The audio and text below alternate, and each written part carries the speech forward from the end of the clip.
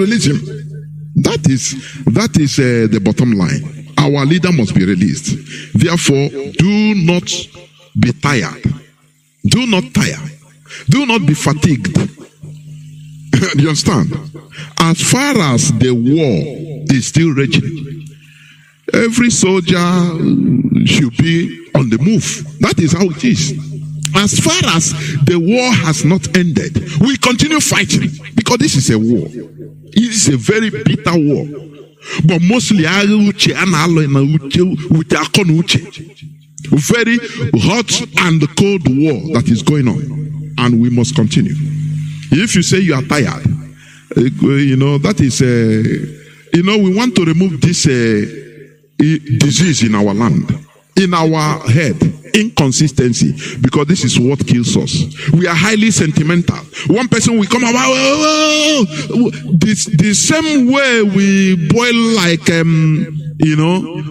don't know, hot soup. Once within small time, if the thing didn't match, I'm tired. The same way everybody will also quit. That is why we fought a war for almost 3 years only and forgot about it. Our detractors, our enemies are still talking tough. It's an insult to us. Do you understand? It brings me to this Tunde Bakari, a pastor. You are the Jew for many of you. Our people, what I understand is many of our people, we are moving like sheep without shepherd. Because we didn't know, no ideology, nothing guiding us, nothing. No central standard for our people. No ideology. 1960, Azikiwe sold Nigeria to us as our ideology. Just the same way Aaron put the golden calf, according to history, the story of the Bible, to the people. Golden calf. Oh, this is you are God. And all of a sudden, fake ideology. All of a sudden, we started seeing ourselves as Nigerians without asking questions. What of our normal identity? The political elites that time said, no, forget about who you are. You are now Nigerians. Okay. Now we are now Nigerians. So they say we are Nigerians. Okay. And we jettisoned everything concerning our natural identity. Do you see where things fell apart? Do you understand it? Now it became worse after the war. When, Victor, no vanquish, they prohibit even gathering of more than 2 people in our land. So that people will not come up again to start, consoling our people and organizing our people. They made us, where sheep scatter, where lion came into the midst of thousands of sheep and the sheep scatter, no shepherd, everybody. Now they put a illusion of Nigeria, be a good Nigerian. Now, but look for money. As anyhow you can get it. That is your new ideology, money. Now, all of us started focusing on money. Any person make money anyhow, even if it means selling your own people. Now, people will go, just imagine, people went to Hausa at that time, and they will become recruited. Many of them were recruited that time to rule over us from there. And all of a sudden, they make them millionaires and billionaires and push them back to us. They say, it's the new way. Boutique. After all, is it a maker for say that it's Fulani that made him who he is? I think. So it becomes the new model. Now go and say, when he come, any person that talk, he have military behind him, we can use military to wipe off a community. Anyhow. So now all of us started pursuing money. It's the new ideology. Money. Before we know it, it becomes the norm. It becomes the norm. It is the same people that put us into this and went and started talking that Igbos love money. Do you see how politics work? How they can create human being and recreate him? They damaged our mentality. That is why Tunde Bakare will come up and start saying that, I don't know why people should be calling. Any person that calls me, I block you. I'm telling you, I swear, I tell you, let me block this guy. So, I block you. So, that is why this man have the temerity to openly, in the mainstream, insult a whole Igbo race. And you see, the people that are supporting him are Igbos. Many of them are sitting down there shouting, amen, amen. That this man, he is a person that is going to remove Igbos from the cause. And people are there shouting, amen, amen, amen.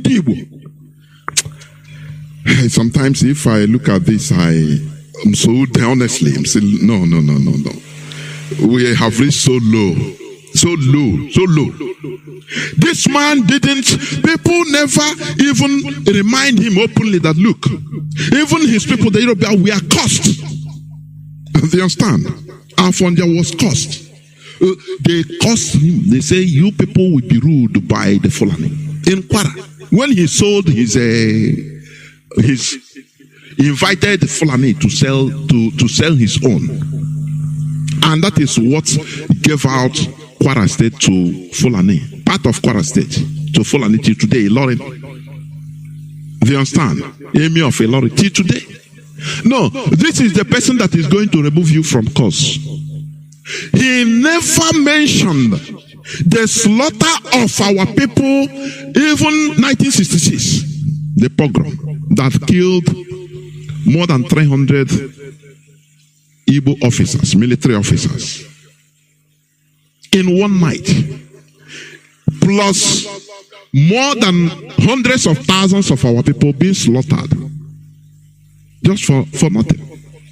Now, he also never mentioned that the person that he said killed Sadona of Sokoto, which they shouldn't have done.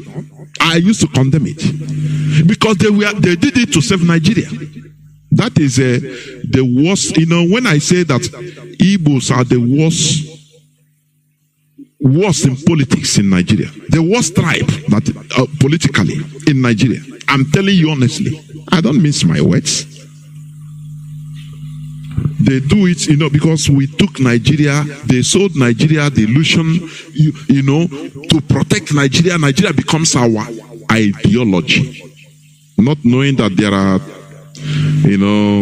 two corners to a coin.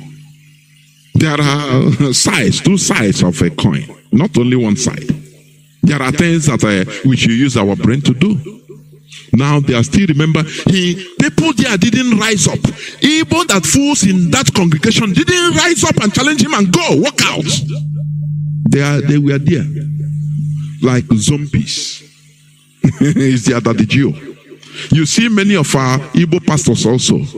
Their daddy, though they have different churches, but they took all these Yoruba pastors as their real daddy Gio. They can defend them. Right from Biafrans in general, from Warri pastors or Iwanke, all of them, they call these people as their overall tadigios. They pay their tithe of tithes to them, and they insult you in a way that you don't do nothing because they have taken you to be a slave. You just watch, sit down there and watch. And laugh black laughter. Look at the person that is going to bring us out from curse. Who curse who? Who curse who? A filthy idiot that said that, that they have to control our destiny. He didn't tell you that they won in the war. That is the reason, one of the main reasons. Our people are inconsistent. That is the main reason why things are like this. Because our people are inconsistent. With this small thing, everybody will go down and start chatting another. We continue shouting. That is why our leader, he always talk about consistency. It doesn't matter the suffering. We continue being consistent. That is when they will know that you are really serious to get what you want. South Sudan fought their first war for 17 years, 17 good years. Very bitter war of genocide. Do you understand? I saw the other day, they organized women football, football tournament. South Sudan played with Sudan. I was watching it, I was laughing. Do you understand? I said, look at our people are ignorant. They should be watching all these type of things. They organize a tournament. South Sudan and Sudan, they are bitter enemy. For people that are saying that, oh, if Biafra go, now they will need a visa to come to Kanu. If Biafra go, now become bitter enemy. No. South Sudan that fought their first war was 17 years. They were massacred. They didn't give up. They continued. Now, after that 17 years, they obtained semi-autonomy. And the second war, they fought for 22 years again, making all 39 years. Do you see, why wouldn't they be given, why wouldn't they be recognized? Because they look at them and say, these people, their freedom is, they are really serious. Their freedom is so dear to them. Do you understand? Their freedom is really serious. They are serious with their freedom. Not doing one leg in Biafra. You start thinking of, let this war finish. Let's go zoom back to the north. Now, I have a house in Guaguarada. How can you be taken serious? Very, very sad indeed. Let me also, before I bring in Wada to make any comment on this, let me finish up by reading some of these headlines, please. Okay.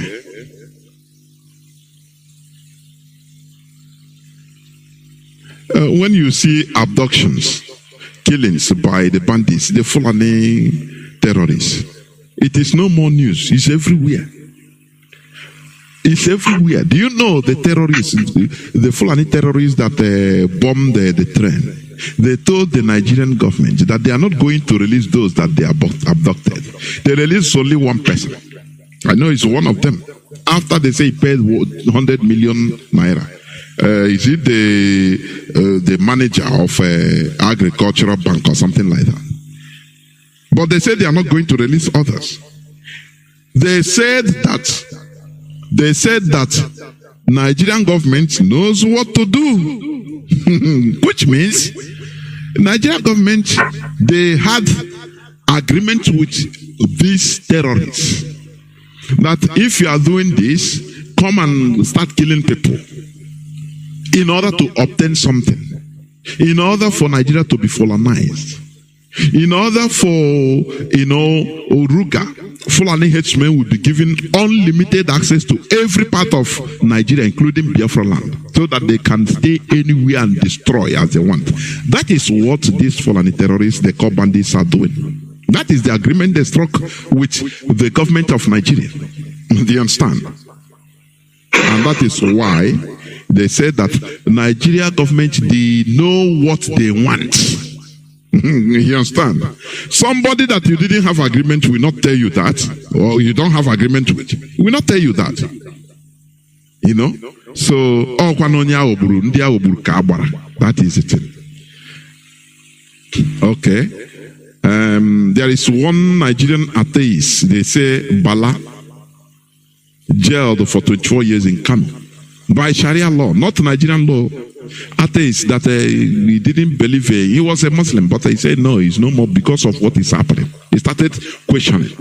Now, Nigeria, which normally he has the right to do so, because Nigeria should be a secular country. But lo and behold, we are dwelling in a confused society that we don't know whether it is a Sharia place or more a religious place, or nobody knows. Now, Sharia jailed him for 24 years in a secular country. And do you see what is going on? Okay, there is one other headline that said Kelechi Wakali says Huska contract termination was because he represented Nigeria at AFCON. South Nigeria and go back to Uche.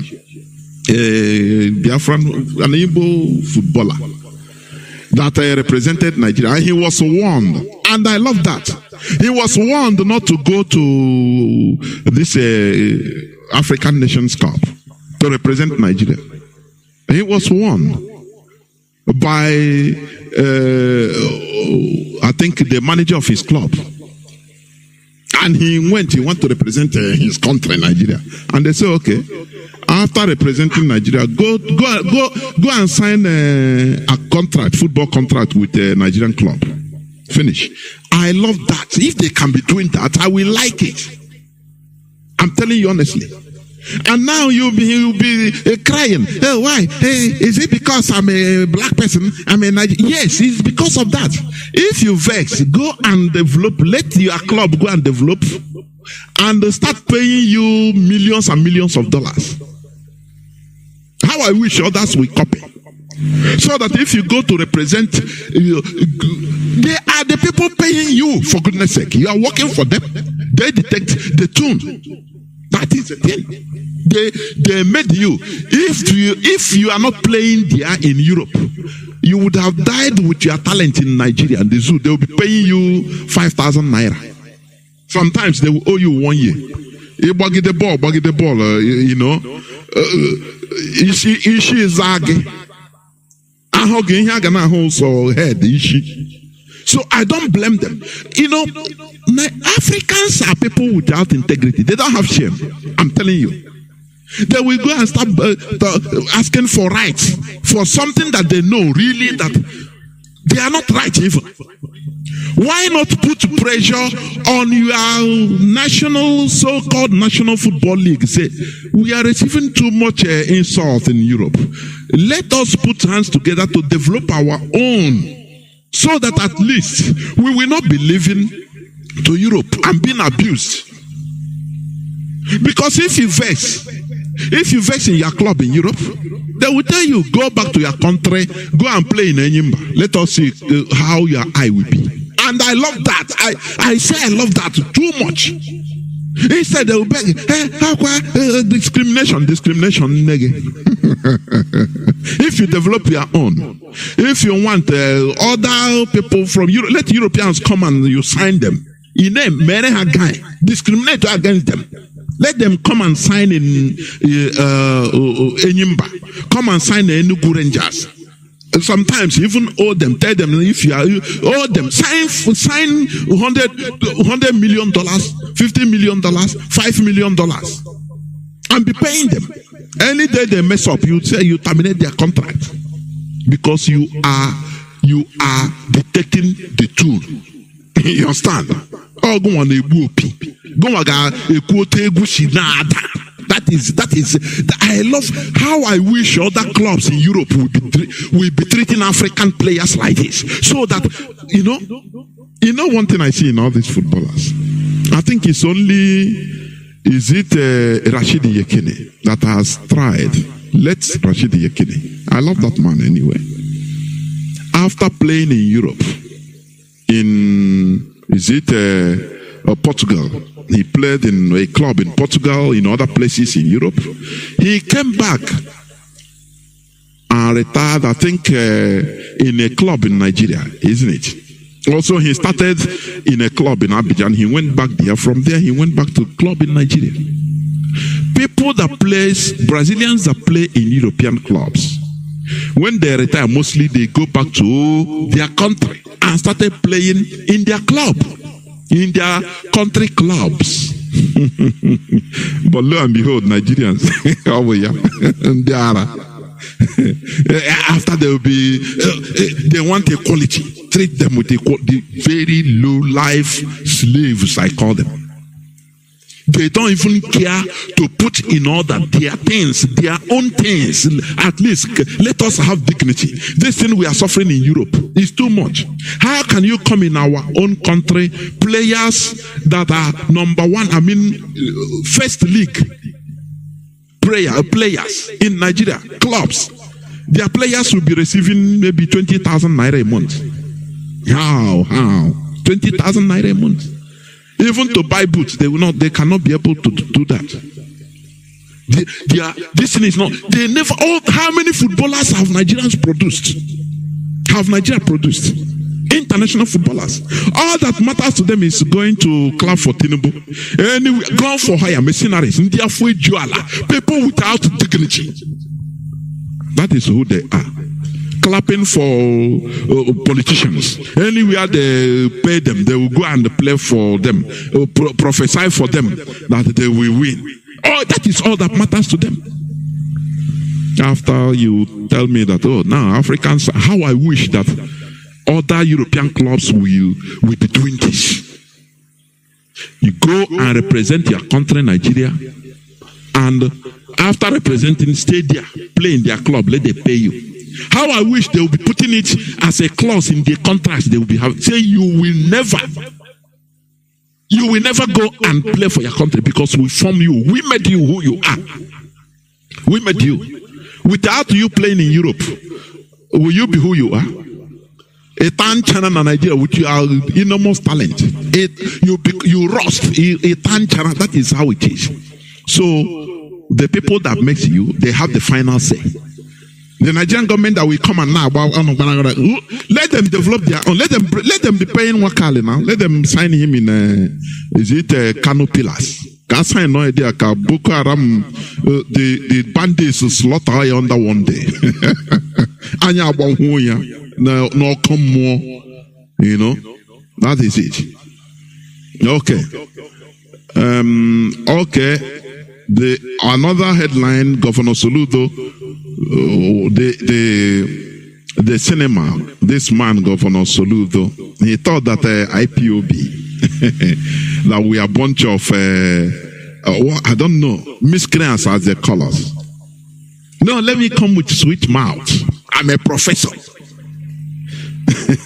Oh, this man. People don't understand. This man, what he is doing, let me tell you. I say personally, I've been saying it.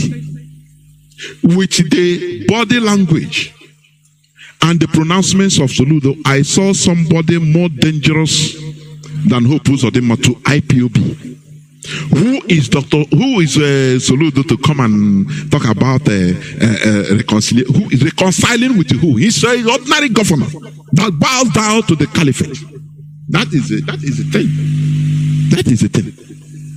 Soludo, if he is genuine, he should add mouth, add pressure to the federal government and say, please, we have to continue adding pressure so that Nigeria will look into the cause of this agitation. Why do we agitate? He knows it. Because some time ago, he talks about it, you know. Now, he talks to the politicians. He talks to the politicians when launching one book. That you people, the politicians, Igbo politicians should not take advantage, thinking that IPOB, they lack, that is the IPOB, and that we can use them in order to negotiate positions for us. Soludo said it. That they should look into the cause of the agitation. Because we Igbo man, Biafrans are marginalized in Nigeria. He said he pump and play. Now he come up in order to offer orange, what do you call it? Olive branch. who is he? Who is he? He wants to offer so that to kill the agitation by bringing another voice. Who tell him that IPOB is factionalized?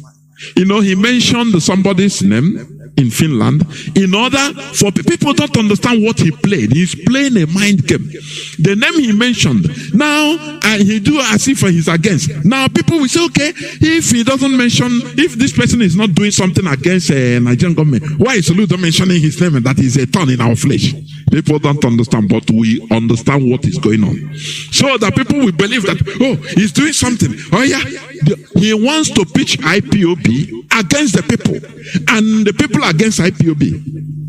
But we are 7 steps ahead of them. They don't understand the type of people that are in this struggle. They don't understand.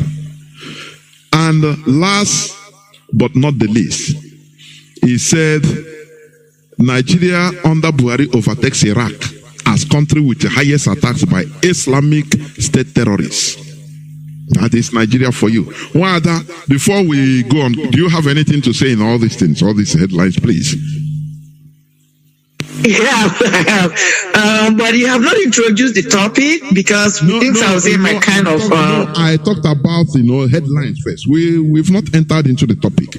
The headlines I talked about. So, okay, this is how I'm going to summarize everything you have. All the bullet points you have laid out there. The problem our people have is we do not want to sow. They would like to reap. Okay? So what do I mean? That is even why we're having the problem we're having today. Because in the agitation, you see people who were never there when Mazi started this agitation. He has been Mazi's vision. He on him before some of us began to join in. Mazi has the ultimate vision. He has put in works. Now it looks like he's beginning to pay dividend. What do I mean? People are beginning to believe what we're doing. A lot of people are coming in. International attention is being called. Now they just want to jump in through the not even window or one ampere to come in and hijack the thing. They never put in the works. It touches on them on this particular issue. Think about the player, the Nigerian player. He was in Nigeria with so much enormous talent of being a footballer. What did the Nigerian government do for him? Nothing. They sold nothing into his life. Now, somehow somebody discovered him in overseas. They invested in him. He became that star. How does he reward them? He remembered the same people that marginalized him. There is this thing you call captor syndrome in psychology. People, when you get when you capture somebody and put them into detention or put them into slavery, over time they begin to fall in love with you. Even though you've been treating them bad, but they see you as their savior. Most of us have that Yes, we have that mentality. Tell me why you will go back to that which has marginalized you, that which tried to kill you, destabilize you, make you inhuman. But that is the person they respect because they want to belong. So everything you said in a nutshell touches on it. These agitators, with this agitation we're having in, this so-called, even the thing in Finland, he has no idea. He doesn't want to sow. He refused to register. He refused to contribute. But, excuse me. Somehow he walks in. Excuse me, and he wants to hijack the system. And require he did not sow. Go ahead. I'm coming back. Please take a sip of water, please. Thank you very much, Johnathan, for the preamble we are in.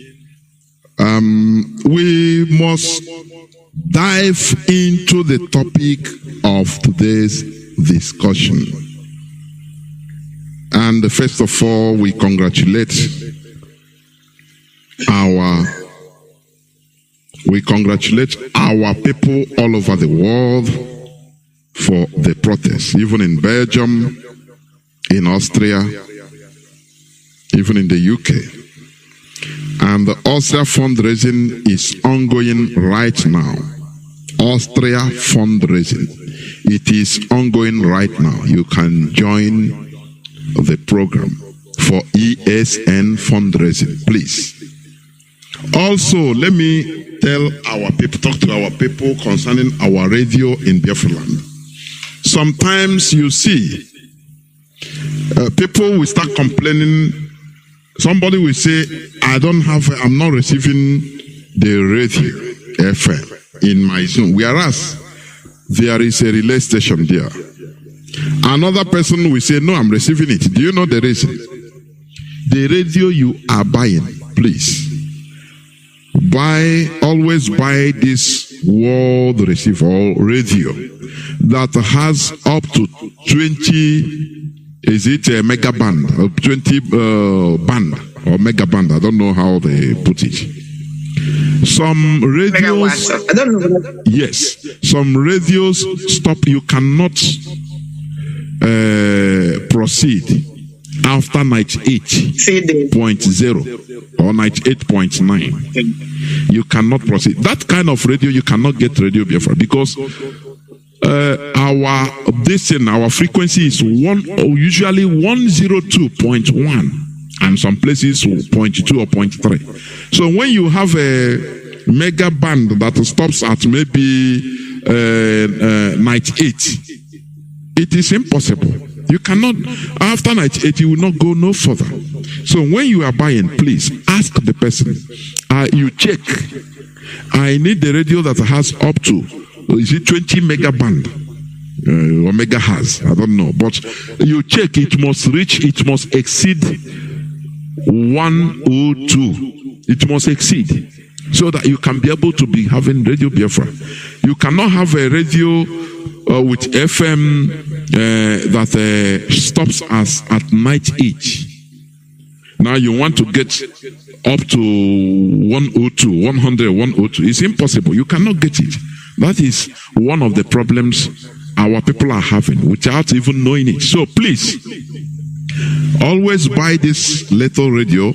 When you before buying, you look at the band. If it crosses 102 point, you buy it. Know that it can serve you well. Please, that is for that matter. Now let us go straight. Let us go straight to the topic of our submission today. The topic of our submission, of our discussion, it says religious belief and reality. Do you understand? That is the topic of our submission today. Religious belief and reality. That is what we are going to be talking about today. Now,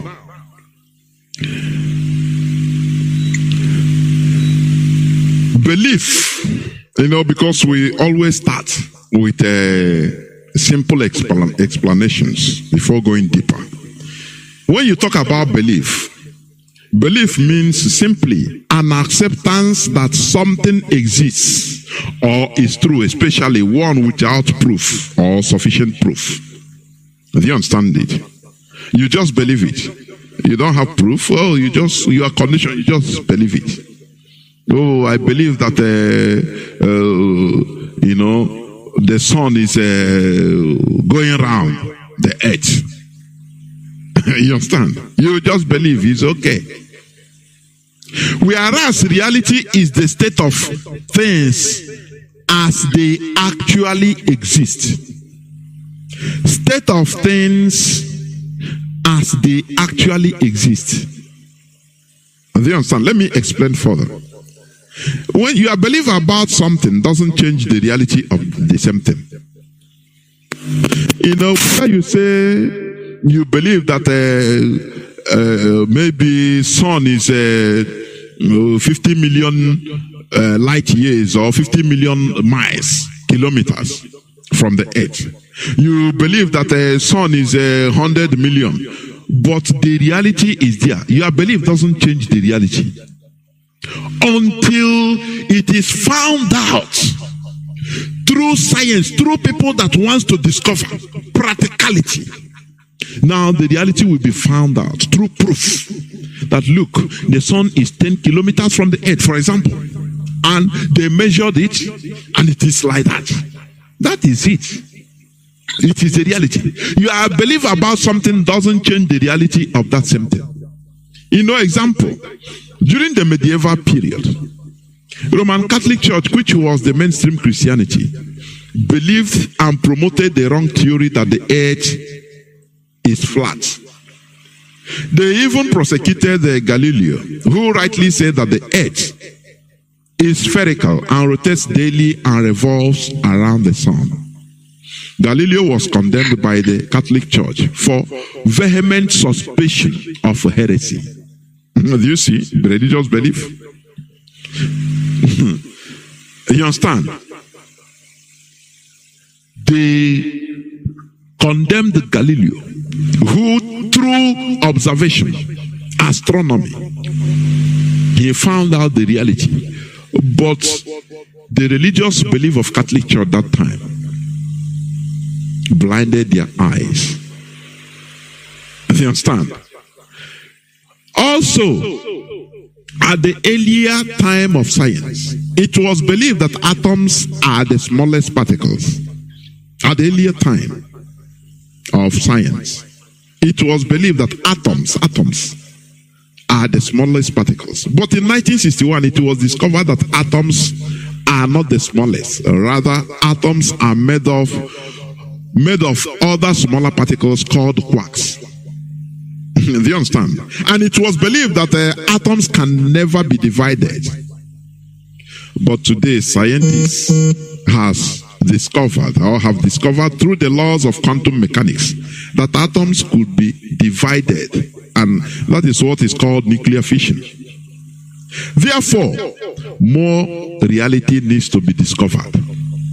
And why Africans are not advancing is because of the belief, primitive belief that stagnates them trying to discover the reality. You want to go further in discovering the reality? They say, no, that is a no-go area. Bible say, Quran say, please don't question God. Believe it like that. It's like that. And the person will queue up in that stagnation. Do you understand? Also, no matter your religious belief, when you want to, for example, travel out, let me say this. If you want to travel out of the country you are, no matter your religious belief, you are Christian, you are Muslim, you are Jews, you are traditional, you will go for the reality and obtain international passports, because that is the reality of the world. Do you understand? You cannot go and say, no, I belong to Islam, so I'm not give me Islamic passport. No. The reality is, now the world is divided into countries. It's human, invention. Can I put it to that? Or human advancement. That there are countries formed by human beings. Therefore, in order to distinguish, it doesn't matter what you believe in. Oh, I belong to one religious group. I'm a Buddhist. So now give me a Buddhist passport. Let me travel. No. You will go to your country and apply and obtain international passport, physical, so that you be classified as that. That is reality. The reality. It's not about the religion you belong to. It's not about belief. That is why we take government, we take, formation of good governance as a priority. And that is what we should do. And that is what we are doing. Because it presides over religion. I want people to understand this. It presides over your religious belief. Because government can build or destroy you. It doesn't matter your belief system. You want to travel anywhere, first of all, look at now there are They are blocking phone numbers because of NIN, National Identity Number. It's a government policy. They didn't say, okay, no, I'm a Christian now. Why are you blocking my... No, it is a physical government policy. That is why the first thing, the most important thing in our lives should be, about targeting good governance. Let it enter into our skull. Not about religion, not about religious belief. No. That is why the other day I said it, that religion can influence a government, but government controls religion. In total, it controls religion. It doesn't matter how you are a Christian, you can never be accepted into Italy without going the normal process of obtaining passports, getting visa. Oh, you go to Vatican. Oh, no, because I'm a Christian. No passport. No, come. You believe in what you believe. No, it doesn't happen. Oh, you're a Muslim. Come to Saudi Arabia because you're a Muslim. No passport for you. No procedure for you. No, even if you are going to Mecca, they'll first of all tell you the requirements. Bring your international passports. Do this. There are funds you need to provide or proof of fund that you will come back. That these are physical procedures of a government, and that should be our priority. But in Nigeria, people have missed the road. Religious belief is taken, people, my Quran tell me this. Bible say, no. The government is the God you are seeing. I'm talking about religious belief and reality. The reality is that we are human beings here in this beautiful planet Earth, in control. We should make prepare our bed the way we shall lie on it. How Wakali, the footballer, is crying now is the reality, because he's seen it. Developing a national club, the National League. It's not an easy thing. It's not an easy thing. That is why Dangote, being the richest man in Africa, wanted to purchase Arsenal. But they refused. British government, they refused. How can orangutan come here to purchase? You have seen Arabs purchasing. Oh, they bought Abramovich, Russian purchased Chelsea. This Arab man purchased Manchester City. Other one now orangutan from Africa because he gave. Do you think that is money that is only the criteria? We have our integrity. How can orangutan come monkey from Africa? Come and we are even football in his. They don't pay anything in his. They look at all these things. No development of football in their country, the league. Now we want to come and buy Arsenal so that it will be among they say get out with your money. Do you see how black people reason? If it is white people, they will start from grassroots. As North Africans are doing, they are developing their local league. Do you understand? Anywhere there are white people, the reason, it doesn't matter whether they reason in a different way. Morocco, Tunisia, what do you call it? Algeria, all these North Africans, they are developing their national league. That is why you see, even in their local leagues, you see many Africans there. You understand? Because Africans, they never think of development. No. Already made. Before you talk, they use religious belief and cover everything. Bible say I will know this and that. The Quran say they read for you the surat and cover their stupidity with it. And they continue being slaves all over the world. Therefore, we are talking about religious belief and reality. Wada, please, over to you. Yes, Mazi, well done. You already explained what belief is from a, what is it called? Dictionary contents, which is the acceptance of something, that something exists or is true, especially without proof. So, but this time I'm going to come out I'm going to give another understanding to it. With this, having said it this way, another way we can look at belief is what you call pseudoscience. But before I go there, what we are treating today is religious belief. And for us to talk about religious belief, we have to take it to what is called faith. Let me describe faith. It says, according to the dictionary meaning, faith is a strong belief in the doctrine of a religion based on spiritual conviction rather than proof. So again, it's a belief, a strong belief this time, but it has to do with religion. Without any proof, you just believe. So why do I say that I can confidently say that what we are talking about is a kind of a pseudoscience? Let me describe what pseudoscience is. Pseudoscience is a system of theories, assumptions, and methods of erroneously regarded as scientific, or a system of thought or a theory that is not formed in a scientific way. Like folk tales, Ifo. You believe in, as a child, you're being told these stories, you believe them. There are no proof that they happened or not. Not necessarily that are false. Now, pseudoscience again is a theory, methodically or practice that is considered to be without scientific foundation. It's a field of theory presuming without warrant to have a scientific basis or application.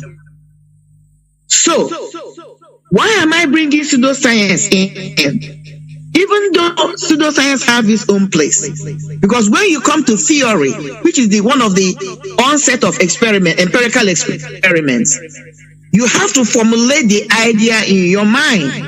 So at that time, it's a belief, because you must believe in something before you begin to. You reduce your use of vocabulary, please, so that people will understand it, break it down. There we go. Okay. Yes, sir. What I'm trying to say is, belief is something that is said to us without any evidence. The same thing with pseudoscience. But we have to understand that even before I can begin to pursue something, let me use an example. This agitation we are in. Mazi Nnamdi Ohamadike one, first of all, had the idea in his mind that he need to agitate or revitalize or start over again the actualization of Biafra. He had the belief that God has mandated him. That's a belief. But now it was because his belief in this idea that came into him was very strong. He believed in it. He began to pursue it.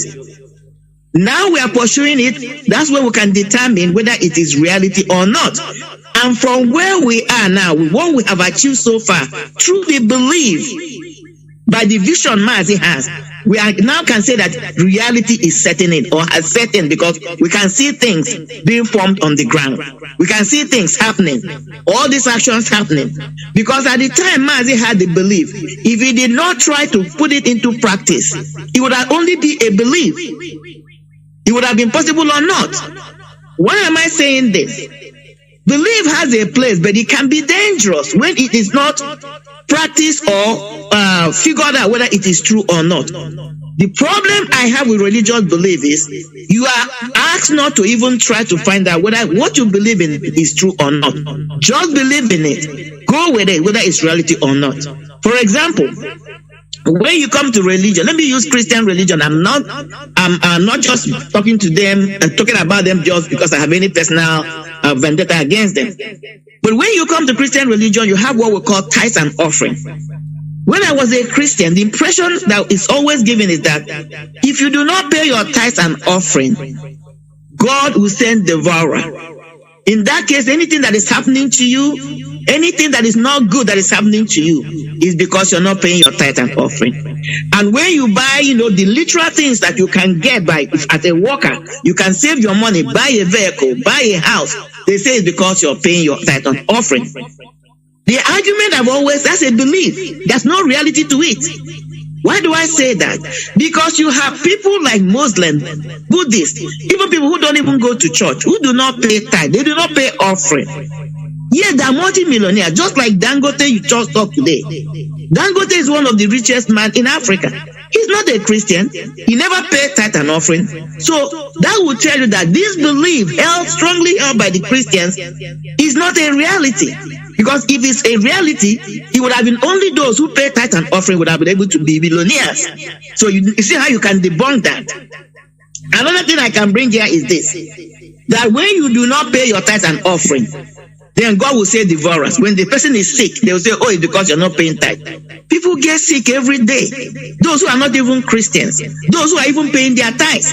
The argument becomes, if it's so true, if this belief is a reality, anybody paying tithe and offering will not be sick. So this is how you begin to separate something that is a belief or a reality, because reality is something that actually exists. Even when it's an idea or notion, you will see it manifest. You see it become practical. That idea will come into you. Then when you begin to put one or two together, then you can see the truth manifesting. Then it becomes a reality. Because standing on its own, belief is not reality. Now, I'm going to touch on something that might sound controversial. One of the things I'm about to touch now is evolution and belief. Why am I touching it? I've always had our people, I'm talking about what this Pastor Bakari or whatever his name is, that is trying to tell the Igbos that we are cursed. The problem is because we don't know who we are. I've always, on one breath, the Igbo man is saying, we are Ndibo, this is the Asian people. If we are the Asian people, do we really believe we are Asian people? Why am I bringing this argument, Mazi? Why I'm bringing it is this. You can hear our brothers and sisters, with all due respect, claiming that we are one of the lost tribes of the Israelites. I have argued, if anybody is wanting me to believe that, my question is, are the Israelites one of the lost tribes of us?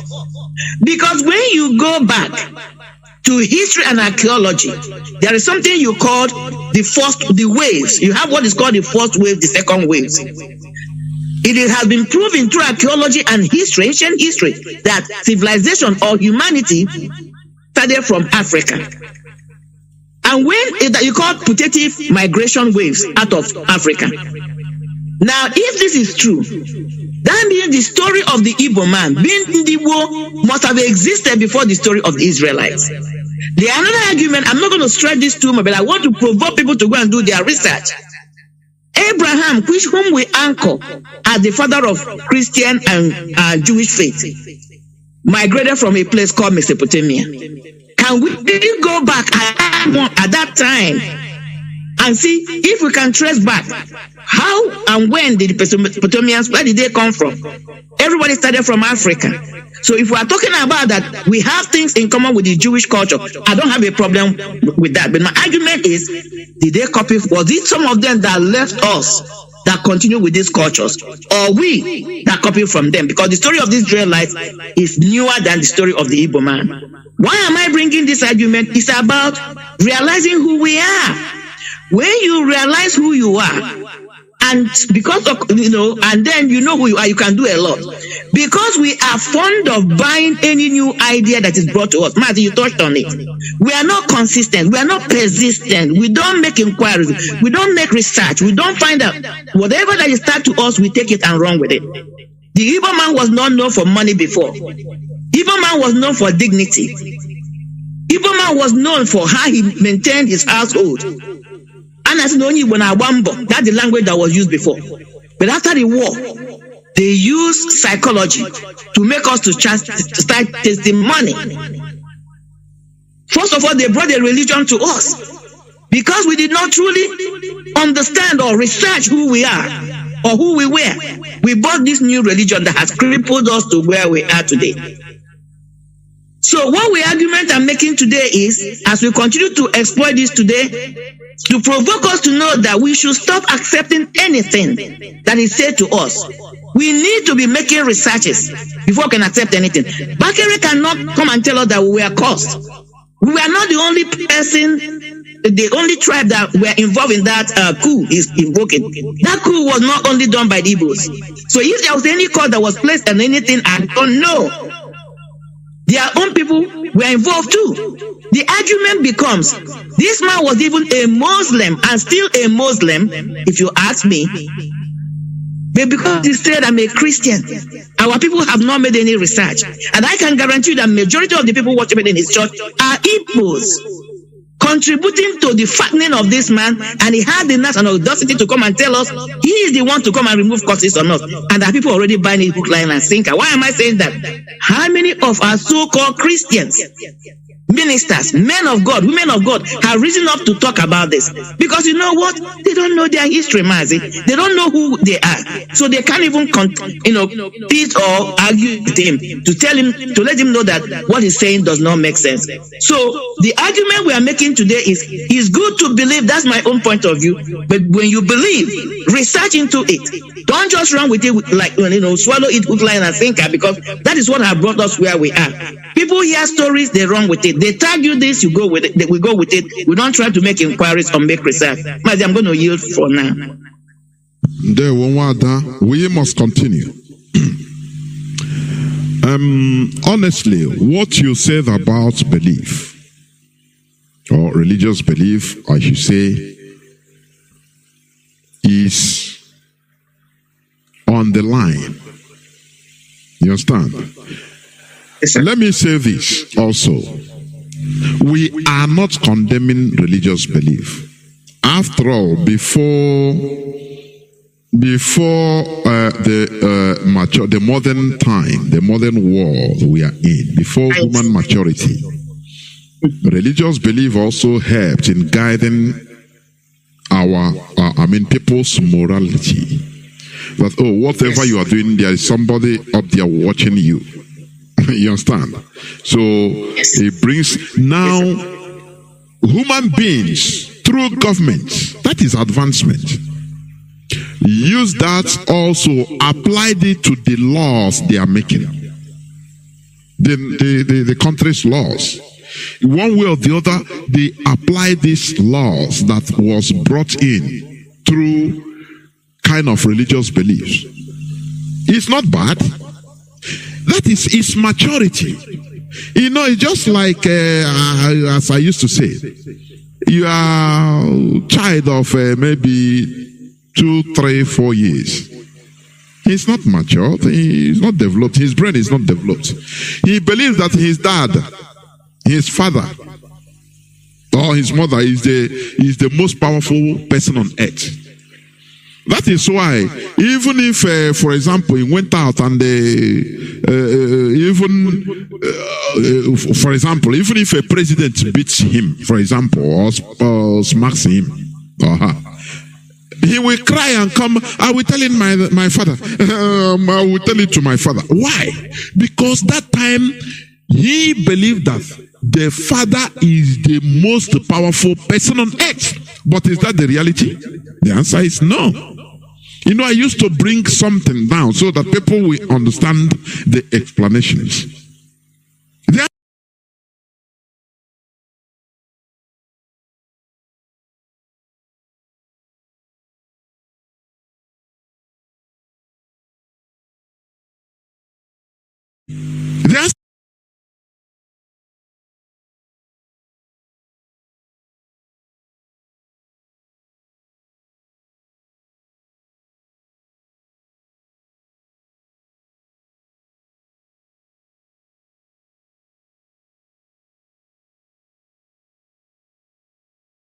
Take care of the situation because he has matured.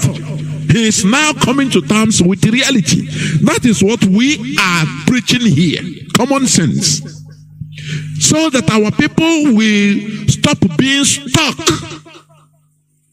Just like a car that is stuck in Poto in a sand. You are accelerating. The tire is moving, but it's going nowhere. Instead, it's digging deeper because you are stuck. Instead, you are burning. You are this thing. What do you call it? You are burning it only. So the most important thing is to make sure to get that car out of that place so that it will do what it's supposed to do as a car. by moving. You understand? Otherwise, when you continue being in the sand, yes, the car, the engine is revving, is on, you are accelerating, but you're only damaging your car. The throttle plate is burning. That is the reality. It becomes useless. That car becomes useless as of that time there, until you remove him from that sandy place. Now he will serve the purpose of being a car. That is what we are saying. When you believe, religiously, you believe everything that this and that, just like in Nigeria. They believe that, Nigerians believe that, good road is God that gives it. Whenever you enter into a bus, I saw a video, somebody, he was traveling in Nigeria, moving from one place to another. And when the bus was fully loaded, before they move, somebody came. He's a pastor. He started praying, I pour the blood of Jesus on the road you are going. And that man was talking. Rightly so. He said, how can you pour the blood of Jesus to protect us? Naturally, when you have a bad road with substandard cars or buses, unmaintained, you have accidents. That is natural. It's the reality. Yes. You understand? It's the reality. You pray and believe this and that. That is why people die. You go, you press your brake. It's no more the brake. Maybe the hydraulic, if it's using a hydraulic, it's leaking. Because one thing punched it because of bad road. And the people will die. But Mazi, staying on this subject, you're talking about traveling, because you mentioned, you just alluded me at the time I was speaking, somebody who wants to travel from point A to point B. You can be, it doesn't matter whether you are the Pope, it doesn't matter whether you are you speak in tongues more than anybody. This is a belief, okay, that there is nothing God cannot do. I'm not saying there is nothing God cannot do. But the reality is that you have to enter a kind of transportation to take you from point A to point B. That is the reality. It does not matter how on the hierarchy of your religious affiliation or belief. You must enter a vehicle, something that is mobile. Either it's bicycle, motorcycle, or a car to take you from point A to point B. Another point you made earlier on was somebody looking for a visa. You want to travel to another country. You can pray all you want. You cannot find yourself in that place you're going, that country or the other location you're going, physically. You have to physically take yourself there. Either you obtain visa or you go through whatever means, but physically you have to remove yourself from the original place you are to the new place you're trying to go. You can pray and fast all you want. Physically, you cannot get that. That's reality, and that's what we're talking about. It has nothing to do with my religious faith. It has nothing to do with anybody's religious faith. The reality is we are living in a physical world, and anything we have to do for it to be effective has to be physically manipulated and done. That's what I forgot. I wanted to bring it as if you can continue, Mazi. Okay, thank you. That is the truth. Because we need to deal with the reality. God in Nigeria is too much. People calling on God. For me, I say they are disturbing God, honestly speaking. If God can talk, he can even slap everybody. Say, why are you disturbing me? What you can do? Why others are not calling like this? The ability to do these things. Yeah. That's why he gave us the mind, to use our mind. Everything we are using in this physical earth came out from the mind of man. Nobody prayed for them to manifest.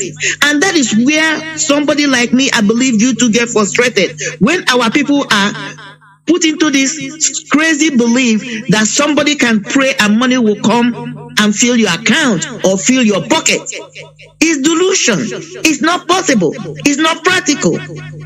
If it's so, the pastor himself, the imam himself, will not even need to go and start building a church. He will not need to go, even this Abakari they're talking about, he took a loan to to build a church.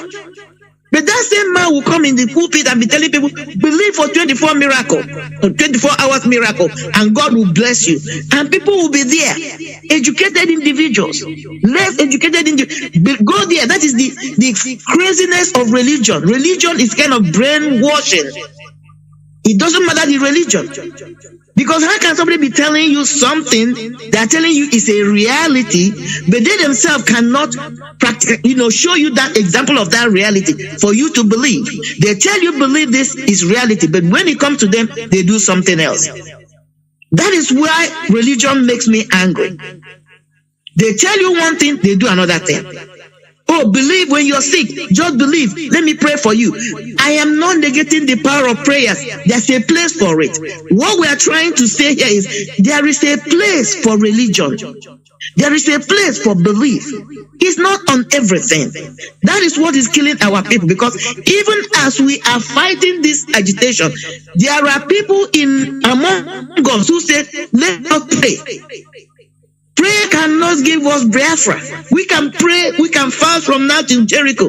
We can fast, we can pray from now till the next millennium. If we do not do something practically, it's not going to come. For example, today, Australia is raising money for ESN. ESN are the vessel. Austria, they are the human being. Austria, not Australia, Austria. Austria. Sorry. Is the physical ESN are the physical human being today that can fight these invaders from our bushes. You and I can pray, fast all we want. The Fulanis, we can call them infidels, we can call them as we want. If we don't have anything physical, structure that can checkmate them, they will come and wipe all of our parents off.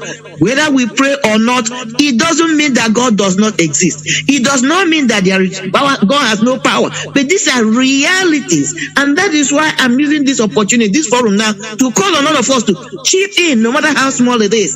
Whether you're living in Austria or not, especially all of us that are in diaspora, please call in, chip in, because we need reality to checkmate these guys. Prayers cannot do it alone. What prayer can do for us, what our belief can do for us, that when we have done this saying, I say, do all you can and leave the consequences for God. Let us do our own part, which is reality, and then let's leave the things of the spirit for God. God cannot do the things of the spirit and do the physical things for us when we are here in the physical earth. The question becomes, if we can't even do the physical things, why are we here? Why am I here? My existence here doesn't matter, because I'm here in a physical world to have a physical experience, to contribute to physical reality, not spiritual things. Mazi, I want to yield here. Yeah, another thing is this. Like in Nigeria, religious beliefs makes people more stupid. Whereas in some other countries, in developed countries, they try to find out the reality in the religious belief. Something like this Noah's Ark in the Bible. Scientists have been trying to dig out, to find out whether this really existed. This belief, like a religious belief, in other countries, it makes them even work harder to trying to find out the reality in it. And before it increases knowledge, increases their advancement. Because before you can find out about the existence of Pharaoh was mentioned in the Bible, now they started researching about the Egyptian civilization. And there they found out it leads them into studying or unraveling the secrets in the tombs. Supposed to provoke the mind. Yes, it provoked. That is where the difference lies. But in our own case, in Africa and mostly in Nigeria, once they believe on that and finish, don't ask questions. If you are trying to say, let us make research to find, hey, you are an antichrist, you are anti-God. And there everybody becomes a dummy like that. Normally religious beliefs which alongside with the people's way of life should Exactly. or be aimed at development. But most religious beliefs in Nigeria, albeit foreign, are only aimed at serving the interests of the evil and wicked political class and anti-people. All these religious leaders, most of them. This is why it is highly encouraged and allowed in Nigeria. Because it gives, just like Hitler said, it is the opium given to the people. That is religion. Whereas others try to find out, this thing people are talking about, this thing people, Sodom and Gomorrah, does it really exist? Now It they exists. started trying to find out. While Archaeologists. finding out, there are equipments, modern equipment that should be needed to find out carbon dating. All these are manufactured by human beings. It will make, how do we find out if the date, the accuracy of whatever we dig out on the ground? There's equipment in it, for it. That thing we make, we don't have equipment. People will start researching about making equipment that could accurately give us the dates of even fossils or any other thing. 1,000, 5,000, 10,000 years back. It is advancement, adding to advancement of human being. Because the more you try to dig out the belief, the more you advance. But the problem in Nigeria is that they stagnate everybody with that belief. Believe it like that. God will have done it like that. So believe, don't ask questions. That is why I raised the argument about. Go on. Sorry. That was why I raised the argument about this belief our people are beginning to accept hook, line, and sinker that we are one of the lost tribe of Israel. That was why I raised that argument, and I want people to research. We need to research it. We shouldn't buy it. Hook, line, and sinker. I'm not saying it's true. I'm not saying it's not true. But let's look at it now as a belief. But we should not buy it hook, line, and sinker. We should ask questions. Are we forced or are they forced? Because 2 million, the human beings have been living, according to archaeology, science has been proving that the earliest migrants or migration of human beings started 2 million years ago. That's when it began. There's scientific proof. And then the people we are claiming that we are one of their lost tribe. Their story is not more than 5-10 years ago. I'm giving it, I know it's not even up to that, but let me give them 10 years. So the question, because if we are the ancient people, and we know that human beings started existing in Africa, well, was it some of us that during those waves that migrated to Mesopotamia, from there Abraham became? Or is it after? Because if it's after, then we cannot be ancient. These are questions we should be asking. My argument is that, which is what you and I are saying, is belief is okay, but it should be a thought-provoking thing that will make us to go into research, ask questions, and not just buying them. That is why it's like we are losing our identity. Because when the white man brought their religion, which is what we are dealing with, all this white man and the Arab, because even Muslim is not an African religion. All the religions that are thriving in Africa today, none of them has origin. None of them has its origin in Africa. Meanwhile, Africa existed. Humanity started from Africa, and before they spew all over the whole world, we had our own religion, because we have been able to define and ascertain that people's way of life is their religion.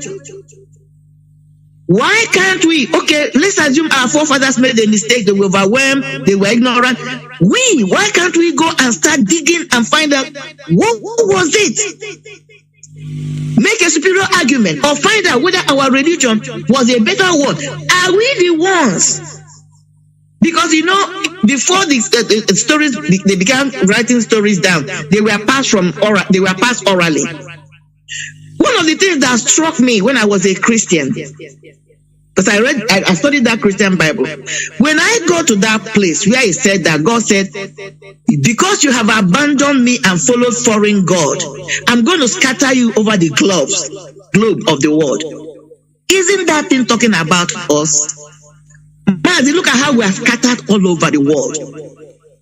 We are scattered. That is, the Biafrans are scattered all over the world. We don't know when this story that is written in the Bible was orally, whoever got inspired. When did they get that message from ancient of days? Nobody knows, because stories were, things were passed orally until it came a time when man was able to develop writing, and then these things they started to document it. Because when you're reading that place, because you left me and followed foreign God, I'm going to scatter you all over the globe. Until, isn't that in line with what Mazi is trying to do to bring us all back together? I asked these questions. This was when I began to ask some hard questions. One of the reasons I left Christianity, to find the truth. Is it us? Because in the religion our ancient ancestors practiced, as far as I can remember, I don't even know what happened before then. They were in direct communication with God Almighty. That was why when they spoke, things happened. The question I'm asking, I'm not saying that I know, but I'm asking, and I want us to ask, I want us to research. Are we the people that left the true God and followed foreign gods? Are we? Was that what happened to us? Is that the restoration work? Because Mazi said it, and I believe it. The restoration of Biafra is going to be the last miracle on earth. I know people say it, but people don't ask questions. Why would it be a miracle? Why will it be the last miracle? If you go back to that script I'm quoting, it's one of the last things that will happen. Those who believe in this religion, I'm using the book. I believe strongly we were the ones that left. And because we are serving foreign gods, God has scattered us all over the globe. Even though now it's going to be like one of the things that are going to help us to restore Biafra. Because if all of us were in Nigeria, we will not be able to be doing some of the things we are doing, especially financially. Even though the same story may be similar to what the Jews experienced. But we have to understand that when you come to the spiritual thing, they unfold era by era. So my argument, I'm saying that it's good to believe, but it's good to make researches before we totally buy that thing, hook, line, and sinker. That's one of the problems we have. We just take things on the surface, we make it our own without researches, and these people, they know. That is why they can always sell us anything, story to us, any belief to us. All they have to do is to be consistent. Over time, we can't even argue. In fact, we become the champions of that belief or theory we don't even know. We can't even argue on. So that's what I wanted to bring in. As you continue to talk, you're provoking my thought. I'll be bringing in my arguments. Okay, thank you. What you said, you're right. As I said before, this religious belief is supposed to be, a provocation. It's supposed to be a provocation for research. That is also how humans advanced. Whether this thing is true, now people will start researching about it scientifically in order to understand the reality. It's just like I used to say it here. When you check, when did the aircraft started? Flying objects, aircraft anyway, physically started. You see early 20th century, late 19th century to early 20th century. People started attempting, aspiring to fly like birds. Okay, today we have achieved, human beings have achieved, near perfection of flight, even going to other planets. You understand? Like, when people believe, we believe that, there is a heaven, there is a hell. Do you know that some scientists, they are trying to find out the reality in this?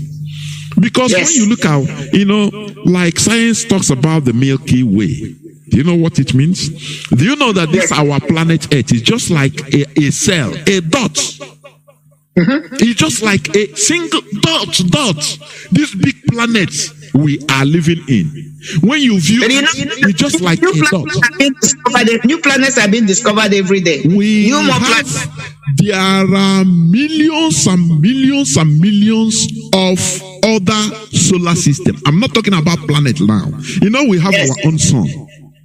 Yes. That many planets rotate around it. That now is a solar system.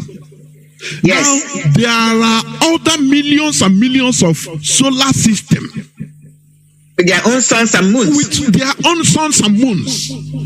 That is what, you know, that is what they call the Milky Way. Do you understand? Look at, what do you call it? The dark matter.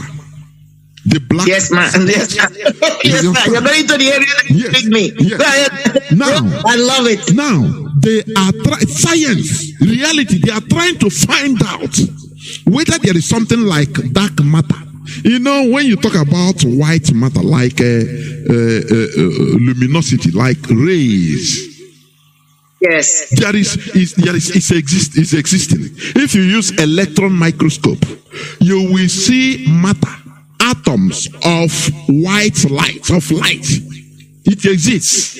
That is why, you know, it's shining. You can see. Now, darkness is the absence of light. But science is still trying to check whether you can have something like dark matter. The way you they have got the feeling. They are getting the vibration, but they have to pinpoint it. Exactly. They already get it there. It does exist. And that's where you begin to dabble into quantum physics. Exactly. It's already there. But they're trying to pinpoint it to reality. But they know it does exist. That is it. Yes. They want to prove it. So, because when they get this proof, when they have the proof of the reality, or the existence of this dark matter, now they will start understanding the origin of the planet we are living, the origin of the planet Earth. They will start proving that place, you know, religion will say, and God said, let there be sun, and let there be this. Now they want to prove it realistically. It is not something absurd. That is what our people should understand. It's in line with human advancement. God likes for people to go and research and prove. What you're saying now is where science is now, they believe that dark matter does exist. That's a belief. Yes. So because of this belief, it has provoked them to bring it to reality. That is what we are talking about. The belief is what has provoked them to be doing this research, sending probes deep into the space, to beyond our own Milky Galaxy, to find out, to prove it. And once they prove it, then they can say it is real. The stage where they are now is belief. That's what we are trying to say. So belief should not be the end. It should be the beginning. Something that should provoke us to begin to research. Ask those questions. They have questions, because when you ask the questions, then you can start to look for the answers. From there, you begin to unravel what you can call the Pandora box, man. That's it. That is it. So when people hear us talking, like in this platform, we want to stimulate our people into action, into reality, into researches, into questioning. Yes. There is no question that is what do you call it, anathema. When you question something and it was the medieval period, the era of only belief. That was the time. Just like Galileo said this and that, the Catholic Church said no, now there is nothing like Ikunaro. Why we are not advancing as a black race, as Nigeria, as people, is because we only believe and it is like that, without no proof. Oh, cholera outbreak, they say is God vexed, so God is annoyed because you are committing sin. And okay, people will start crying. They will go fasting day and night. God, forgive us for sin. That is bunkum. Do you understand? Whereas people have, people are now, humanity is now making researches to go millions and millions of miles to Mars, another planet. And this thing, when you look at it, it's a giant step by humanity. But when you look at it at a general point of view, the universal point of view is just like maybe Okpala leaping from one point to another, because the galaxy space is too huge. It's too huge.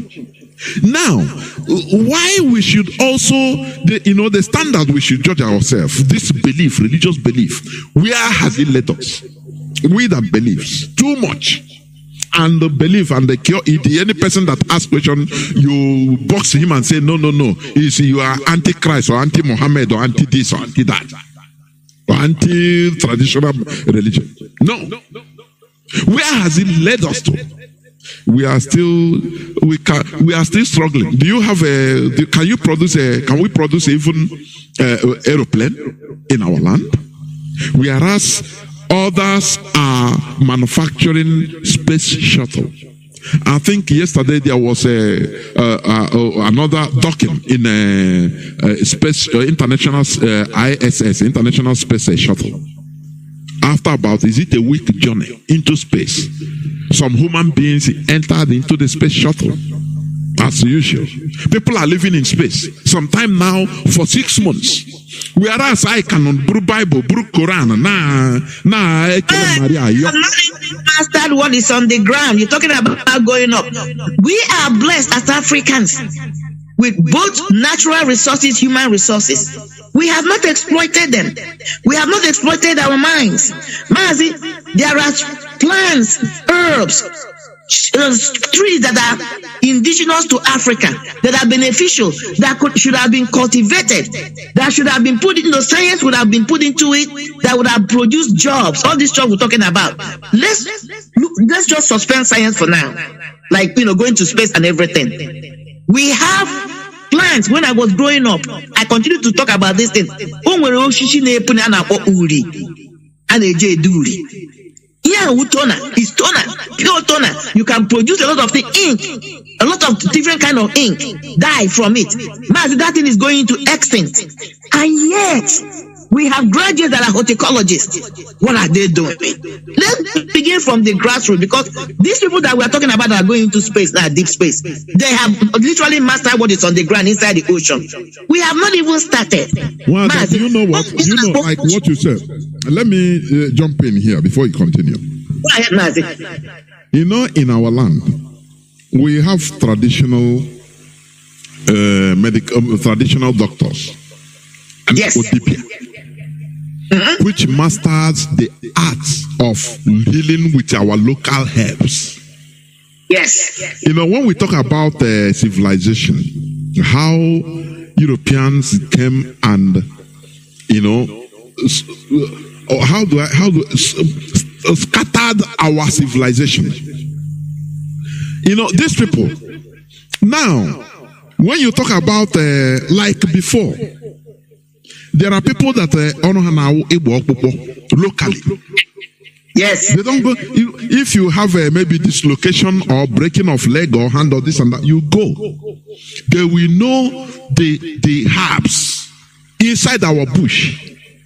Yes. They will know what to do. Before you know, you start walking. Normal. Everything goes normal.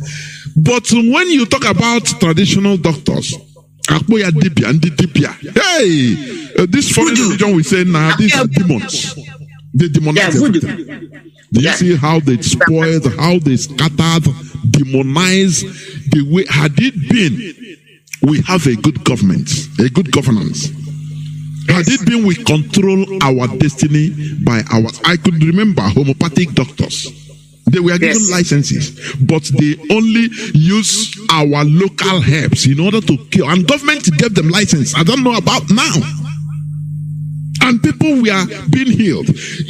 Had it been they allowed development through there, could you guess where would have been? Medically even. But all these things, they are going into extinct because of so that they use religion in order to demonize everything. You have calabash in your house as a native doctor, where you use it to do one thing or the other in order to help as a local doctor, native doctor, and heal people. But when they come, they say, hey, you have calabash. And, it's a demon, it's a Satan. Do you see what this foreign religion has done in our brain? If you are saying it, people will start talking, and some people will say, no, why you? No. We are giving you facts of why we are still gullible. Because we entered foreign without developing our local thing. We completely demonize everything. That is nonsense. We abandon our own completely. Look at what one of the greatest things that is on earth. One of the things that are about to unfold is this ban on Fulani cow. We have Efibo. Do you know that we have concentrated on raising our own Efibo? By now, we have taken it to a level scientifically how we can be mass producing and even make them better. Even begin to find, feed, manufacture feed through our local materials to be feeding this Efibo. That's a market. That's the industry you're opening up there. Take all these raw materials and turn it scientifically. That's where you have people that did biology, all these industrial biology and all that, chemistry. They come in, they research, put this threshold for them, do research industry, they concentrate on you because this thing is already native to your place. It's already acclimatized to your place. Rather, immediately, Fulani cow was introduced to us. We abandoned the feeble. This is the problem we have. Wanda, do you know one thing also? One thing is this. Our people, we misunderstood what is education. Do you understand? And that is, I cannot blame, sometimes I can, because that is the way we were being put, we are programmed. We think that education is going to learn English. When you come out now to speak Queen's English, according to Sophia, you don't know so Queen's English. I cannot hear. I said, no, you are educated. We misunderstood completely what is education. Somebody could be educated without even knowing how to speak English. You master one thing or the other, even using our language. Because education is bettering how you do so. You apply something in order to advance or better things that are happening or the lives of our people. You use locally. Not Professor Soludo. Professor is a professor. All that matters to him, what he learned is the art of deception, deceiving his own people, manipulation. We call it education or pursuit. No, that is not. That is a misunderstanding. Governor Soludo called for prayers for the security of the East. But he knows very well the cause of the tension in our land. He knows very well. That is what, one second. Let me bring this thing out. This man, because they understand that we are gullible through religious belief. Every time we let us pray for insecurity in our land, cast out the demon of insecurity. But the reality is they are glamoring on his face. He knows it. He knows that the reality, the cause of the insecurity is because of what is happening. People are not, graduates are being churned out every year, no job. Churches are being built everywhere in the street. You can see 20 different churches, no factory. And they are there praying for job. God, fire, Holy Ghost, bring a job. Is it not madness? It's complete madness. It's complete madness. That's what we're talking about. That's what we're talking about. Wanda, go on, please, before I continue. That's what you're just saying.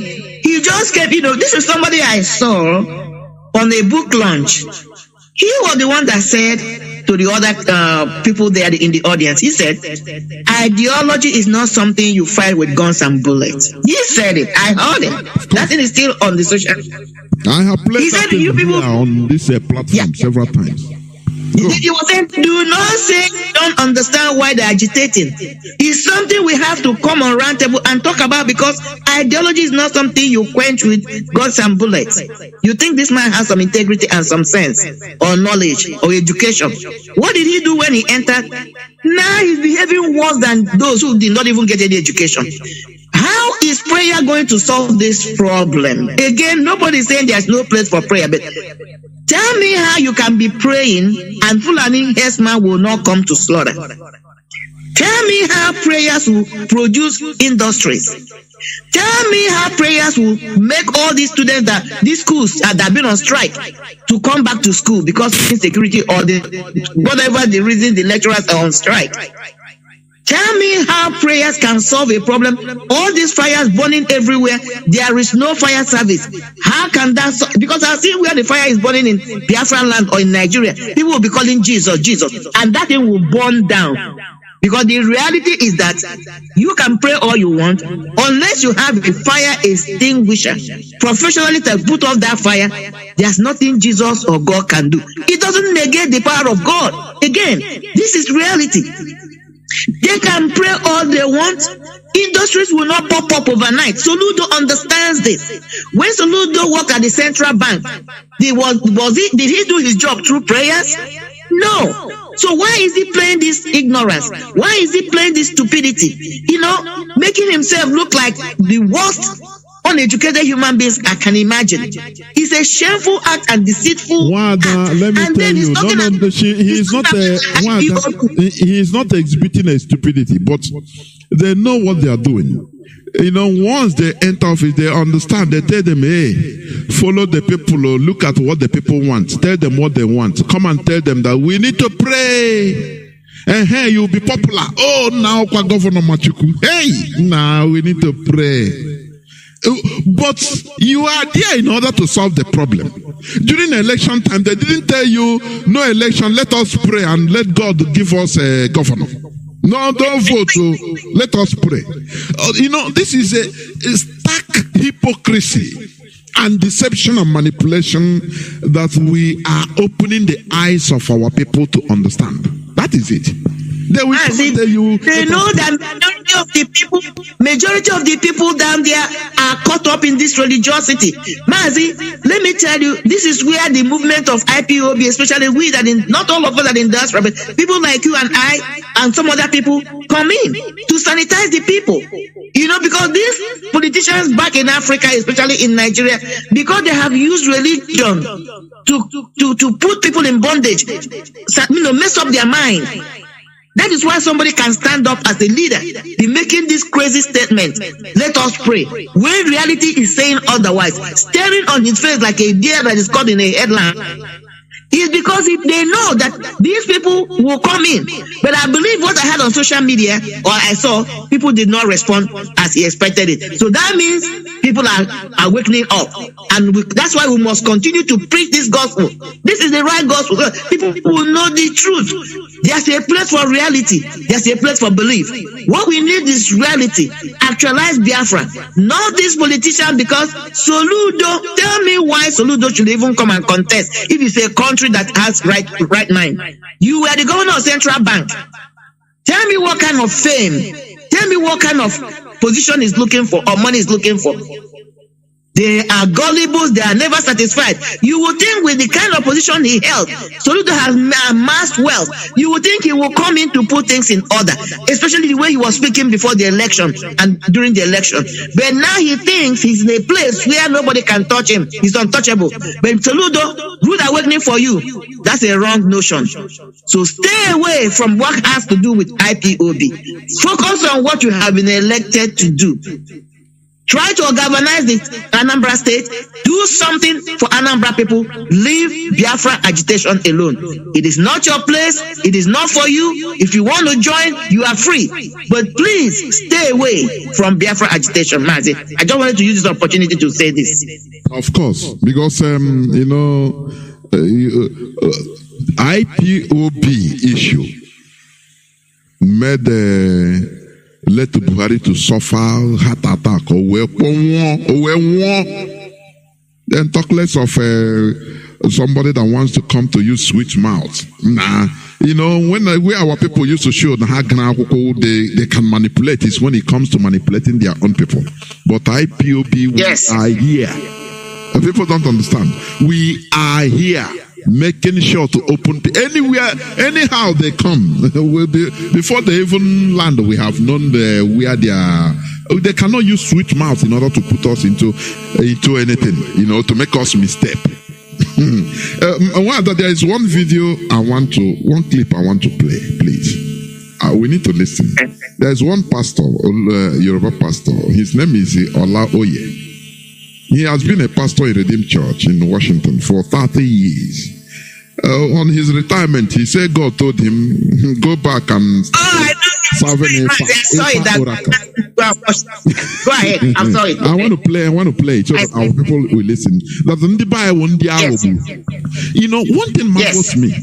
This Yoruba, many of our people that lives in Lagos and other parts of Yoruba land that are going to all these churches, they used to tell them, if you go Christmas, bring inside in your village stream, bring a cup, a bottle of it, go and fetch a bottle of it, and the sand bring it, we will pray this and that. They don't know that they are using this in order to make sacrifices. For us to continue being gullible, so that we can never agree between ourselves. That is the truth, is the reality of what they have been doing. That is why they hate IPOB, because IPOB, Mazi Kanu, opened the eyes of our people in 360 degrees. Now our people are now opening eyes. Now, if they come to our land, just watch. They will come to destroy shrines, our local ways of worship. But have you heard of them destroying shrines in Yoruba land? Have you had any pastor scorn the whole that the Jews? Have you ever seen them say condemning their shrine, coming to destroy it? But now on our own land, they will program our because people. All those mega churches that are owned by the Yoruba people, all of them are priests. They are traditional priests. Of course. All of those people have a day they worship. And that is why when you hear them speak, they say, God of Redeem. God, they don't call Almighty God. God of Redeem. God of Oyedepo. God of this one. God of this one. Don't we have one God? And people cannot ask questions. What do you mean by your God? Because there's a deity they're attached to. And that is the deity they are using to establish that church. And that's when you see our people say, oh, Yoruba church. That is why Yoruba churches, they started this spiritual church. They are the leaders of spiritual because they are dealing with traditional religion. They just converted it, build a house and call it church. Our people are trooping in there. That's where they get prophecies. That's where they get miracles. And I'm asking them, what is the difference between this thing? You go there and say, I have work to do for you. Go and buy candle. Go and buy this. Go and buy. What is the difference between that and what your ancestors were doing that you are condemning? And every day you are in church, you said, kill my ancestors. God, there was somebody that said something on a platform I was talking. Let me bring it here too. The person was, because I said I was trying to pray for Mazi, and I said that the spirit of Mazi's mom should rise up and fight for him.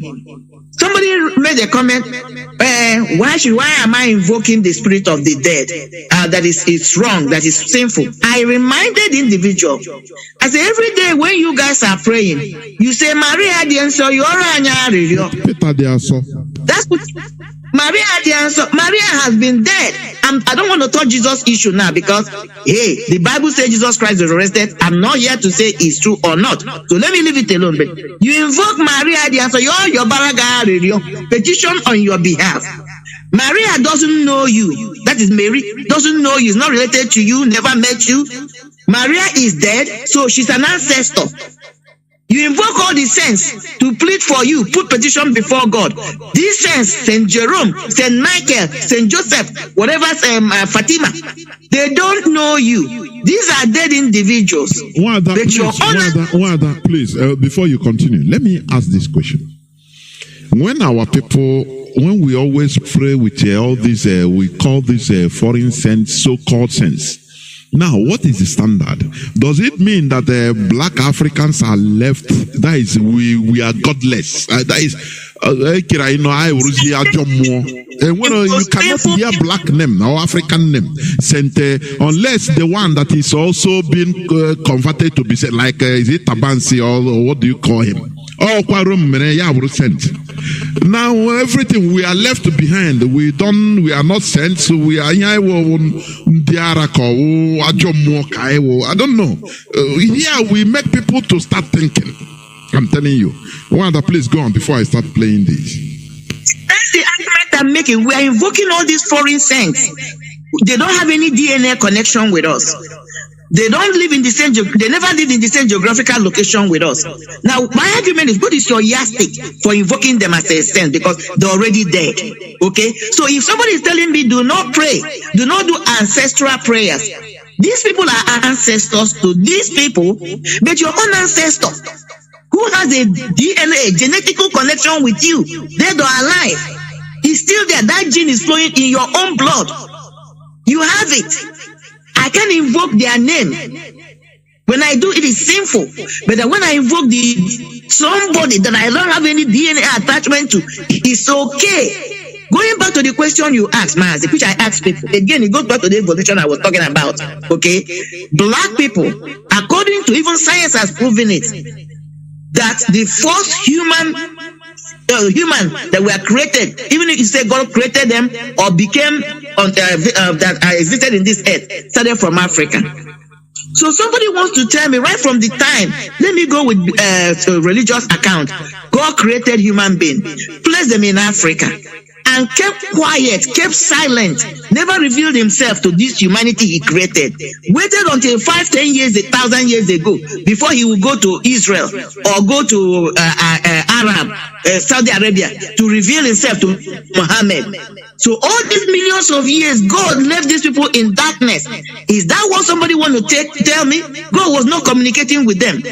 If somebody is telling me that now, how did our ancestors go to the inspirations? Like what we're talking about, healing. They know the herbs to use. They know what to do, the kind of enchanting they will do, and things will begin to happen. They know how to make something, call it off, and when they bring it and invoke on it, things will start happening. They know how to look into the future. Even when you talk about Maya civilization, these people were able to do things that science are uncovering now. Look at I'm a student of Egyptology. Look at the pyramids at Giza. Science is trying to catch up with the mystery of that. Who inspired them? If God was silent all this time, who inspired them? And these are civilizations that existed before the Western civilization. And my own civilization existed before this science and these civilizations. But what they are trying to tell us, which most of us are about, is that God created human, placed them in Africa, and went silent, went on a nation until 10,000 years just ago. God popped up from wherever he was and began to speak. That is a lie from the pit of hell, because we are not thinking. Human beings were more in tune with God millions of years back than now. I can tell you that. That was why they were able to do mighty things, serious things. They were able to identify the food to eat. There was no science. Somehow they knew what to eat. They knew what to do when they were sick. They knew how to do prayers, chant it, and they received instant results. But today, how does our ancestors, that is always, it's a thought-provoking question. How does our ancestors find out that Egusi is not killing? How does they know? Because they go inside the forest. Or people that they discovered all these things, we look down on them. It is today we are swallowing akpu. How do they understand fermentation? Fermenting cassava into akpu and garri, this and that, and making all these beautiful and very nutritious foods that we are eating today. Enjoy it. And we still talk down, look down and talk down on them, demonize them. Does it make any sense? Have we discovered anyone? No. Mazi, have we discovered on our own that claim to know better than them? Have we been inspired? No. To get anything? No. We're still basing on their own discoveries, their own inspiration. Mazi, I eat in a special way. Thank God, glory be to God for that. Do you know that fermented food is one of the healthiest food you can eat? They have live probiotics. They have live probiotics, which is good for your belly, which tries to balance your stomach flora. Now, how did my ancestors know or knew how to eat? First of all, fermented it instead of making it to gari. Gari were a modern thing. This gari we're eating is a modern thing. How did they know? Now go back and even further on, you see that at the earlier stage they were fermenting it, eating it with that ogu, that thing Yes. ogu. Do you know that in the highest roughage you can get? It cleanses. Yes, you're right. Man said, you will clean your system. You begin to understand why some of the modern diseases we are having today, they were not having it. Things like colon cancer, you can't have, because that is what a serious roughage. They eat it, they will just empty their system, it will clean their system.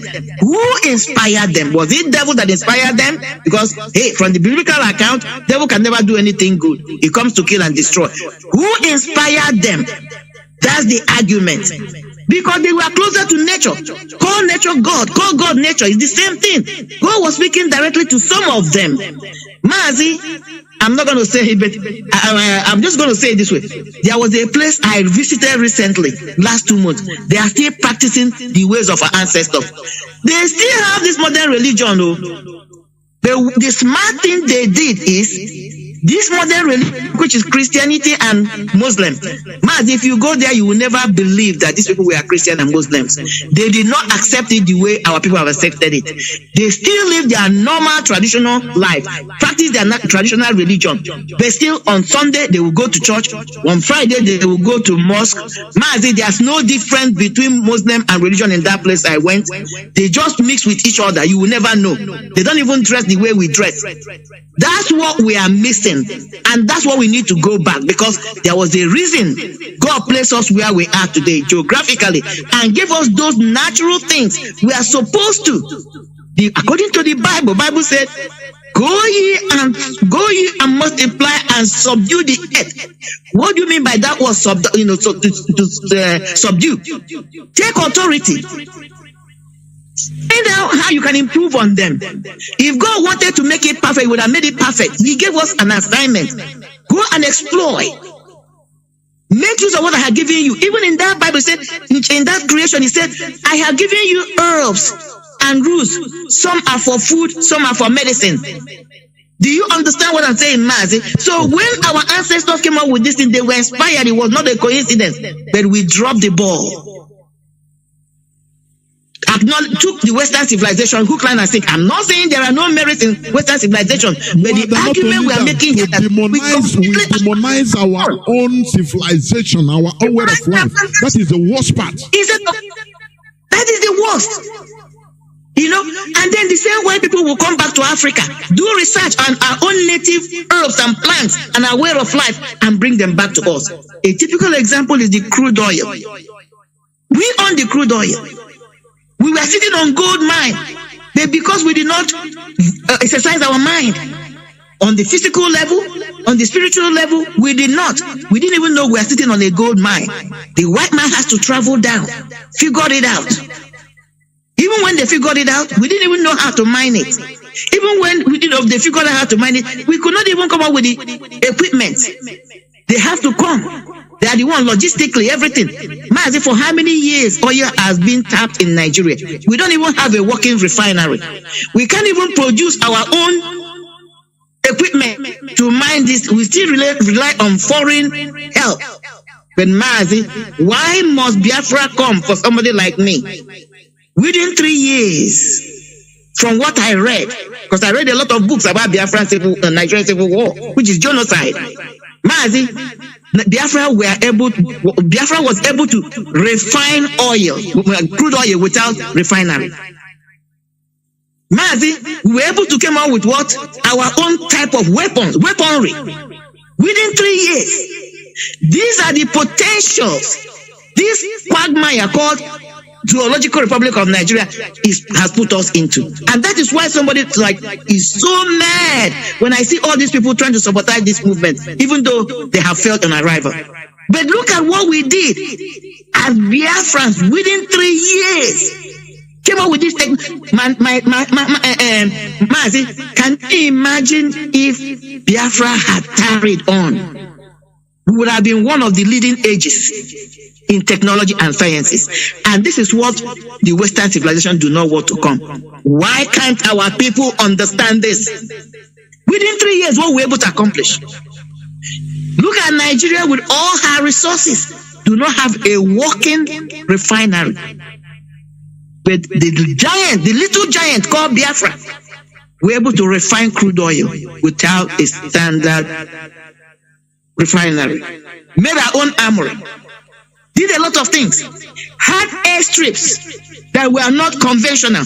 Running, planes landing in the dark. Mazi. Because when you press man, necessity is the father of invention.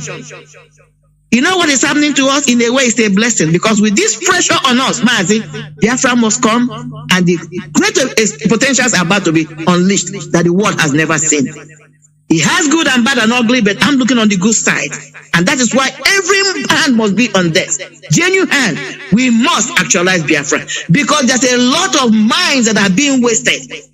And that is the fear of the Western world and the stupid zoological republic of Nigeria. Mazi, I'm going to yield here. Roll that voicemail. I'm so provoked this evening. Yeah, well, thank you. Thank you. We must continue. Let me play this voice clip so that our people will understand. There is one pastor, Ola Oye, from Redeem, a big man of God.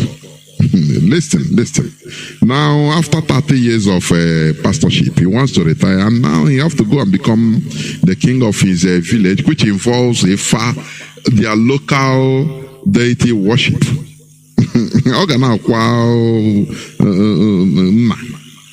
How do they say it? God told him. He said that God told him. He said that. That's why I watched it. People will listen to it. He said God told it to him. That is why you are. That is why you come out into this world. That is what you are doing. Yeah. Okay, let us. He's called his church. Yeah. I was thinking of how to start today. Amen. I want to be very careful what I say, and the reason is for obvious reasons, and that because I know that there's been a lot on the social media, and maybe the way, let me start by apologizing to us if there's any embarrassment that you have felt by what has gone on the social media. I am genuinely sorry. I'm very sorry about it. I've been here for 26 years, and I've worked with my life. I've worked with my being and all God's given ideas, wisdom, understanding of what to do as a pastor of a church. And this church is family to me, because this is the family I've had. They are the people who have believed in me, and many people who are here have been here for 20-something years, when I did not even know what I was doing. But one way or the other, I was just following God. I don't need to tell you I'm from Ogbomoso. And of course, I'm born into the royal family. But one way or the other, the Lord took me in a completely different direction, made me a pastor. And last year, in December, I was on vacation in Nigeria. And while I was on vacation, like I normally do every December, August and December, I'm in Nigeria most of the time, or go to other parts of the world in August. I was in Nigeria when the king of our town died. And I will not be able to say so much, because I'm sure there are people who are sitting here, and there are people, many online, that I don't want to say anything that will jeopardize a process. But I will say enough for you to understand, because I hold you as your pastor, that you are not confused. Amen? So while I was in Nigeria in December, the king of our town died. And I'm a little bit close to the family, because, like I said, I'm from the royal family. And of course, after the way we have 5 royal families in Ogbomoso, and after the Oyewumis, the Ajagunade, we know that it's my family, Olaoye, that is next. Everybody from Ogbomoso who knows about the traditions knows that.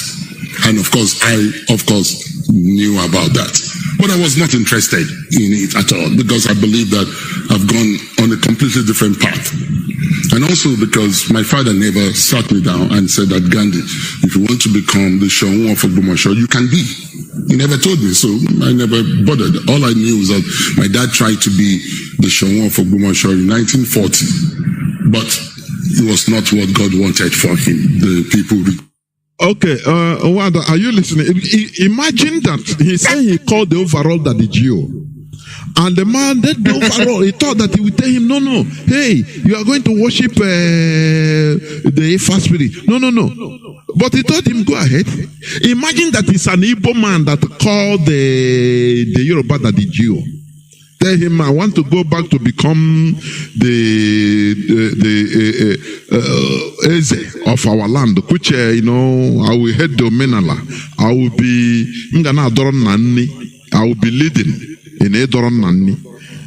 Do you think that that man will allow him? You say, no, you are going to worship shrine. Do you see how they manipulate our people? Because every person from royal family, in the ancient days, a royal family is a priest. Okay? It's a priesthood. So whether our people like it or not, that spirit is there. He will continue to express him or herself, whether you like it or not. Look at the story he's telling you. The father wanted to be. The spirit said, no, we don't want you. But him that never wanted it is the one that said, you're going to be it. Think about that, Mazi. Do you know one thing I see now? Do you know many of all these pastors and that Jews that say they perform miracles, they pull crowds, many of them, their father or their they are from the lineage of heavy traditional doctrines. I'm telling you honestly. I have said it. Even I said it. I think I said it on this platform somewhere. Anybody genuinely say I have a call, and they have all these things. I have these serious churches. Go and check that foundation. A strong healer was there. A strong healer was there.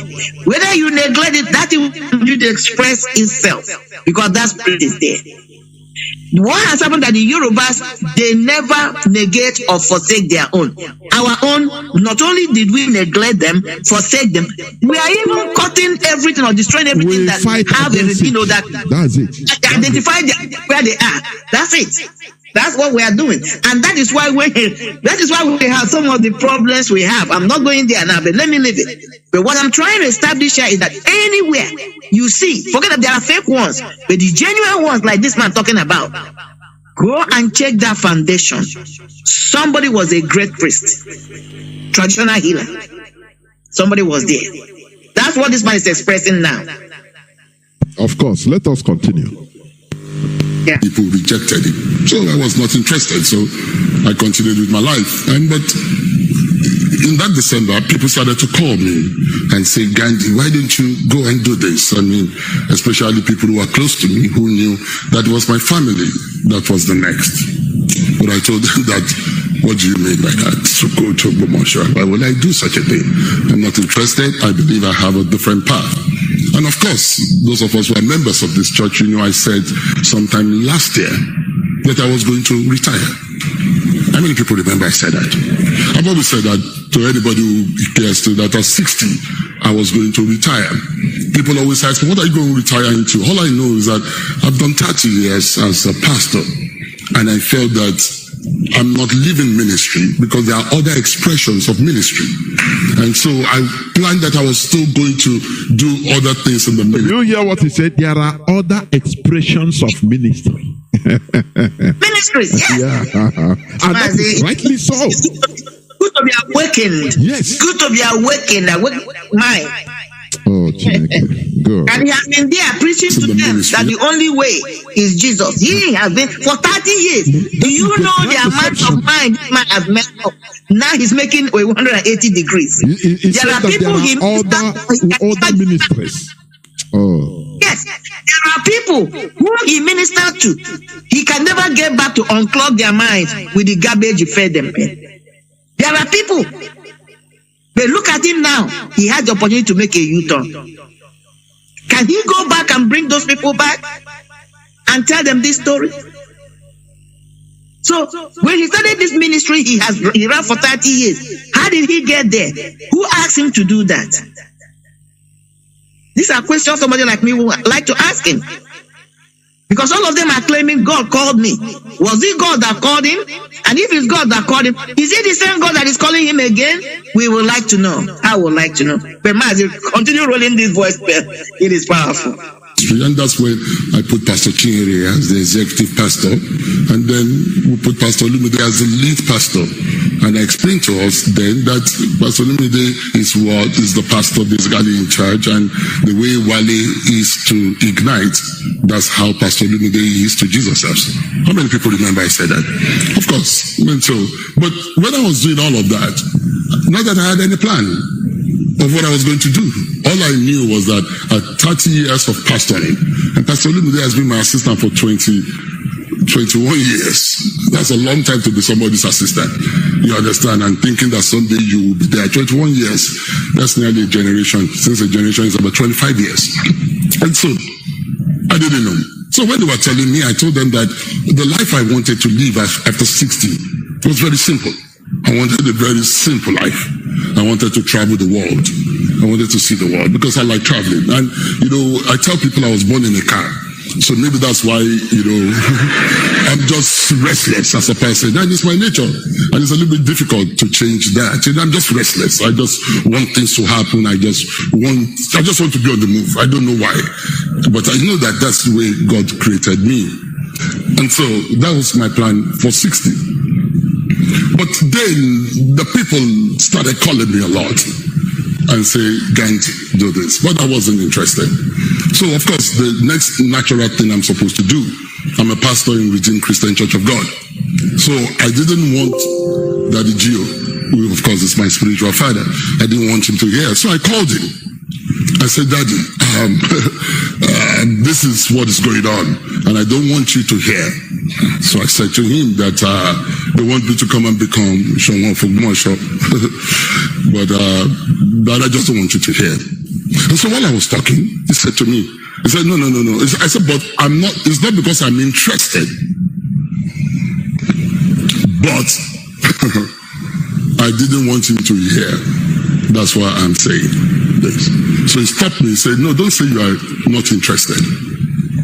I said, "Why?" He said, "No, this kind of thing, you brought it from heaven." Mazi, yeah. Are you listening? He said, "Of course." Are you listening, Mazi? Ifa oracle in their land is brought from heaven. And Daddy G.O. is the one that is saying this. This hinges to the argument we are making. They feed them with fallacy, but when it comes to reality, they embrace it. The same Daddy G.O. now will be the one that will be on pulpit and telling them that their ancestors were evil, telling them that all these deities are satanic, telling them to destroy them. But look at what he's telling this one on one. This is how a lot of people have been deceived. There are people that their life journey has been altered because they refuse to accept this call. They say, "I don't believe in it." Well, Jesus or never. Oh, all the traditional things are wickedness, that's satanic. People's life has been altered. I have an uncle that died out of stupidity following the church. It's in Lagos. He was sick. And their church say you cannot take what do you call it? Foreign medicine. That is medicine, aspirin, or go to hospital. That is how he died out of stupidity. And these people are now the people that any headache, they fly and go to the best hospital. That is why we call these people scammers. They deceive and kill millions of people. They spread stupidity, foolishness, in order to manipulate them. But a lot of young women are not married today because the pastors are telling them, "Oh, I'm not encouraging anybody to sleep around. Oh, you sleep with somebody before marriage, you're going." But all those pastors sleep with many women before they settle for their own girls. Of course. But they'll be telling you, and the lady will stay and not be married. They say, wait, we're praying for you. But that pastor will leave every woman in that church, go to another church and marry a woman and brought. He will never marry any one of them who is slept around in that church. Mazi, if I open the account of one, is huge because I went into church big time.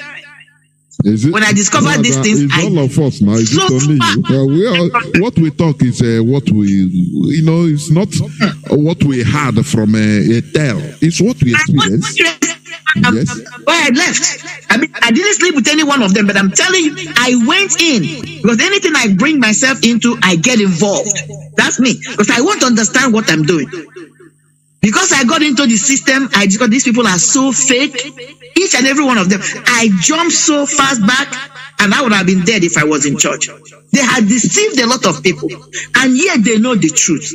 And yet they claim that the Bible said, when you know the truth will set you free. Yet they carry a whole lot of people put in bondage. All religion, I'm not talking about just all religion, Mazi. Continue with your voice now. Okay, we move on. Of course, you are born into a royal family, you brought it from heaven. So don't ever say you are not interested. So he told me that go and pray and go and fast about it. I didn't pray, I didn't fast because it wasn't what I was interested in. So I asked him, the next thing I asked him, I said, do you know of any pastor who left pastoring and went to become an urban? He said, of course. He said he can tell me 4. He spoke, he called 2, and then he said, I said that if you can go ahead. That's all I'm going to say. He didn't mention 4, but he mentioned 2. He said he was trying to remember the rest, but he just felt that doesn't matter. Just go ahead and pray and fast about it. And he told me that he never wanted to become the general overseer, but that I can see what the general overseer is today. So he said, go and ahead and do whatever you have to do. But of course, like I said, I didn't pray or fast about it because it wasn't what I was interested in.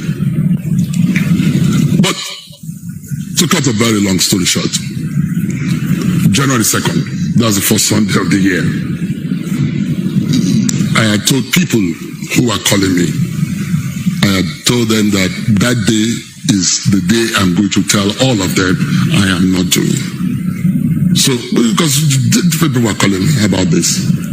I remember I was on the phone with Pastor Agu till about 1 a.m. That is on the 1st, stroke the 2nd. So I told Agu, I'm going to, 2 o'clock, I said I'm going to go and sleep. I have service. It's the first Sunday of the year.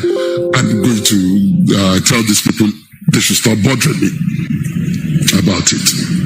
And I woke up at 6:30 in the morning to pee. One of the problems of old age.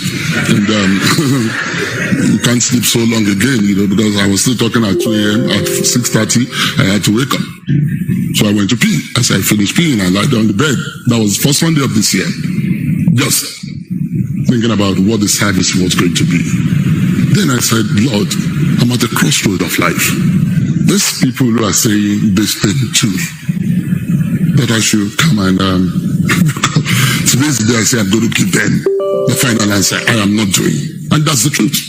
Because I was thinking to leave Jesus' house, leave Washington, and go and live in Ogbomoso. That's not the deal. That's not. I hope you believe what I'm saying. The next thing I had clearly, you are born for this. This is the reason for your birth. That's what I heard. And of course, that's not what I was expecting. But let me tell you this. When I hear I am 10 over 10. So, what did I do? Of course, a little bit confused. So these are people, this is one of the people that will ask that will listen to them. For all right. Can you hear? He will deliver them from a spirit of Efa or from the ancestral spirit. I catch you. Yes. These are. Yes. But now we heard from God that God told him, go and serve that. Does it make sense? Does it make any sense? Does it make any sense? My people perish because of lack of knowledge. That's the real knowledge. Of course. We move. We go. So I got ready. I came here. I called Pastor Lumide. I called Pastor Chinere. And I called Pastor Tunde. The three of them, I called them You know, a lot of things goes on before service you don't even know. Now you are knowing. So I called the three of them to my office on January 2nd, and I said to them, guys, Olumide was aware of this. I was telling him that this was going on and all of those things. So, and I told him, I'm not interested. I'm just personal gist between the two of us. So I called the three of them and I said to them, this is what the Lord told me. And I said, I am 10 over 10 and never miss it. There is time when I don't know. I will just say, let's go ahead and do it. But when I say God told me, never in 30 years of ministry. People who are close to me know exactly what I'm saying. So I said, but this is not what I want. But when the Lord spoke to me, the next thing I said was very simple. If it is not you, I am not. Stop it. Make sure that the process does not go. I'm going to cut a lot of things, which I will at a later date give the details for you. But the next thing I did is I got into the process, because I'm only following God. That's all. I am only following God. There is nothing in this world that anybody has to offer me than what I have committed half of my adult life to do. Absolutely. Okay, let us leave it here, because the real gist has been received. Yes. He is following God. God now ordered him, go and become the Zishon of Obomosho, and you'll be the head of a far worship oracle worship. Now that is what it entails. Direct. It does. Sometimes I say our people, our brain. Why do they remove our brain and put another thing inside it, so that our people become so stupid in following these people? I cannot understand. Well, please round up so that I'll open my eyes. This is how I'm going to round up. This is fascinating and interesting. I have been ministering this thing, one or two platforms they set up for me before you called me. Now, using the Christian Bible, when you go to the creation, because why I'm invoking this, I want the Christian to go and read it, because it's there, they don't see it. When you read Genesis chapter 1, the whole of chapter 1 from verse 1 to the end, that creation will be hearing God, God, God. When you step to chapter 2, the Lord God, let me tell you the importance of what I just invoked. This man, pay attention, you can go back and replay it. God was not the one that spoke to him. Lord who spoke to him and told him that this is what God wants him to do. What do I mean? There's only one God, Mazi, but there are many lords. Every community, every geographical location have a Lord that leads them. Call it guiding angel. That's your problem, because even in the Bible, the Lord sometimes is called the angel of God. That is the Lord. The person that the entity that led the Israelites out of Egypt was not God. It was Lord. The Lord. There are two things. God Almighty is universal to everybody. But every location, really, geographical location, or a group of let me not use. Don't forget what you said. Let me to buttress what you said also. Even in the Bible, you see many times they will say, and God or angel of the God or Lord visited Abraham. In the form of people, human being or angels, they call them like that, and he will offer sacrifice to them. They will say angel of the Lord. They will never say. Even they visited Abraham in order to tell him about Sodom and Gomorrah, that they are is physical. So is the angel. Why do they call it angels? It's the same thing when Nnamdi we see a spirit of our land. That is what I'm. So, you see, this anywhere they have it, because people have set up many one or two platforms that have been resisting it. Even I told you when you first talked to me, I told you I've spoken to one or two when it comes to religious thing. When people still call me, because I try to teach people a difference between religiosity and spirituality. And when I bring it and they go back to read the Bible, people are marveled. It is there, but because they are not teaching you that in the Bible, in the churches, people don't grasp it. When you look at because when I want to argue with somebody, this is how I paraphrase it. I will argue with you on your own turf.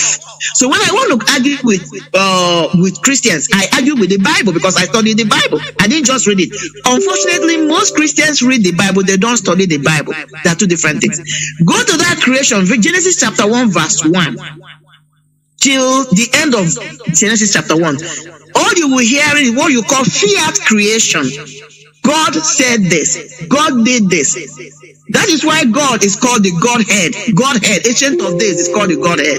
But once you step into chapter 2, what you start hearing, the angel of the Lord God, the Lord, you will never hear God again, except when you say the angel of the God, or God spoke to the angel of the Lord, the manifest.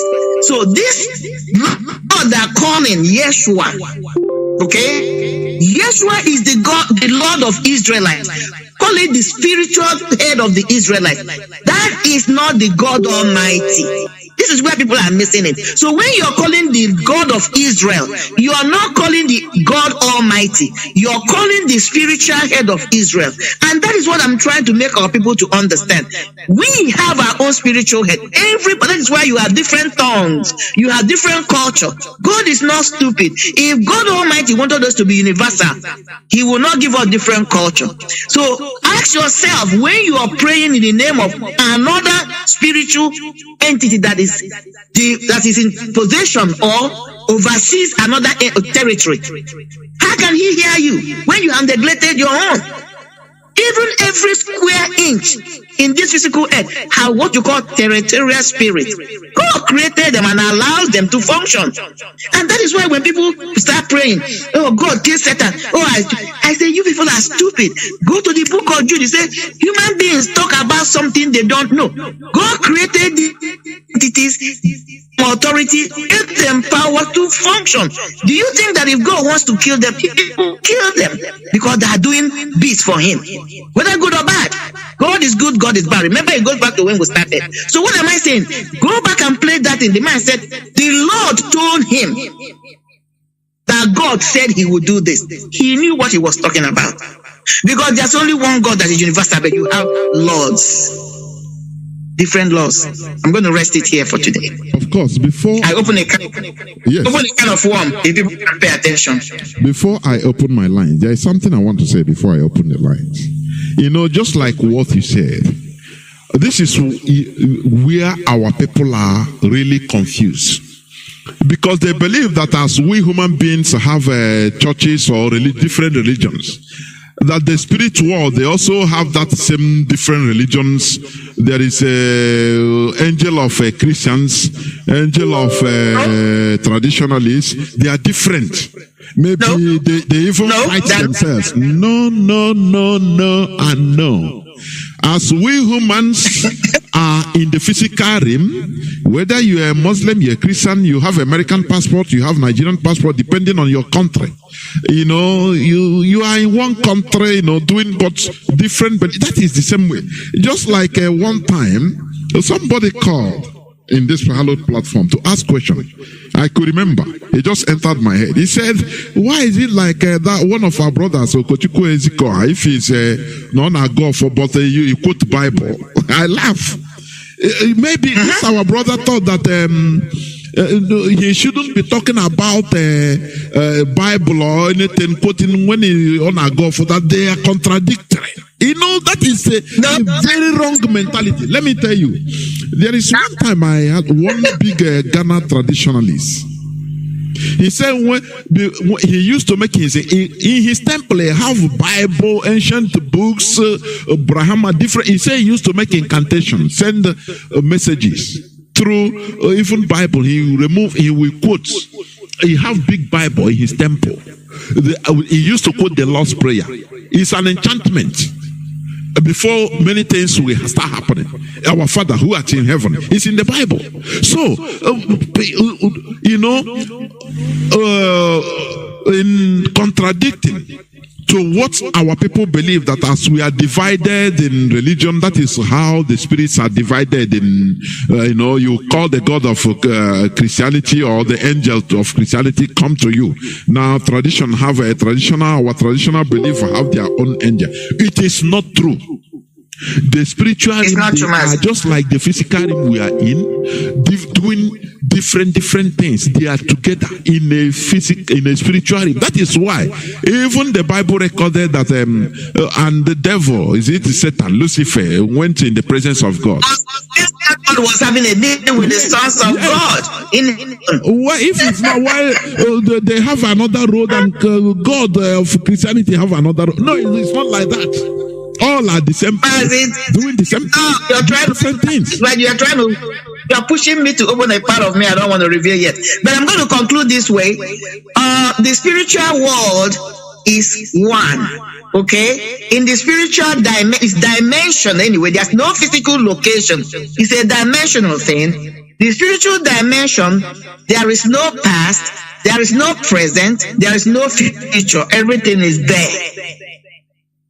To buttress what you just said, that is why whether you are coming from Christian religion and you have the gift of prophecy or seer, as a seer, and you're a traditionalist, you have the gift of Biafra.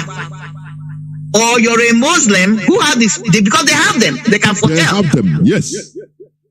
All of you can steal the same thing in the spiritual realm, because your religion does not matter. What matters is your gift, the ability to dabble into the spiritual dimension, get the information consciously, come out to the physical world and release it. That's prophecy. Either people have different medium. Some people could do enchantment. Some people can, use the Biafra, reading the seed or whatever. After all, it's in the Bible, Torah, and this thing, Ifat. Now, or some people through the gift of dream. Not these people that fake, I have a dream, Elohim or Eloah told them. Genuine people who have a gift of dream. Some, we call it prophecy. Some when they sleep. Some consciously when you are awake, you get discernment. When Mazi, our able leader, comes out, you people ask him how was he able to predict all these things? I don't know.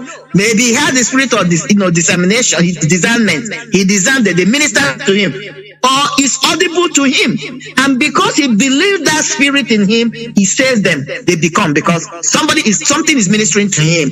So that's what I want to bring up. So what I'm trying to say, Mas, in conclusion, I'm going to end because I don't want us to push this. There's a part of me I don't want to reveal yet, but the spiritual world is one. There's no different languages or anything. If there's a language there, it's universal. Whether you are from Yoruba, you're from London, once you're in that spiritual realm, you understand the same thing. There's no special language there. There is no tomorrow, there is no yesterday, there is no today, everything I exist. That is when you begin to talk about spiritual world. It looks like that's what they're trying to unravel with quantum physics. Being in different locations at the same time. There is no past, there is no present. That is one of the mysteries of quantum physics. With that, I will yield for tonight. Thank you very much. Our lines are going to be opened after a few minutes breaks. But let me say this also. When you are enlightenment also entails growing above a particular religion. That is why you can be able to absorb into any type of religion. And it doesn't matter. What matters to you is what you gain from there. That is why you can read Quran and get something. As far as you're a spiritual person, you can read the Bible, study it. Yes. You can study Brahman, that is Hindu or Buddhist book. You can any type of ancient book. I have them here. Of course, and they become beneficial. All are beneficial.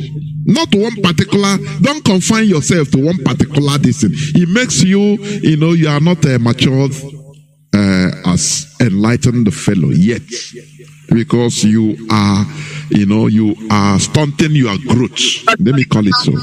You're limiting your potential. Limiting your potential. Your mental ability. Of course. Yeah. I will go into few minutes break, but when we come back, I will open the lines so that people will call it.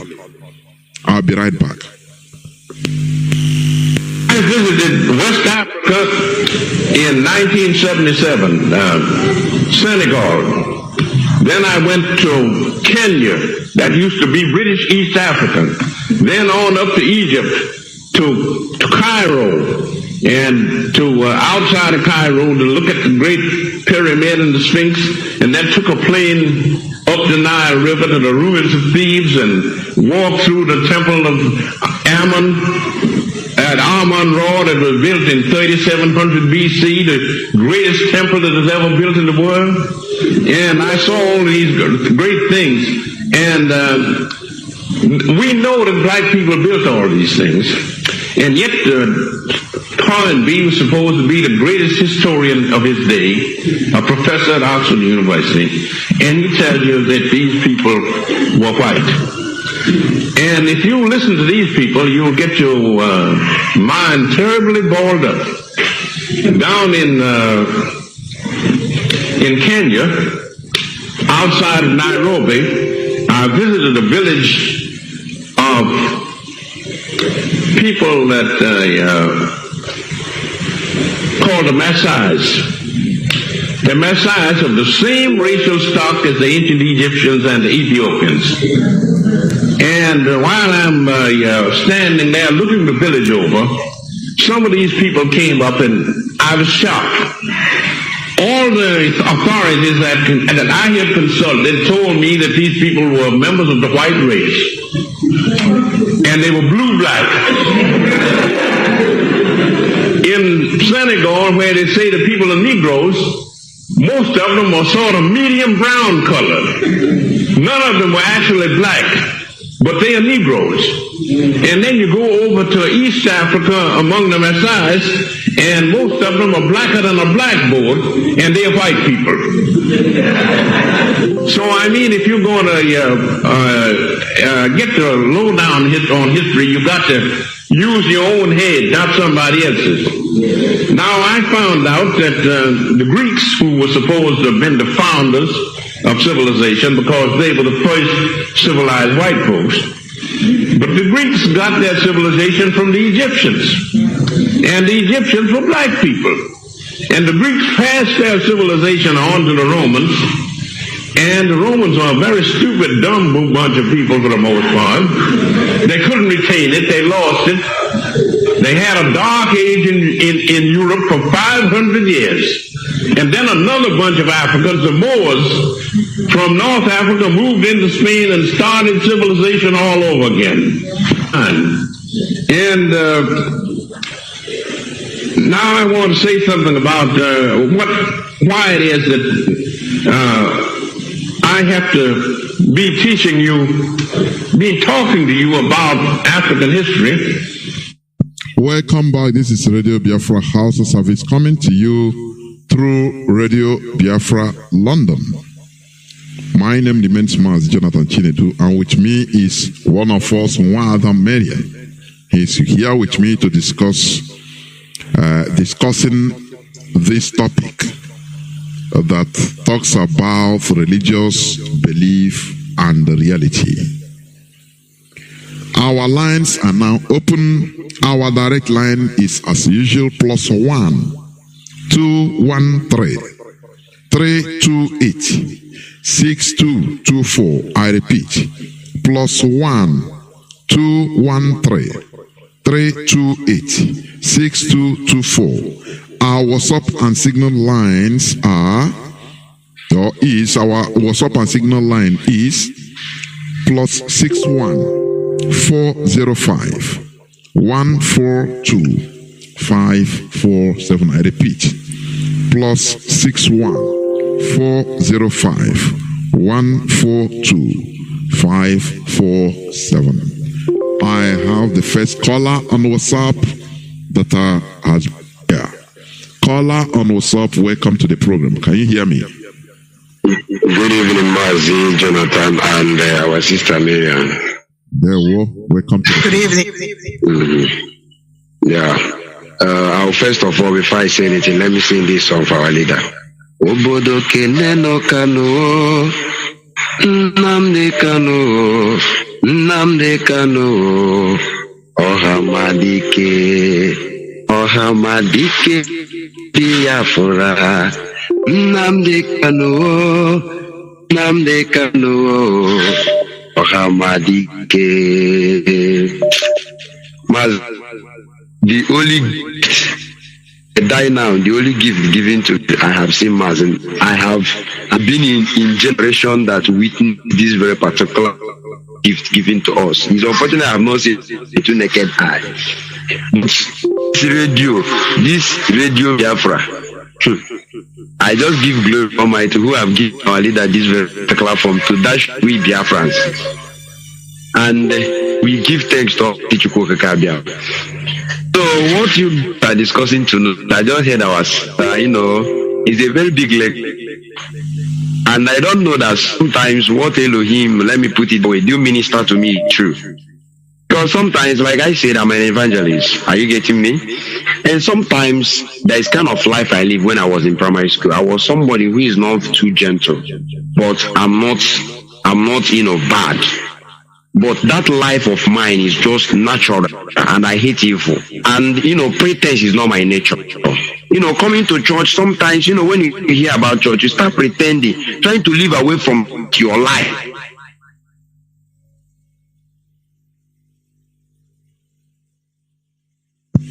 Mazi, are you still there? Oh, reconnecting. Mazi, please, you need to finish up. Mazi, can you hear me? What I'm supposed to do. Are you getting it? I'm hearing you. Are you hearing me? Go on. Your line went dead for a few seconds. Go on, please. Go on. Okay. So, but let me just say what I want to say. Like what our sister, there's a brother in Enugu State. I will call the name of that place. They may listen to me now. It happened in a place in Enugu called at Ohum in Enugu State. Ask this question. The name of this brother is Ajolo. In Ohum in Amani. God asked this question. This happened within last year. This brother is going to church. He's a church goer. And he's a hardened Catholic member.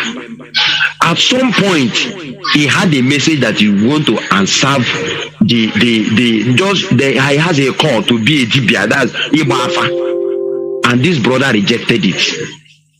They asked this brother that this thing have come to you, go do it. That he is serving God and he have a Bible. Are you reading it? Brothers, he reached the point that he entered the church to go and pray. He blinded inside the church. I'm telling you the truth. As this I'm telling you, I'm not nobody told. I'm telling you as somebody who has first class information. He's not. I believe you. I'm telling you now. Hello? Yeah, go on. He said he believes you. Go on. I believe you. Okay. So now when they bring to act from the church, you will start seeing. And the brother say that he can't do this. He can't do this. Do you know that taking back to the church is the same blindness came and they take him home? The brother slept at his house, waking up at this happening. This I'm telling you is not that hearsay. As I'm talking to you, people are looking for this brother coming to his place. Why I'm speaking it in English is because we are in Universal. I could have said it in Igbo. They are coming to his places now, solving so many spiritual problems. People are coming to hear from even the spiritual ones. People are now rushing to him. He is Bible carrier. So sometimes we disvalue what we have because we started following foreign gods, which what is not alien to us. Our leader have taught us. He said this we should be able to reason. We should stop following sentimentals. Are you getting it? What I'm telling you, if you want me to lead you to the place, I will take you to is where I know, is where I have info. I know where I can. This is what I'm telling you. Practical is not hidden. Is what happened last year, not reality. Yes. Are you getting it? So our people should wake up and know what we have. And no, we will go back to our nature, just like we are talking of a few. We will go back to Ihayama, bring Ihayama. Are you getting it? But our people have decided, even quoting of Bible is not bad, but our people are using it negatively the way they're supposed to use it. Our people are taking religion the way we don't supposed to take it at all. And it's not making us good. You know, when somebody is stubborn, they say, make him God is bad. He should not be stubborn. But you don't know that over natural decay, Of course. So I'm just so happy. If I tell you how I enjoy this program, may Almighty bless all of you and bless our leader because he's doing good. And by His grace, they must release him, except they want this country to burn down. They must release him so that you'll be free. Where I am, I'm telling them. Where I am, I'm telling them. They must free him. Thank you. Thank you. Remain blessed. I have a caller on direct line. Caller on direct line. Can you hear me? Hello? Yes, caller on direct line. Please go on. The call just cut. Caller on signal. Welcome to the program. Caller on signal. Can you hear me? Yes, I can hear you, my brother. There, Mazi. Yeah, good evening to you and to our sister Miriam. This is Ifan Chukwumadabuchi, and I'm calling you from the Kingdom of the Netherlands. Yes, thank you again for this topic tonight. Reality and reality. Yes, exactly. You see, I can tell you that I believe in work, watch, and then pray in that order. And I believe in physicians, dibia, and then pray. That will do hurt, but it must be in these orders. You do the practical things, then you pray for your own peace of mind if it helps you. And then to ask the Supreme Being, also to take control. But you must have done your own part. Because even Yeshua, Christ, when he was on earth, he said that it is those who are sick who need physician. And we didn't need Yeshua to know that who is sick in our before the Europeans came to us should go to Dibia. It is now that people call Dibia, and then it's like you are calling a killer. But Dibia is tough for Dibia is a doctor. In English, Dibia is the Igbo language. The Dibia is simply a physician, a doctor. Finish. Exactly. Because this our brother who just called said that was saying about somebody who had a call to become a Dibia and he was running. Remember that our leader said that when he was told in the spirit or by the spirit to go and do Biafra, he wasn't very keen because of how our people are. He said if you don't do it, if you don't go to do it, you will be made useless and mad. So it is we have those qualities spiritual because we are spiritual beings and sometimes it's just like as we used to say it in our land, exactly. You cannot run away from it. Do you know that some of our physicians, our doctors, with native doctors, let me call it like that for clarity's sake. Yes. I've come across somebody that if he does what he is supposed to do, now the spirit will lead him inside the bush. The whole medicinal leaves will be talking to him. This is what I cure. He will be picking them one after the other. Exactly.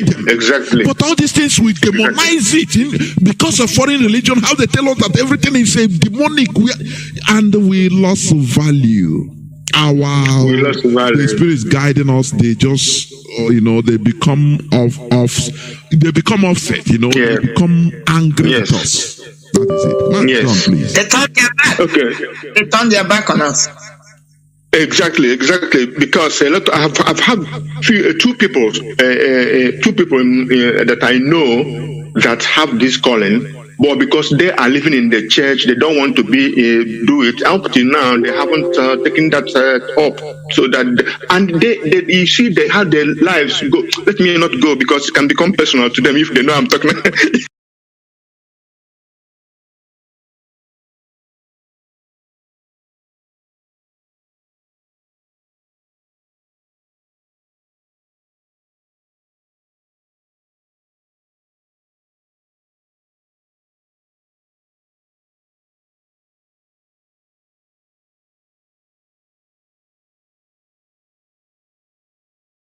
To do it. Up to now, they haven't taken that up. So that, and they you see, they have their lives go. Let me not go because it can become personal to them if they know I'm talking.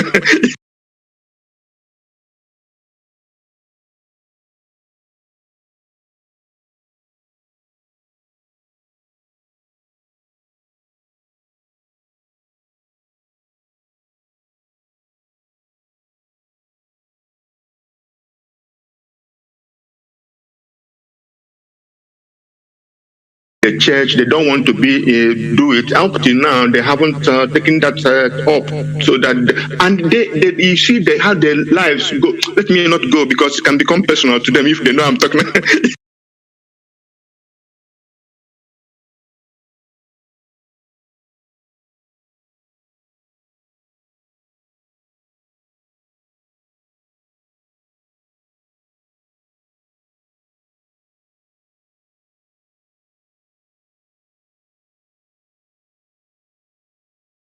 To do it. Up to now, they haven't taken that up. So that, and they you see, they have their lives go. Let me not go because it can become personal to them if they know I'm talking.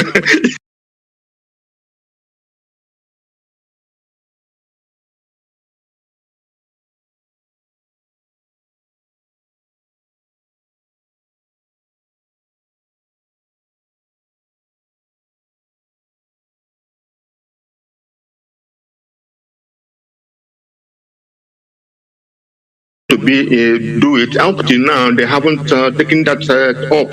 So that, and they you see, they have their lives go. Let me not go because it can become personal to them if they know I'm talking.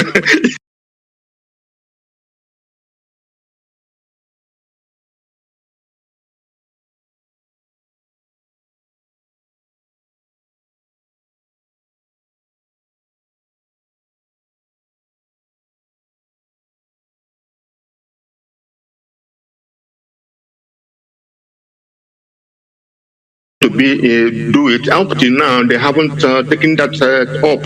So that, and they you see, they have their lives go. Let me not go because it can become personal to them if they know I'm talking.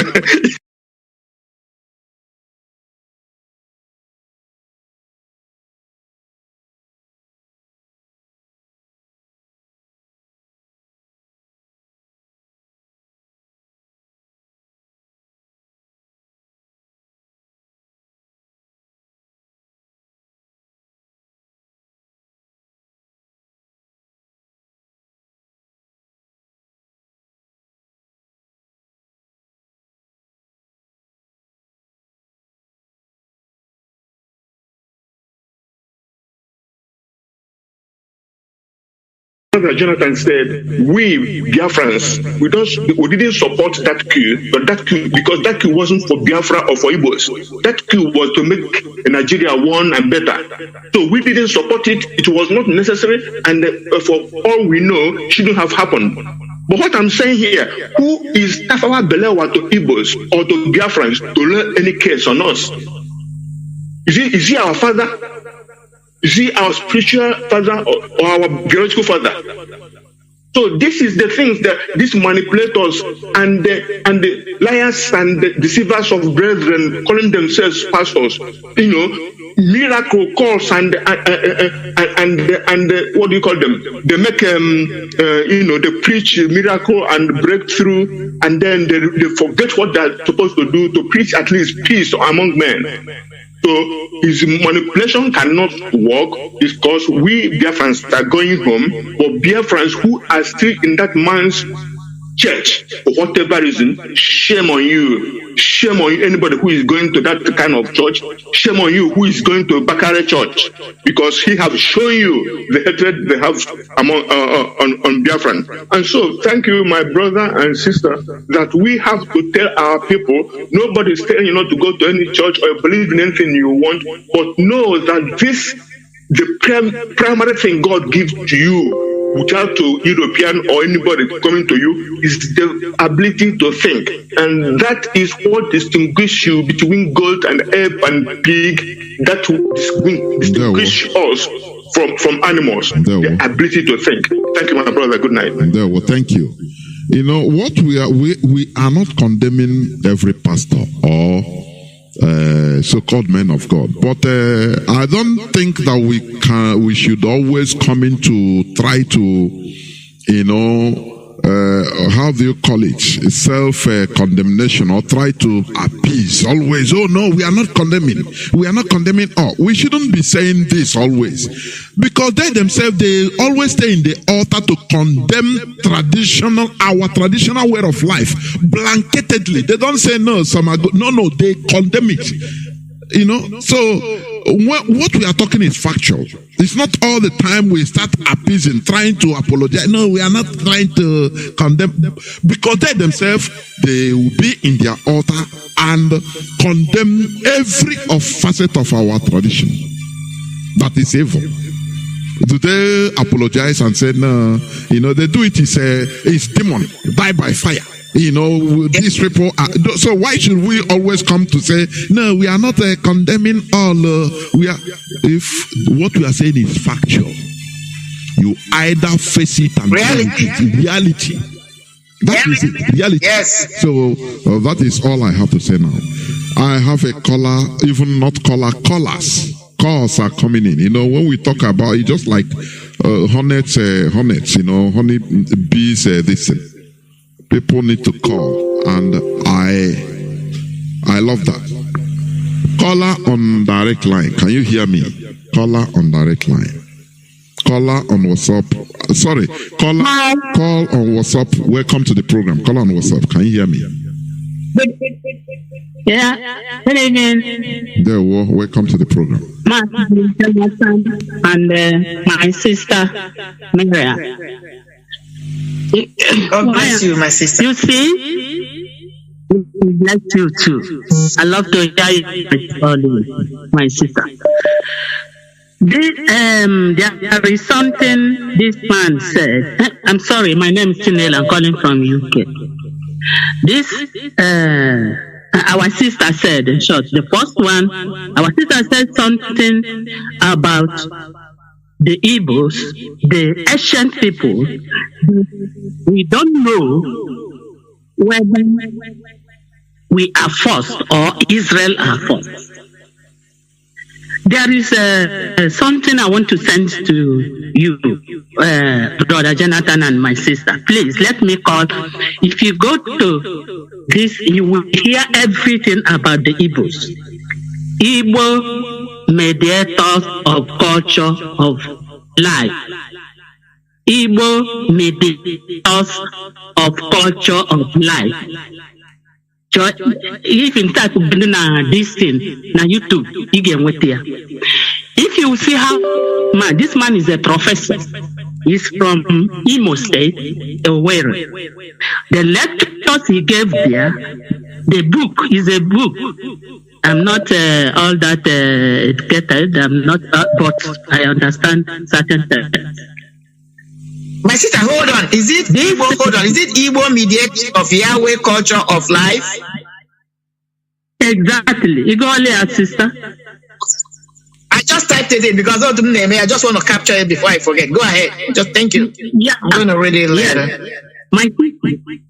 If you go through these books, you people will come out and do lecture on this. And the man said, according to him, the Igbos are the first people on earth. Thank you.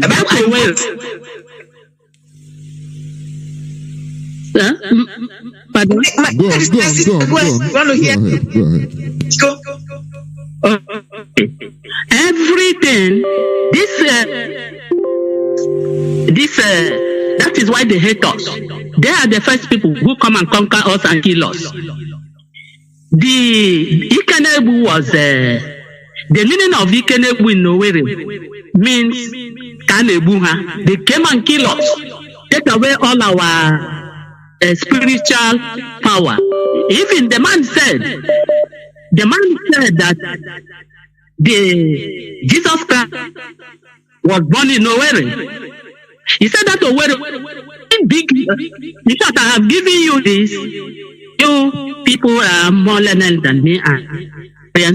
When you people go through this thing, all this, you will come back and know. I believe the man. I believe him. The Igbos are the first people. There is a person over there called Nazareth. He said that is the place they say Nazareth. These people came, take everything, go to their place, rename everything. He said, if you are going to Abba, after Nazareth, there is a place called Abala. There is one Catholic church there. He said that is the place they born Jesus Christ. And the man was saying that there is the type of language our people used in those days, thousands of years ago, that fortunately the man, he's a doctor. He said he understands that language. The man said many things. That is one. Why I'm saying this, as far as I've given you people the link, you will know what I'm saying and explain better to our people. Now, the second one is Enugu. I learned that Enugu people, they are spiritual in nature. God gives them that. All the Igbos get their own nature. They are spiritual in nature, Enugu people. And when you think back and think what is happening, there is a man called Padede. He's from Enugu. Padam is from Enugu. Don Priest is from Enugu. God give them that gift, Enugu people. But unfortunately, I don't call it unfortunately, all this suppress our people are make business. So that our brother who said that, and I believe what he said. Thank you. Because I don't know how this is. Yeah. So what I want you people to do, please, this connection, of course. Program. Thank you. Thank you. Thank you. Before, let me say something. Yes. Okay, you want to just hold on. Let me say something a bit. What we want to provoke our researching mode. That is what we want to, what we are doing here. It's not that everything that is being heard or this and that is what I'm saying. Belief, religious belief and reality. We want to strike our people or stimulate our people into making researches of all these beliefs, just like one Adaminian said, whether the Israelis we are seeing today in Jerusalem, whether they are from us or we are from, or vice versa. This is something that is just a belief. Anything that is a belief, now we need proof. We need people that we say, okay, they bring out their time, they bring out their talent, study, make researches in order to unfold the reality. That is what you are saying. Any person can believe anything. I can come and believe anything, but we want people, as we are speaking on we make our researches, we have students, we have intellectuals, we have scholars that you instead of looking for in Sokoto, they look make researches in our homeland, just like what I said during my preamble. First of all, even we try to, in our kindreds, We make oral history, turn oral history into written history as long as we could. All the people that are still alive, we inquire from them. What do you know during the time, the olden time? What did your father tell you? What did your parents, what did you learn from your parents about life here at that time? Maybe the person is 18, 19 years, and his father or his parents that time will be born maybe 18 something, early 18th century even. So he must have many things he will contribute that you will write. We learn how to write history down, write things down. To put it, when this person writes from the same kindred, from the same village, another person writes, when 10, 20 people write, now we compare all of them, now come out with something tangible and place it in the community library so that our children will be learning about, first of all, our communities, our kindreds. That is what we are doing here. Thought-provoking. I have whether you want to say something before I continue picking calls, because I have many of them. Yeah, just quickly. What I want to say to my sister, thank you. I've never seen this book. I never knew it existed. But what formed my opinion or what I said was this. Or is this? One, I'm a student of archaeology. I love to pay attention to archaeology. I'm a student of history. I love culture.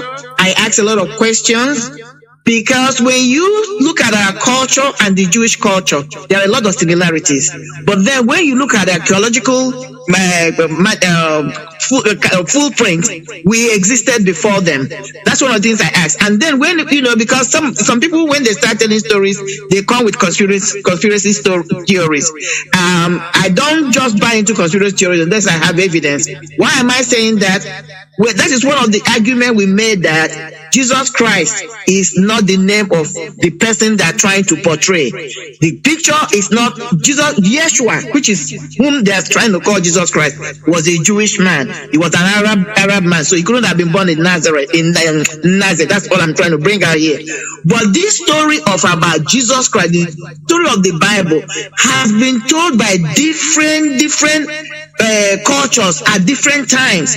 If you go to the Epic of Gilgamesh, you will see that the story of the Epic of Gilgamesh is the same story of the Bible. The only thing that changed were names and locations. So if there's such a story that happened in our place, Ndibo, is possible, but it's not going to be the same Yeshua. What I'm trying to say is that these stories were handed over orally until every culture get their own. Like now, what is happening before us with Mazi Nnamdi? Mazi Nnamdi is a Messiah now. He's a Messiah. So in the next 100 years or 200 years, look at how it's going to be told. There was a time this group of people were marginalized, and God called upon this young man called Mazi Nnamdi, and he began to speak. He said he had a mandate, and he delivered the people from the hand of their oppressors called Nigerians.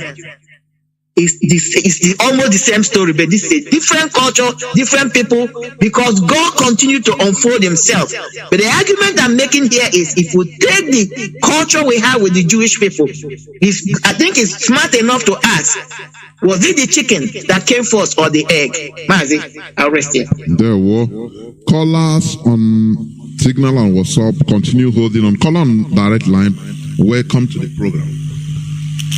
Caller on direct line, can you hear me? Caller on direct line, are you there, please? the call went off, I don't know. Caller on Signal, you have been there since 12 minutes. Welcome to the program. Can you hear me? Caller on Signal. Hello, Mazi, I can hear you. There, well, welcome to the program. Mazi, our it's always my pleasure to hear. Mazi, your topic this night, religious belief and reality. Religious belief is what kept us where we are today in Nigeria, in Igbo land, because I start from my own, because they say charity begins at home. But I believe the peoples in Biafra that is religious of the faith affected too much because we fell for it. Religious beliefs now make us see life as just a passage, not knowing that God has given us this life for you to live in it and fullest of it or fullest out of it. You know, just like the clip he played about the Yoruba man of God. He said something. He said he knew about the culture, but that was not his own calling or whatever he said. You know, he go into the ministry, go and deceive people to make money, acquire wealth through deceiving people, telling them to calm down, God is in control in life. But he knows and he believes in something. And when the opportunity comes up, knowing fully well that, okay, people will tell me now that had it been before this man to come to be the village head tank crier, that he will jettison the church to go and be a village head tank crier. Because he found out that the offer is greater than where he is. And because he went inside, he must have thought about it, where was he going to lose or gain from going into that particular calling before he choose to follow. So they understand that these things are concepts of men. The reality what life gives you. If you don't work, nothing for you. You don't believe God come and feed you while you're human. As much as you know you can walk and eat, you also know. Because look at when he was making those statements, those members, they are clapping for him. You know, clapping and laughing. Because they have taught not to think from their own mind. No, because if you have people that think from their own mind, they should be able to stand up and ask for more clarification. Give them one reason why he should abandon them on the road. That no apology. But you know, in Africa and in Nigeria particularly, in Alibu, I must say it that way. Our own thing, we always embrace foreign things more than our own. We demonize our own to embrace a pity. But I know our leader has come. Us, and victory we shall get at the end of the tunnel. Mazi, I read from here. Thank you. There, well, thank you very much. Caller on there, well, caller on WhatsApp. Can you hear me? Caller on WhatsApp. Welcome to the program. I can hear you, Professor Johnathan. Oh, my dear, how are you, my brother? Fellow scavenger. Welcome to the program. There, well. Thank you, my brother. France all over the world, and IPOB members, I greet you. I greet my leader, Mazi Johnathan, a prisoner of conscience. Thank you for taking my call, Mazi Johnathan. I greet Sister Wadana Tukwano. Oh, thank you. Good evening, sir. Okay. Okay, Mano. Okay. Okay, yeah. Please, you know, Mazi Johnathan, Professor Johnathan, like you said, you know, in your opening remark, you said that Nigerians, they used to disturb God. But to say that they disturb God is an understatement. These people, Nigerians, they lie against God. They even lie against God. They even abuse God at the same time. That is the two things I added to, that they do. And why you should know that is that they lie and even deceive God. They abuse God. Is I start from our brother Sonudo, because Sonudo knows that I'm sure even if he don't know, but all information according to us, we suspect that he know about the rendition of our leader Mazi Johnathan. And they rendition our leader and put him in DSS, torturing him, suffering him, doing all manner of things to him. Now he came outside knowing that he's abusing our father, which is the IPOB. He's the father of IPOB, and we, the Biafrans, because we take him as our father and as our leader. Now, at the same time, he wanted to make peace. How did he want to do peace when how did he expect the children of Nnamdi Kanu not to react? He just wants us to sit down with him, doing as he like, lying, trying to make peace while he's killing our father.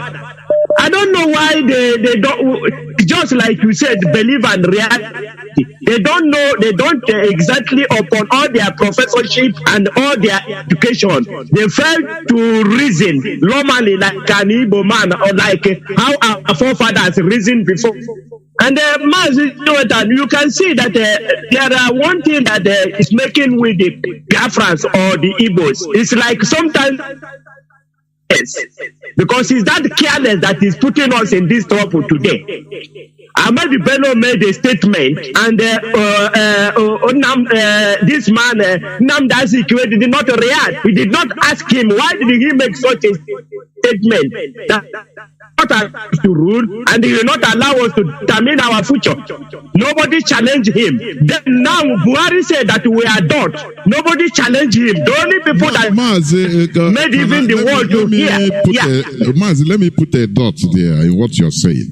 You are talking of even that. What of Aki Ironsi that his brother in a high place in the military had intelligence that they are going to kill you, that they are planning to kill you. He flew all the way from Kaduna down to Lagos to inform him as his brother to take care, be careful.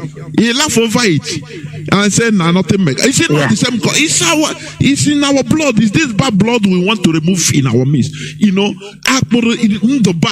are saying that Hausa people are bad, but I found out that it's lie. They brainwash us with different things. We are the people on the buy on the nebin the balcony. Look at if they will tell you that some of our people, Igbo people, are still doing business in Medugri, in Borno State, where Boko Haram can kill any time, rise from how many? They will see that Boko Haram have burned the house of one of them, Igbo man with his family, kidnapped, slaughter. Others will still be there. Anyway, let us stay and be doing our business. You know, it's absurd. Go on, please. It's very, very absurd. Okay, not even up to a week now. Tomorrow Sunday is going to be a week that the Bakri said that the Igbos are caught. Then in Amsterdam, what consists a psychic violence? What consists blasphemy? Because this one, you can link it to blasphemy. You can link it also to psychic violence. Because he's reminding the police what happened years ago, just for him to get what he wants. Because when he was saying, he started by praising the Igbos, he started, and how they do it, how they do those things, they will start to tell you that the Igbos are hardworking, Igbos are doing nice, but they will drop the bombshell at last. Look at what he said. He said that Igbos are caused. That, okay, you ask Tunde Bakare, how old are you, Tunde Bakare? Tunde Bakare is about 11 years when those coup happened.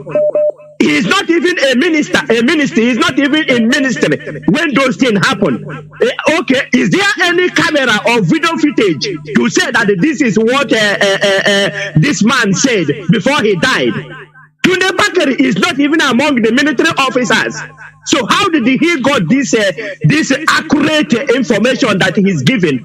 And the Igbos, since then, you have never heard any prominent Igbo man that challenged this man. You haven't heard any prominent, the so-called like our brother was talking of Mbaka and so, who know about religion and all those. They haven't challenged him up to today. And it's time that when they make this statement, we must challenge them immediately. That is challenge them, and that is all this their rubbish that they always hear bad thing about us. They didn't predict to us, they didn't prophesy to us that it is Ojiku who released Awolowo. they didn't predict to the Yorubas that it is Abacha that killed Moshood Emko Abiola.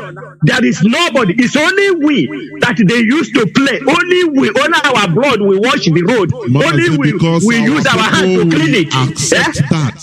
People that should be at the forefront defending us, they are there. You know, what matters to them is their political position. This man, Otunde Bakari, he never talked about millions of people, how millions we are starved to death.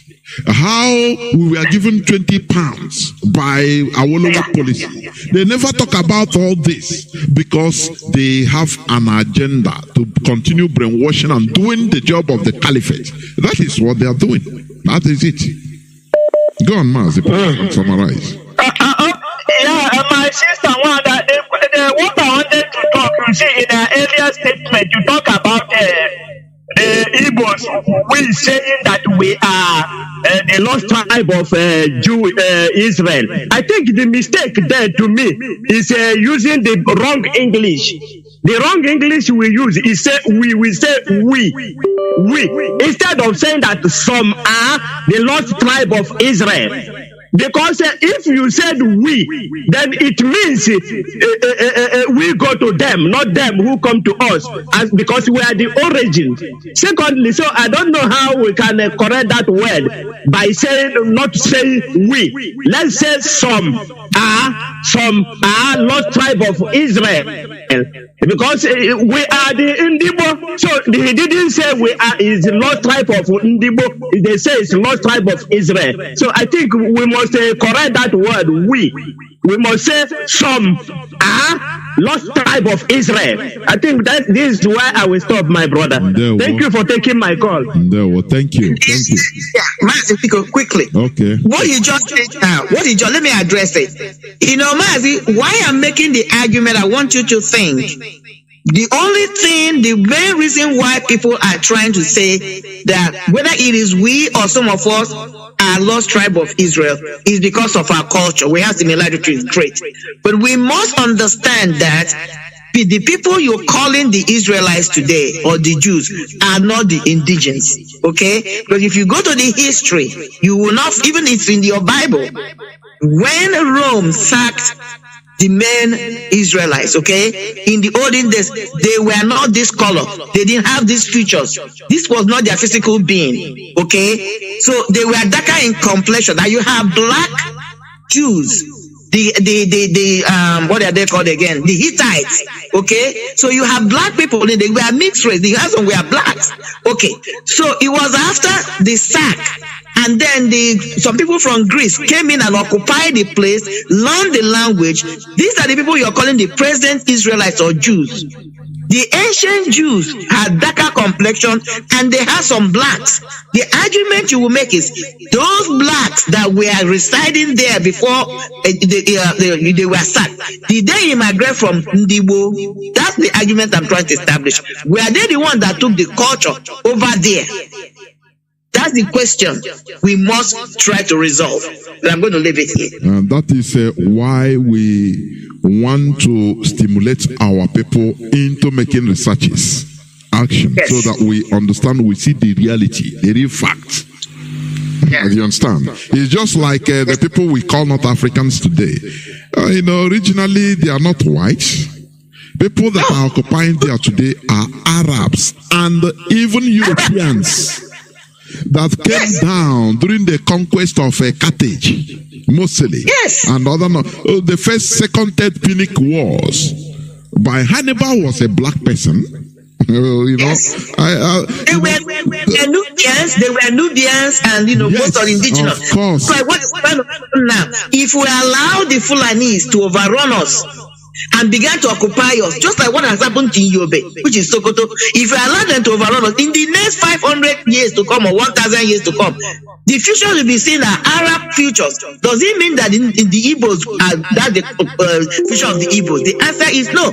What will happen is that they have It eliminated indigenous, and those that were left, they will assimilate themselves into them, change the culture. They might still maintain the culture, but they will change the features. So the person you will be looking in the next 500 years or 1,000 years will not be a typical Igbo man. They have erased the history. That's what happened in the land of Israel. People must get it. So the people that are seen now are more from the Greek origin. They are not pure Jews. That is why it's even you go to Israel today, you have some indigenous Israelites or Jews who are practicing the old, the ancient, the real Jewish culture, not these ones. So, but that's another day for discussion. There we go. Let me try to pick callers. Please hold on. Caller on direct. I don't know why is my direct line being filtered. I don't know.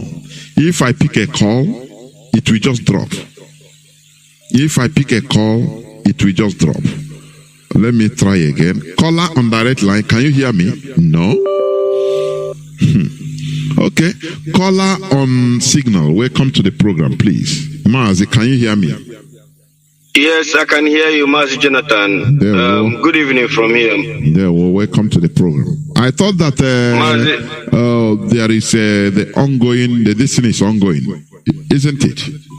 Yes. Yes, exactly. ESN fundraising. Yes, exactly. Thanks to Biafra. It has been a very, very wonderful fundraising, and but I'm at work. I was in the fundraising, but at long run after 4.5 hours, I have to take excuse and to left the fundraising. But I thank to Biafra. Our people really showed that we are Biafrans, most especially IPOB Austria. They did a very, very tremendous job. My name is Mazi Johnathan. I'm calling from Austria by the special grace of Biafra. I am the IPOB Austria National PRO. Mazi, thank you for taking my call. And my sister Marian, my beloved sister Marian, please, if I may ask,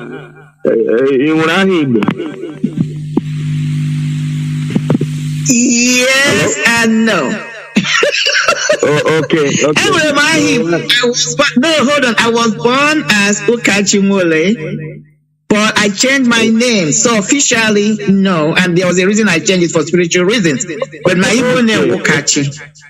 Okay, my sister. The reason why I asked is that I know our sister have a beautiful name, just as said right now. On our old those days when you call Mazi and said my name is Nicholas. Yeah, so what made you when you tell him my name is Kide, you say now you are talking. so I understand. These are the reason why I asked my sister. Thank you for coming to join our brother Johnathan to educate our people in this our ignorance that have been keeping us where we are today. And I just want to say, my brother Johnathan, that my grandmother was a prophetess. When this woman slept and woke up, she would tell you, this is what I saw, this is what I saw, what I saw. Do this and do this and do this. If you don't do it, that exactly the way she said it will happen exactly the way she said it. This was born. Our people were born seeing these things. Our people were born doing these things. Before these people brought this type of thing, they brought to us and tried to change everything we are doing upside down. And I thank you, Biafra, that there is a platform today where we can gather all over the world to educate ourselves, to listen to this raw truth without mixing it anything that will make it look as if we are trying to paint anything here. This is why some people cannot stay 5 minutes in some of them that don't have good mind. They cannot come to this platform and stay 5 minutes. It rejects them. You see them when that spirit hit them. You see them, they will run away. There are somebody here, and there's nothing I've not begged him to listen to Radio Biafra. Do you know what he told me?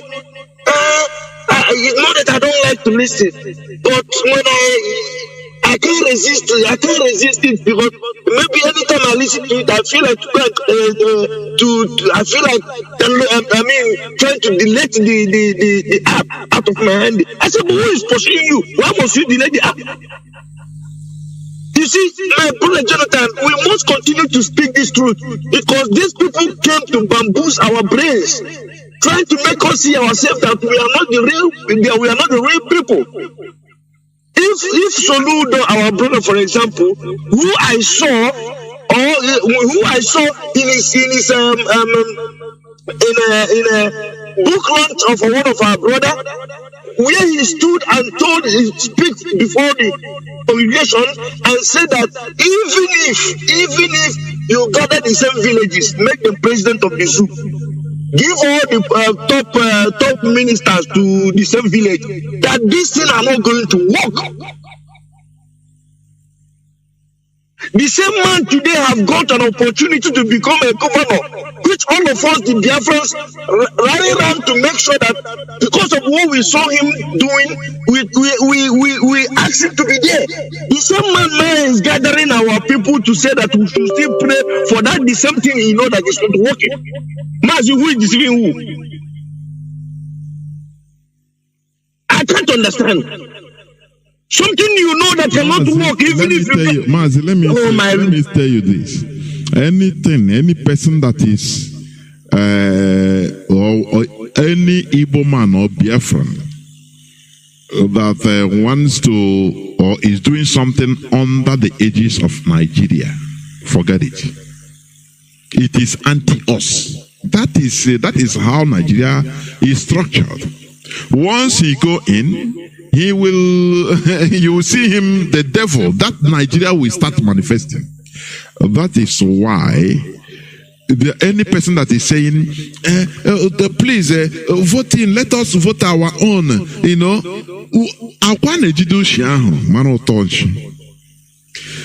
Dave Oma, he said that governor, he told us, he said, we are not elected to do your wish as a people. At least he's we are elected here to maintain the tenets of Nigeria, to kill you. That is it. Whereas his counterpart, in the name of Bauchi State Governor, said that sorry for using this F word. Nigeria is nothing. That they are Fulani by nationality. It doesn't matter whether a Fulani from Sudan or from Mauritania or anywhere. Once he's Nigeria, that he's a Nigerian, that they don't care. What matters to them first is Fulani number one. Now you judge it by yourself. Any person, that is why Colonel Madiebo said, he's still alive. Only Igbo Obuna. Say Nayoga chose Nigeria as a president, because he want to go and seal our fates, F-A-T-E, destiny, to seal our destiny as slaves. That is it, because he's not going there to represent us. Look at the governors. Do they represent us? Mazi, please go on and round up. Go on. Mazi, these are the reason why we can never ever believe in these people. I tell you, but we are watching him so closely because before he will land, we are already there waiting for him. If this man cannot be able to handle the issues of Anambra, there's a lot of work in his front to handle in Anambra.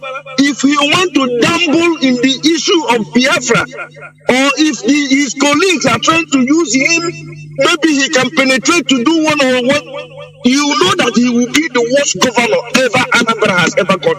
He should be very careful. When they Soludo, we are telling you ahead of time, before you say we didn't tell you. If they call you in anything concerning Biafra, tell them that this issue has been there before I came. Go and release Mazi Johnathan unconditionally. Speak with him. He's the only one that when he speaks, the people will listen. And if they want to pressure you, tell them that this is not the reason why I'm here. Finish. Or you will find yourself in a very hospital if you want to tamper with the issue of Biafra. Because you know the truth, you have speech, and you cannot come now and want to play one Nigeria with us. It's not going to work today, tomorrow, or forever with the Biafran people. Mazi, thank you so much. This is where I want to rest my case. We must continue to speak this truth until our leader Mazi Nnamdi Kanu will be released unconditionally and join us and continue to do the needful. But you can bless you, Mazi. Thank you so much. There will remain blessed too. Caller on WhatsApp. Thank you for holding on. Can you hear me? Caller on WhatsApp. Yeah. Dr. Chinedu, good morning, sir. There were Mazi. Good morning, our Wada Okachindewo. My name is Adunchukwu Ejike. Sorry, man. Please, come It's for the spiritual reason I changed my name, please. Thank you. Okay. Ndewo. I want to let our people elite, you are doing a mistake. The elite we have today is IPOs. There are our mouths speak today, and the Mazi Nnamdi Kanu, they are the elite. Just as our sister said, that there will be a time they say a man came from Afaruku to come and deliver his people. It will be in archive, be in a book. People will be reading it. IPOB, this hollow platform. If you are waiting today for someone to come and speak for you, aside IPOB Kakus, you are making a mistake. You are making a big mistake. Those people are speaking for their stomach. We have been watching these people for more than 8. They are not there for us. So the first one will not happen to you.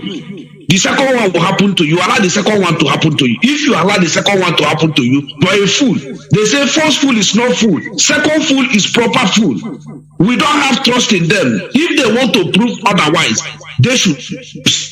We are not the one to do what? To hype them. No, they are the one to come down because they are people that are serving us. They are paying them with our own money. We are the one paying them. They are our employees. So we cannot come down to them. They are our employees. So we can't sing their praises. They are nobody. They are nobody. I want to make clear 1. 2, this man called Tundeba. I will build my church. The gate of hell cannot prevail. The gate of hell. He did not tell him to go and take loan and build a church. Since history I was born till today, I have never heard that somebody took loan to build house of God. Why must he take loan to build a house of God? If not 419, he took 9 billion naira loan to build house of God. All later sent rain. So he cannot come out and start talking jargon. You cannot build house for God. Who are you to build for God if not business? God will provide what they will use and build for him. Since I start going everywhere, I have never had that somebody collect loan to build for God. It's only Tunde Bakare. It's only Tunde Bakare that collect loan to build house for God. House of God is something of volunteer. You bring firewood, I bring. You bring zinc, I bring sand. That is how they build the house of God. That he say, in you, Peter.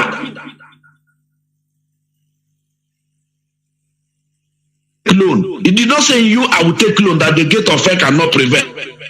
Thank you, Dr. Johnathan. I stop here so far. There were Mazi. There were. Thank you. And remember, speak this to my brother.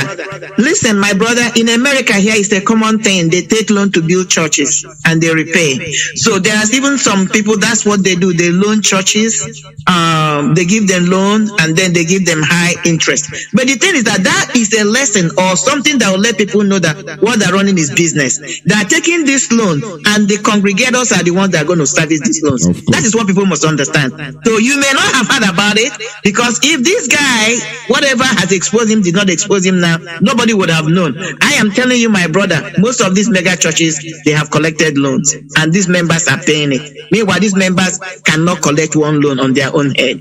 That's the reality about some of these churches. Yeah, well, we must continue. Caller on the red line, can you hear me? Caller on the red line. Why is the lines cutting off? Calls are coming too much on this, I'm telling you. Caller on the red line, can you hear me? No. No single call through today through that line. Yeah, I'm telling you, I don't know why. They are coming once I connect, they just cut. But we must continue. Caller on, let me see. Caller on WhatsApp. Can you hear me? Caller on WhatsApp. Hello? Yes, caller on WhatsApp. Mazi, go on, please. Okay, good evening, Mazi Johnathan. There, welcome to the program. Thank you. Yeah, my name. I'm speaking from our location. I greet you, Mazi Johnathan. Once again, for your teaching. I greet our sister. Is working with you. Yes. I want to start from Soludo. Soludo is on hot seat. So we have to allow him to sit down and we see where he's going. He's in trouble because the Satan in Sokoto are watching him. Whatever he will say, they are monitoring him. So let anybody think so much that he will just come up like that and give order.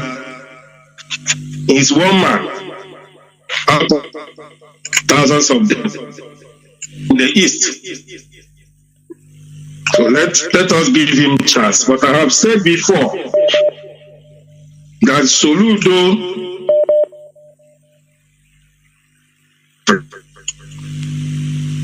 to reach what will happen during the time of Azikiwe, Awolowo, and Ahmadu Bello, because that was where Nigeria started.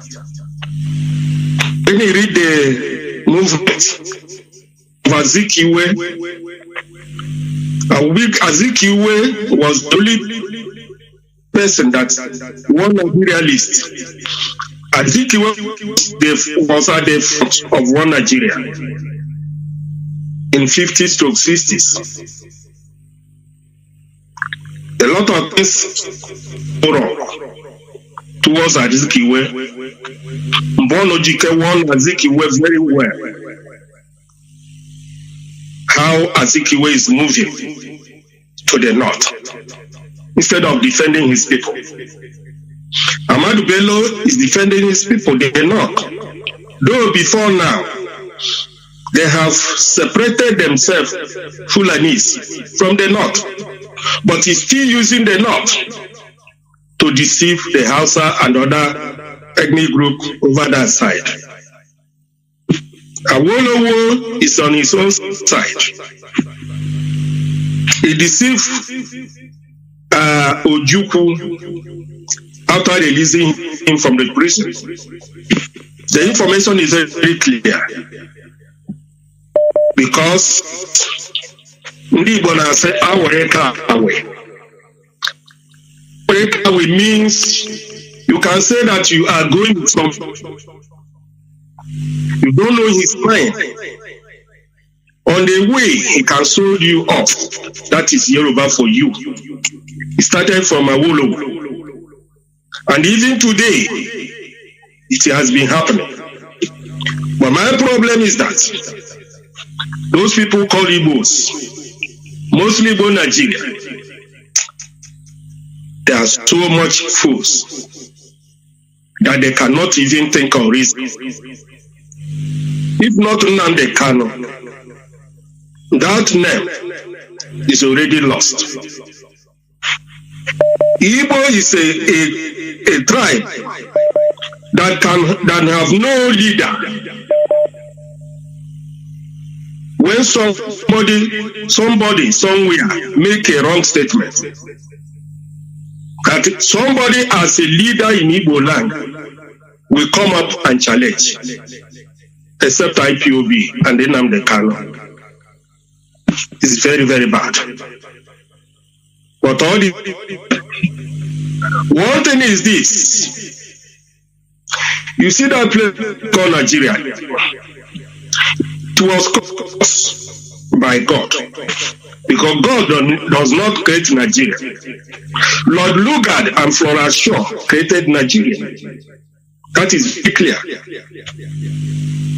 And that is why when you are forceful people to be one, and everything is playing, showing that this is not one people, and you are forcing them, that is what Nigeria. When that thing is playing, there will be no development. Everything is upside down. It's Nigeria for you. You see these people, mostly they are media, mostly they are so-called men of God. They are so dangerous to say. You see this, all of them, both deeper life, Redeemed Christian churches, Mountain of all of them, these people are Muslims. But they see that there is money in Christianity. They use all manner of things, forces, to enter inside the church, to collect tithe and offering. Who are these people in the church? Igbo people. But the worst of the worst is that these people, when we are telling them the truth, so many of them, because of the sense and stupidity in them, they're so much irreligious that they cannot understand what is the meaning of truth. Because the Bible said, what shall it profit you to gain the whole world and lose your soul? The Bible also said, you shall know the truth, and the truth shall set you free. When somebody is saying the truth, when somebody is teaching the truth,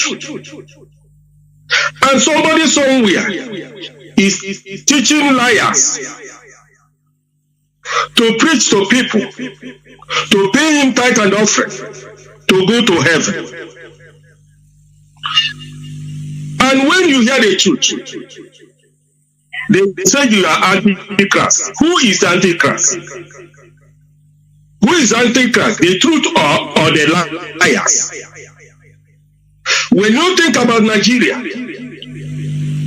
all the whole side, both Christianity and the Muslims, what they are preaching in Nigeria is different from what Jesus preached in Christianity. Preaching money, millionaires. They are using force, profit, to take money from people, to deceive people. I don't know how long. I wish to go his church. How I wish this teaching will be in a daytime where a lot of all these people will be hearing this thing, so that some of them who can reason as a human being will repent and know Nigeria is hell. For anybody who are supporting Nigeria is cursed already. Is cursed already. Anybody that is supporting Nigeria or praying for Nigeria is cursed. Thank you very much. All hail Biafra. Almost hail Biafra. That is it wants every time praying for Nigeria. You know, that is where I fail to understand the mindset. Every time praying for Nigeria. Come, pray for Nigeria. But still, things go from bad to worse, from worst to worst, baddest. And people are still, come on, let us pray for Nigeria. You know, the deception is too many, too much. But the problem is the people, they are being manipulated. Ignorance. Ignorance is what is holding them. What we preach here is common sense. Caller on signal, welcome to the program. Caller on signal, can you hear me? Good evening, Mazi Johnathan. There, welcome to the program. Mazi, go on, please, go on. Hello, sir. Go on. Are you having earpiece? Please, you remove it. No, I removed it. Okay, please, go on. You are wasting time. Go on, please. Okay. Good evening, sir. God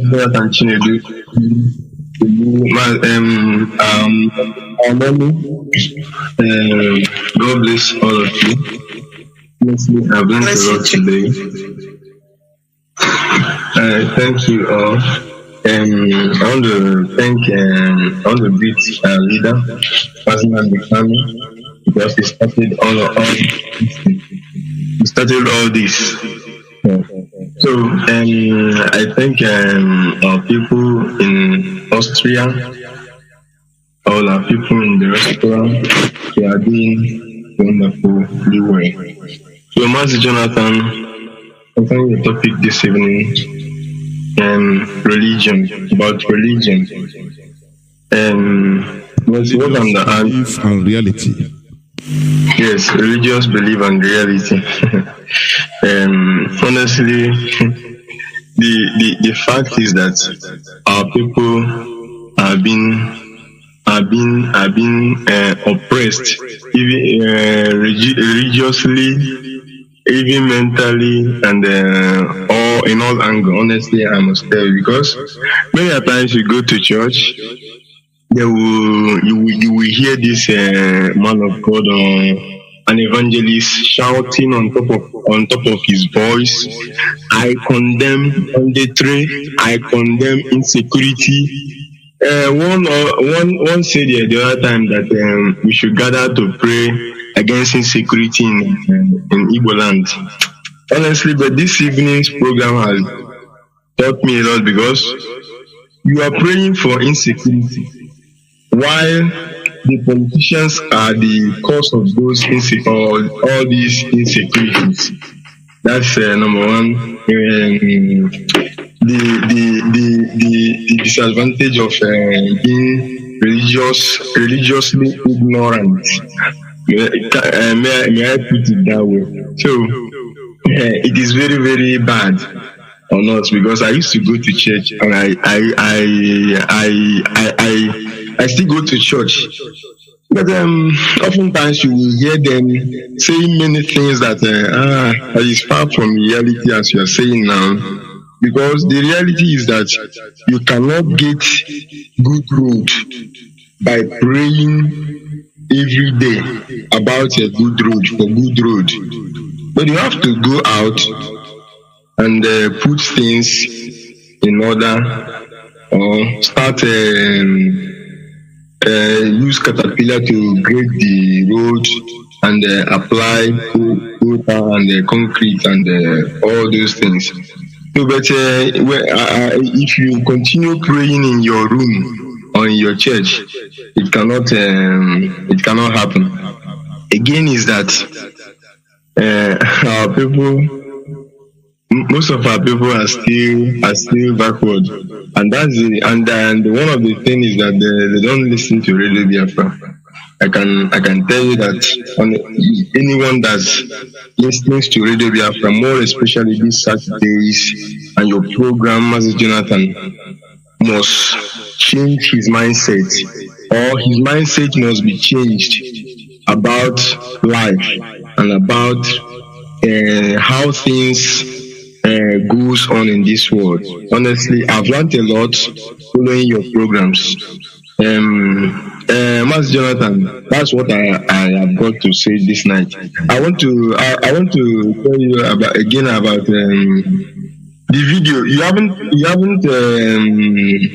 haven't posted it on your Twitter handle. That Jonas Rafa, that Fulani man that was backing at an Igbo man, even collected his phone while it was with cows that destroyed the crops of that man. So I haven't seen it. So I want to report to you that our radio has been stopped. Which place is that? Which location? More precisely. Were you receiving it yourself using the radio before? No. I checked it the day before yesterday. It wasn't working. Now, so like what I said at the beginning, sometimes our people use a radio that doesn't have up to 102. You need I use 20 meter band. I use my phone to get all the signal. Whenever they restore it, I used to get the signal. No, and even, is it through FM? Yes, it's through FM. Okay, used to. Okay, it will be. Don't worry, it will be restored. It's working now. No, it's working now. Oh, it's working. Then it's okay. Okay, thank you. Yes, it has been restored. Thank you. Try to post that video. It's okay. Thank you very much. Thank you. I have a caller on WhatsApp. Welcome to the program. Can you hear me? Yes, Mazi Johnathan, I can hear you. Yeah, well, welcome to the program. Yeah, my name is Mazi. I am calling from Ireland. Mazi Johnathan, before I continue, I want to make a kind of a suggestion to the DOS. Them to that committee and give them a Radio Biafra, so that this committee will look after teaching our people our way of praying. When I say then and those committee will be teaching our people the things. Come again. The first point. Sorry, because I don't know your voices and come out. So we missed what you said. Just start afresh, please. I said, can you hear me clearly now, yeah? Yeah. Okay. I said I want to make a suggestion to the DOS that they should form a committee and give them a slot in the Radio Biafra. They give them slots. So this committee, like maybe 2 or 3 people, they will come and teach our people on our way of praying. As in, as in, even my both Ijo, Igbo, Ibibio, those are our ways of I say and Igbo. Kahana cousin the by Nekmelai. As in the way we are praying is not bad. Then let them know the bad part of it. They know the good, because when they talk about the way we are praying, everybody will think that it's so bad. No, it's the oil war. No, those committees will teach our people the bad aspect of it. Like Ndineja work, we are working all those things. Then Kowal had the work of Dibias. That there are some Dibias that are meant to, that some Dibias are like a healers. That some Dibias, their job is to heal people. That some of them, people that maybe have some malaria. Can I come in here? If you also have maybe knowledge of all these things, you can also inbox me and we talk about it, so that you'll be coming also, be talking about, be teaching it. It's not bad. Because what we are doing is voluntary. It's not map out this person, come and be doing this. No. Do you know, I myself, when I was first approached to be broadcasting, let me tell you honestly, since 2015, I refused. I said, no, I don't want to start something I cannot continue. Please, I don't have time. Because, but the time came, I said, no, you couldn't. It's just like a call. That's it. So, If I tell you how many people have approached on different things, there is even a personal approach of late for coming to teach our tradition on Radio Biafra. He say, okay, but you call him, say, no, don't worry, I'll call you back, don't worry, So there's a way we should be understanding this is voluntary work. If I tell you now, say, okay, Mazi, come be coming, or the DOS call you, say, be coming on air. You must be coming on air. You will say, what about your work? I got now. There are many excuses. So this is a voluntary work. Any person that wishes will come and impose and say, okay, this is not on air even.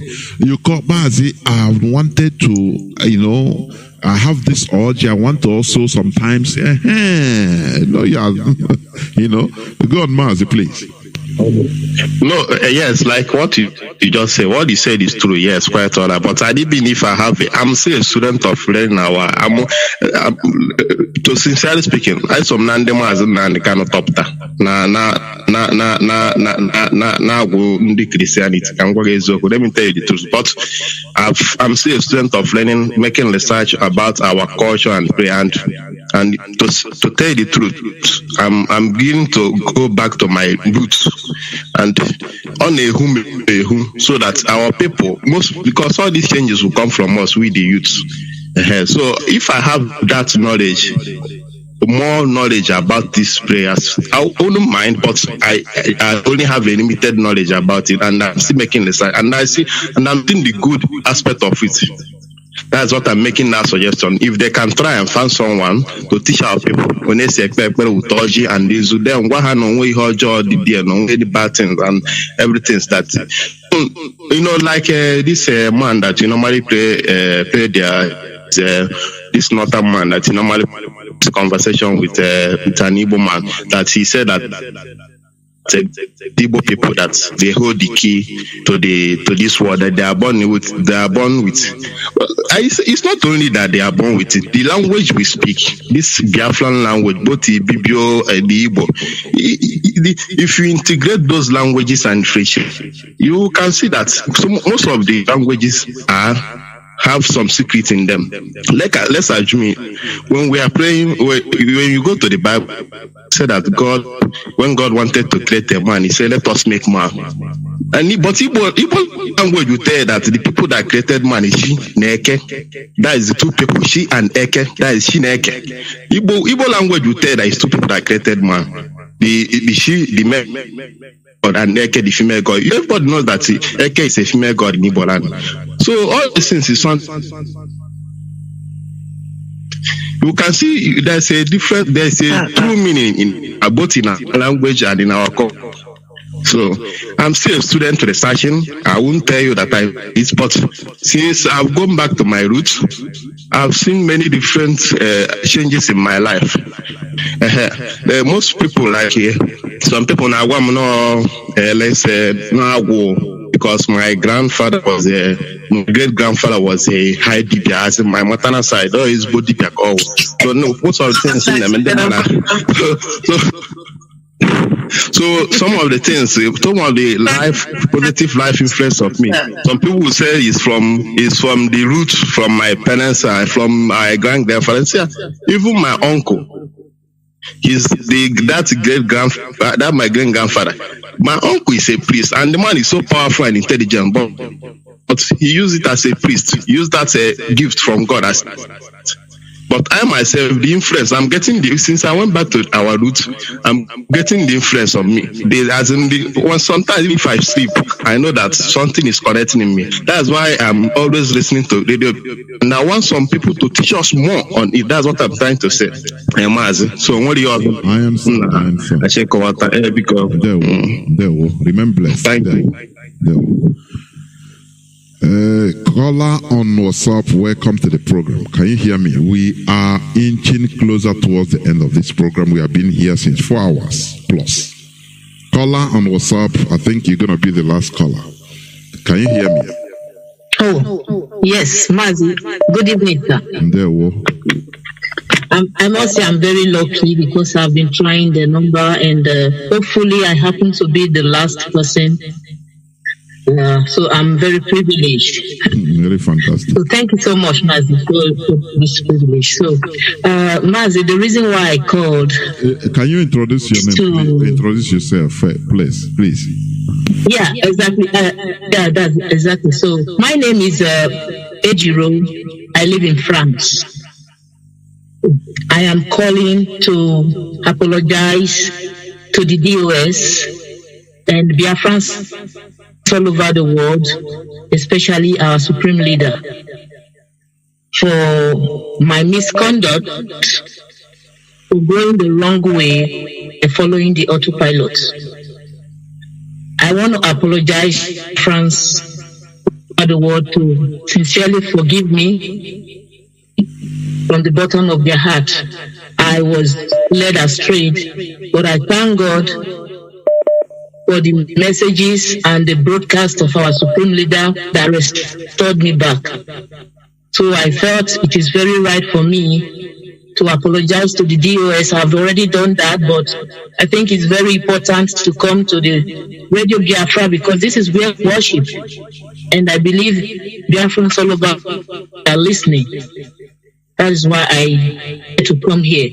So I am begging and I am pleading for Biafran to forgive me and to accept me back as a sister, a comrade, and a family.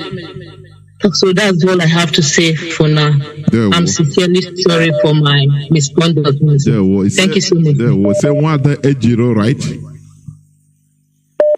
Ejiro, yeah. I used to be the coordinator of next unit. In France. Okay, no problem. In France, yes. It's okay. Thank you very much. All we always say, like Mazi Johnathan already said the other day, it's not easy for somebody to come up openly to ask for demand for apology. I mean, to ask to apologize. It's not easy. It is on record. Apology is not a must that we take it, but it's on record already. This person asked, he apologized, he or she apologized, because not everybody can do it. Some people, they have ego. Their ego is too much. So that is it. So your apology is noted. Now it is left for Biafrans, DOS, Biafrans, even your unit to see, and we continue watching. That is the thing. But we applaud your courage. That is it. That is the first point. I don't know. You're calling back. Is there anything you want to say more? You called back. Yeah, Mazi, I don't know. The line just went off. I don't know why. No. I think you have. I think I stopped it because I thought you finished. Yeah, I finished. I thought you were saying something. So. Yeah. No, I thought that you'll be listening to it through the app. That is why. Okay.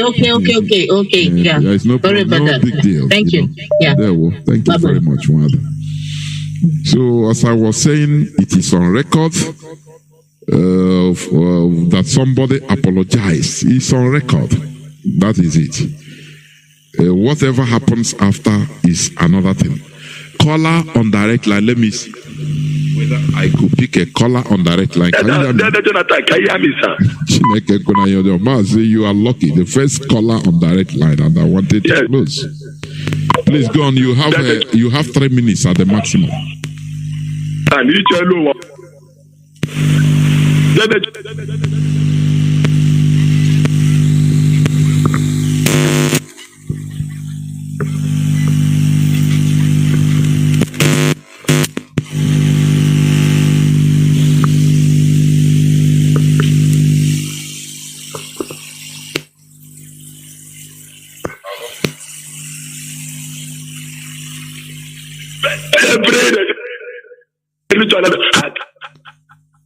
Let us start it by that. Who is the mother of Jesus Christ? That is it not Mary?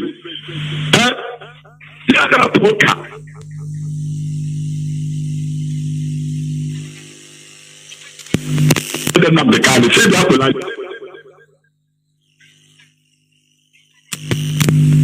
not the same with the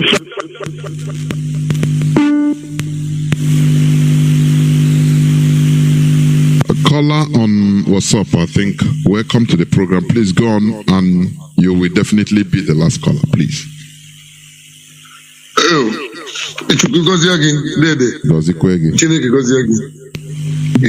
Please, and bring that day to his family so that please, he shall have someone to bear his name.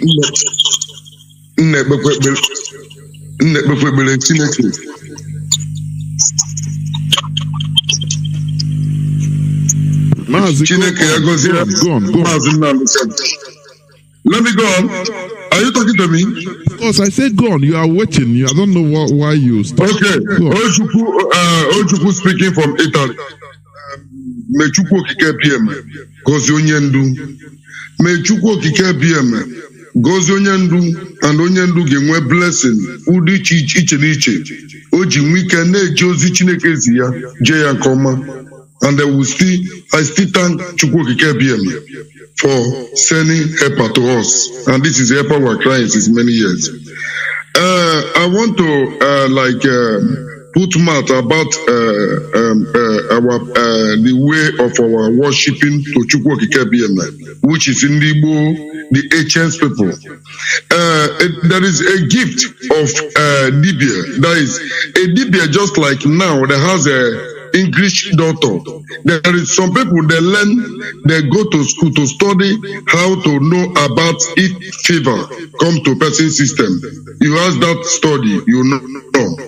That is just like a Libya. Some has a gift, it may be something bite you, like snake, something poisonous. There is that gift is for only that him to know the leaf to treat that injury come by poison. That is only in job.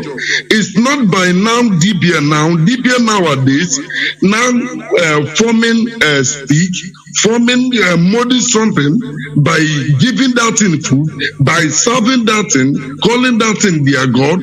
That is where the problem comes from. A Dibia, that the one they has in each land, in Biafra land, they have a chief prince. A chief prince is the one, the God of our ancestors, deliver message to go and deliver the senior man in the community, just like they have Obi now. It will deliver the message to him. And if a person has a problem, that problem, the Dibia in the village don't have any power, cure that sickness that moment, that Dibia will now see, the message will not come to Dibia that moment. Tell the people, take this person to the chief prince. Maybe the Dibia now see that person commit adultery, he commit the sin against the law of the land. That is why he sent her to chief prince, because that is where a chief prince speak the mouth of God. The chief prince is the eyes of the God in physical, and the Chizoba that. Hello? Mazi, round up, go on. I don't know why you are stopping. Round up. Okay, Chizoba is the Messiah that came more than 2,000 years ago. Chizoba, like one woman said, Chizoba born in Igbo land. Igbo land is not today. In different world, different land, this world, the Igbo land is first because our father, far back ago, leave the land of Egypt down to West Africa. This is the Anambra you are seeing. That is then our father just like modern, built by man alone without a woman. And our father, before not coming out as a woman being, but has a mouth, eye, now speaking as a woman being. That is our father. If this period, the Fulani, the British, key, the main people that will bring out the story to their children, then and I need to, because we are closing. You have taken 4 minutes out of 3 minutes. May you wisdom to Biafra students now to understand by the name of Chukwu Ikebieme. May God bless you. And you too. Well, thank you very much. One other, please, your pattern shots. Yeah, I'll make it quick. In my submission, I will say that there is a thin line between a belief and faith. When you believe in something based on religious doctrine and never try to exploit the truth, that blinds belief in faith. Reality is the ultimate truth, where logic prevails and superstition is being challenged by reasoning against stagnant beliefs banded by religion. God bless you all. Thank you very much. Biafrans and lovers of freedom. What I'm saying, I will continue reiterating on it. We are trying to preach facts, open the eyes of our people, of us all, on the reality. Just common sense, good judgment. That is common sense. Common sense, you cannot, you don't get it in the university, no. It can facilitate anyway, or it could contribute to common sense, but it's not the ultimate factor, no. The ability to reason rationally, that is it, common sense we are preaching here. Because what we should ask ourselves, with all these religious beliefs, fanatical ones in Nigeria, everybody is fanatical in religion. It's a simple question we challenge people to ask. What is the advantage? What advantage has it provided to the advancement of the country? All that, all it brings is a katakata, unsobu. In Biafra land, every street, you have different churches. I say different churches, 10, sometimes more than 10, 20, 30, different churches. Now you ask, what is the advantage, the profit? Why not? We have been doing something the same way. Why not we think back, take stock? Sometimes, that is how a country progresses. You take stock and look about or talk about what you have achieved with this. But when you don't achieve anything, instead you are retrogressing. Now you have to do something in another way. That is what we challenge our people to think about. Ponder about it. What is the need of praying for security? I mean, praying against insecurity or praying for security, yes? You go to church and cast the demon of insecurity. Whereas, we know the cause of insecurity. There is no job. Government does not care for the people. They don't make policies that just like manure for jobs to be created, because sometimes it's not the government that must provide jobs, no, but the work of the government is to provide the necessary amenities, infrastructures, the basic infrastructures, and make friendly policies, people friendly, that will make sure that people will now sprout up, create jobs. People create jobs to employ others. How is it possible in Nigeria when the only seaports you have are in one tiny place? Only Lagos. You have Kanu, you have Apapa. Only in one tiny place. The road going to that place, one road everywhere is clogged, serving the 200 and something million people. Just because they want to stifle Igbo man. Now they are stifling everybody. And people are comfortable with it. We preach common sense here. Not that we don't have other places. We have Atlantic Ocean shores. in Biafra land abound everywhere. Instead, they go to the desert in Sahel where there is no water body. They go there and do institute dry dock. Does it make any sense? Does it make any sense? They build railway lines down to Niger. He said it will stimulate economic progress. But they neglect in our land people that really contribute economically more than any other people. Does it make any sense? What here when you have common sense, that is what we preach. So that you see reality, not believing. Oh, pray against insecurity in Nigeria. Oh, in our land. Oh, we have insecurity. How can you combat insecurity without addressing the cause of it? Youths, people that are growing. Do you know children? They have energy.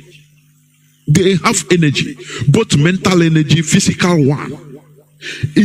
Governments don't joke with youths normally. In civilized countries, they don't joke with youths. But in Nigeria, youths are called miscreants, hoodlums, anything. Youths have energy. If you don't challenge it to the good side, they enter the bad side. Nature abhors vacuum. You see people, they call them Yahoo boys. Because there is, had it been government provided, a policy whereby a place will be created. Even there are ways governments also tax billionaires in the country, millionaires and billionaires, make them, charge them, in order to also contribute. They can create Silicon Valley in our land. So that with the brain, that hot brain you have, technical brain, computer age, everything will be provided for you. Say, oh yeah, start researching for what you can do legally, and you'll be receiving some form of stipends. Let me not call it salary, and the person will bring the best of him. This is the function of a government. But we did do it.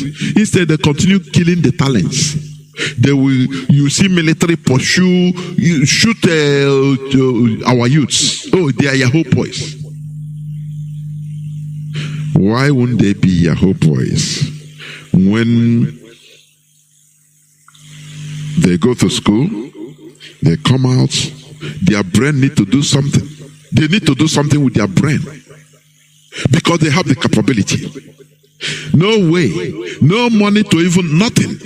So they need to focus somewhere in order to raise money. I'm not advocating wrongdoing, but let us call a spade a spade. You understand?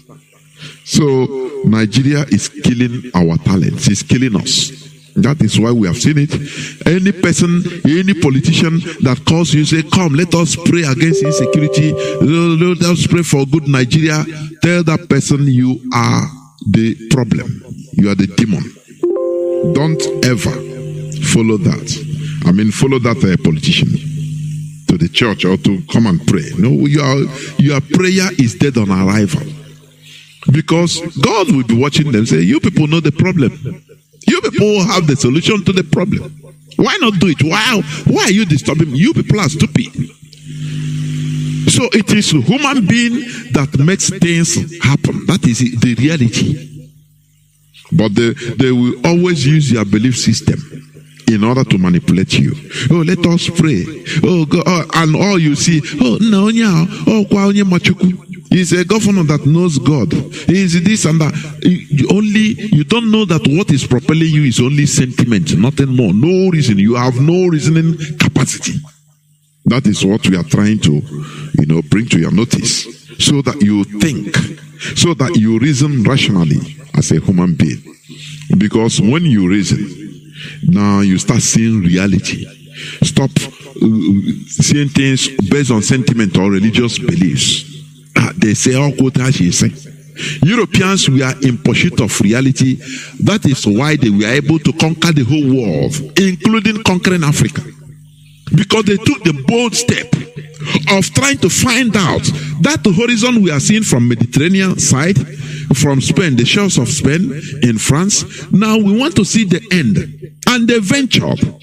They took the step. They want to see the reality. Whereas our own side, you see, many people that time we are, once they look at the sea, they look at the horizon, they cannot see no end. They believe, that side maybe is where God is living. So they conclude, if you go there, you die. So don't go. Instead, they will come to the shore and make sacrifice, throw one thing or the other, say they are sacrificing to the gods that live that side. But Europeans, once their eyes opened, they started looking for reality. Facing reality. That thing we say, let us go. If we perish, we perish. And they entered the unknown, started traveling to the unknown, the horizon.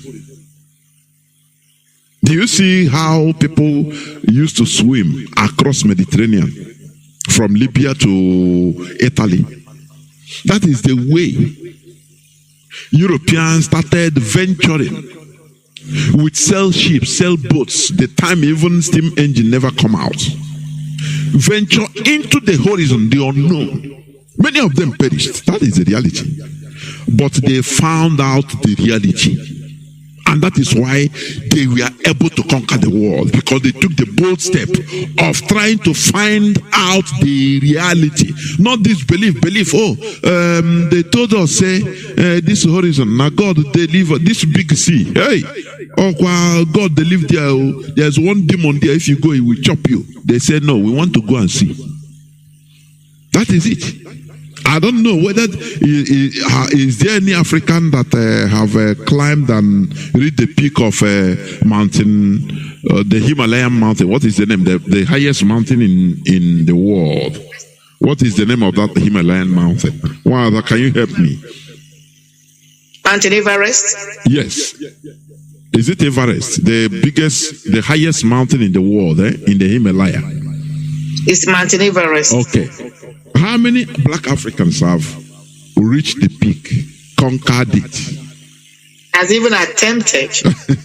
Because I see that black Africans, we don't take risks for discovery, for knowledge, for wisdom. No, we don't take risks.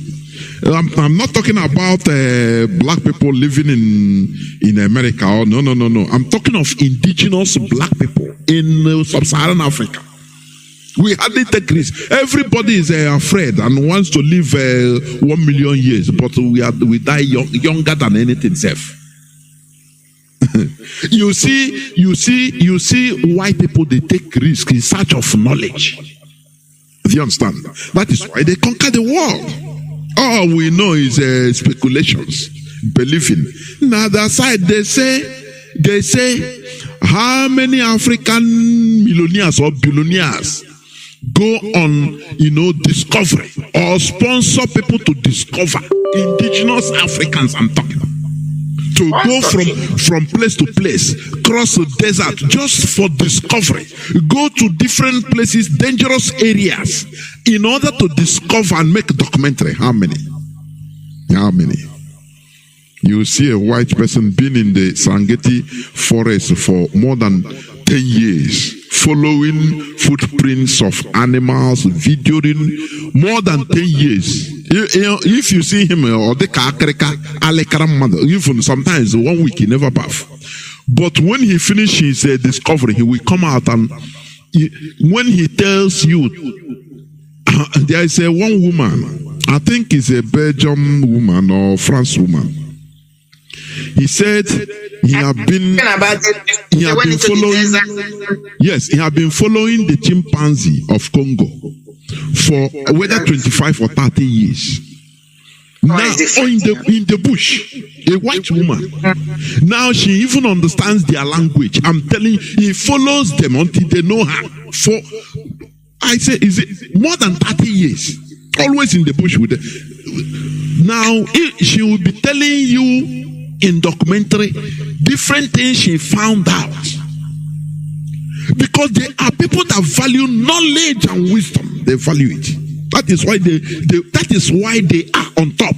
The black race, we are see, all that matters to us is money, good life. Once you have money, you don't even, hey, you want to show, you want to live good life. Who have pursued or sponsor people in search of knowledge and wisdom? It's something. Sometimes I reason it. I say no. We follow. We continue being on that unless we restore Biafra. Because that is where you spend money, invest money on knowledge, looking for knowledge and wisdom. That is it. When the video, you see people crawling in the bush, staying there, they build the cubicles in the bush, rainforest of Amazon, and stay there. They have tents. Yes, tents in the bush. Rain come. They will be videoing different snakes. Poisonous, sometimes they got beaten and they heal themselves. They continue. They has sometimes but when they finish after many years of research, what they will find out. Knowledge. The knowledge is power. Forget. Until we reverse this madness of money, wealth, this and that the black race Nigerians have taken. I'm telling you, we are going nowhere. We need to look for knowledge. Knowledge is the key. Wisdom and knowledge is the key. And that is what we stimulate here. Thank you for listening today. Tomorrow is another day. Tomorrow is another day, and we continue pushing on. Our leaders got out in yesterday something tangible, and we continue working hard. On the 18th and 20th of May next month, his bail application will be had. And we strongly believe, because as they have knocked out it, they don't have any case against our leader. Normally, even they are trying to wriggle away with a brave face. How, Nigeria is a country. So they don't just have to come out and do something, release him. They have to start as if, because they committed international crime. Nigeria committed international crime. So they have to find a way to save face. Yes. They have to. Yeah, go on. Okay. No, go on. I'm sorry. I was done. Okay. I was just saying to be held in context of what they have done. They should be held in context. Of course. So this thing they're doing is nonsense. That's why they are going through, okay, today we strike 8 out. Okay, have some more questions to answer in that. It's a country. So there must be a way for them to save face and not saying, okay, not being seen as capitulation. So they have to find another time, bail application. Okay, we give you bail. Oh yeah, go, this and that. And that is it. Soft landing. Yes. So in any case, we are winning. That is it. Thank you for listening, my people. Biafrans and lovers of freedom worldwide. Tomorrow is another day. Biafra is our religion. Do not forget that Fulani cow, they are banned in our land. As our HOD said, this ban is in place. The last grace for people to round up lastly is from now till the end of the month. Lastly, after the end of the month, you see, don't be smart or clever by half as an Igbo man. They are selling it cheap. The type of brain our people want. Because you see our people now say, hey, why are you doing this? One day our people want this thing. Why Igbo people? We have been hammering this right from last year. Right, there is no sentiment because you must force our people to behave. Otherwise, they take advantage. Our people are as far as making money, they can even do anything to make money, fall into slavery. They want it. But we force our people, because if you know that you are buying a cow or Fulani cow, that all the cheap, they are selling it cheap. Now, I will tell them that now it's me that is the owner. I'm telling you honestly. You will understand. Creative in crimes. Of course. So, God say that they might go and say, you Fulani, you see, they have banned it. I'm doing you a favor. So, cut all the price into Haje Chiko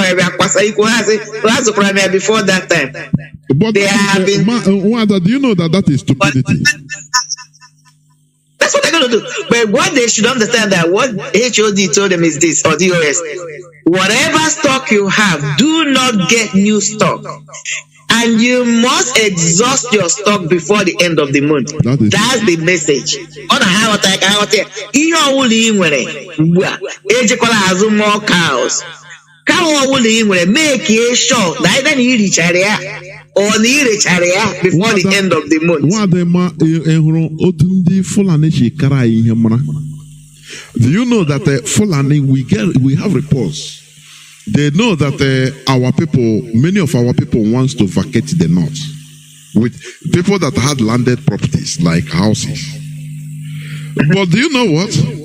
If they put their house for sale, no Northerner will come and price it. They'll tell you, carry your house on the head, go. We are not buying. But good for them. But do you know that? Let me tell you. Do you know that if it is, for example, if it is the Fulani that have houses in our land, for example, and they are told to vacate, our people will go and start scavenging, buying everything. Oh yeah, sell to me.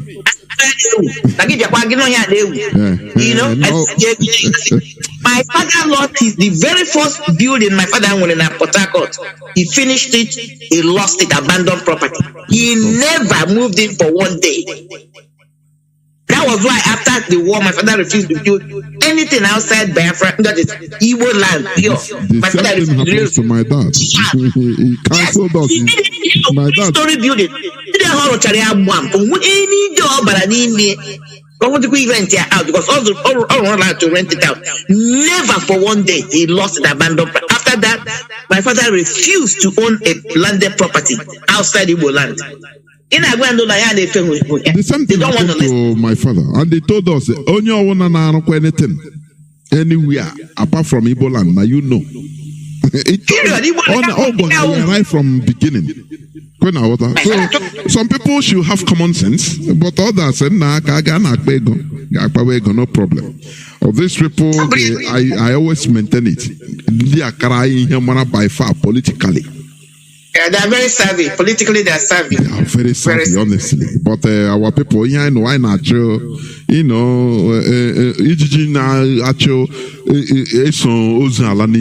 That is the thing. What our people don't understand, just like what we treated last week, government is greater than belief or religion. Why? You can make all the money you want to make. I hear our people both that they are holding the economy of Nigeria.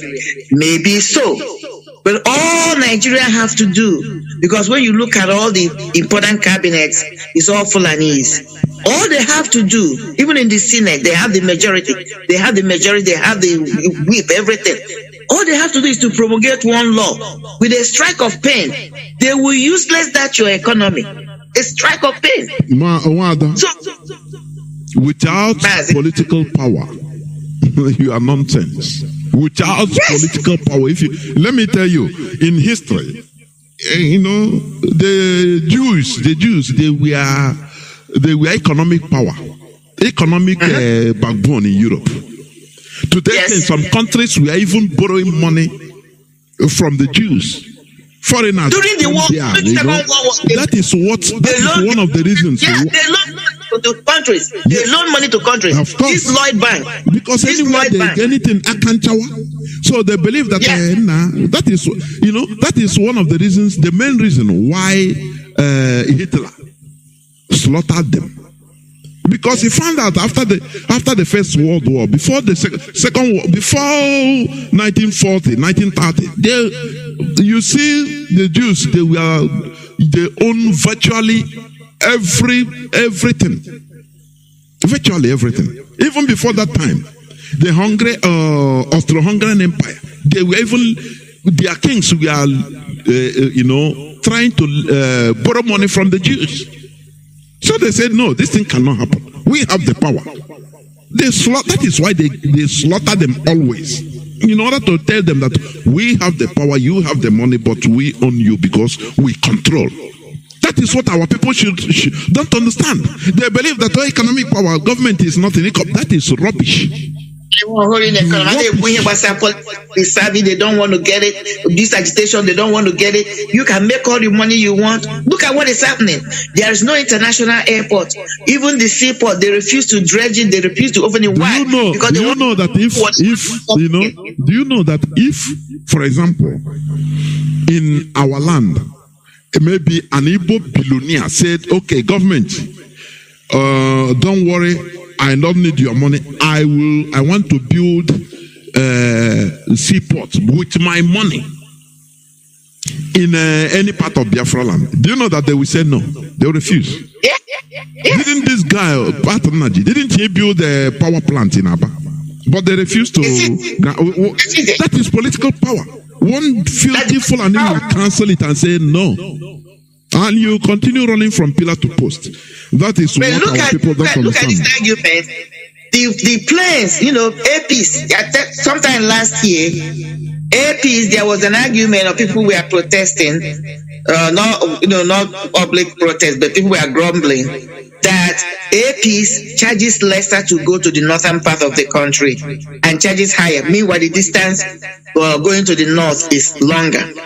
The argument is because he doesn't have enough passengers going to the north. So what does he do? He reduces the price. So by coming to the side, the competition is very high. He has a lot of people coming to the south. So of course, the theory of demand and supply. When demand is greater than supply, that theory in this case doesn't hold water. I don't believe that theory. That is rubbish. No, I'm coming.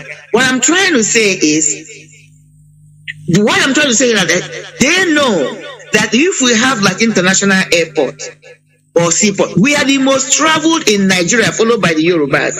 The economy will collapse in those northern areas, or Yorubas will still have something at Lagos, but Abuja will completely collapse because most of people that are traveling, is us that will travel. The whole traffic, instead of going to Abuja and Lagos, go directly to Biafra land.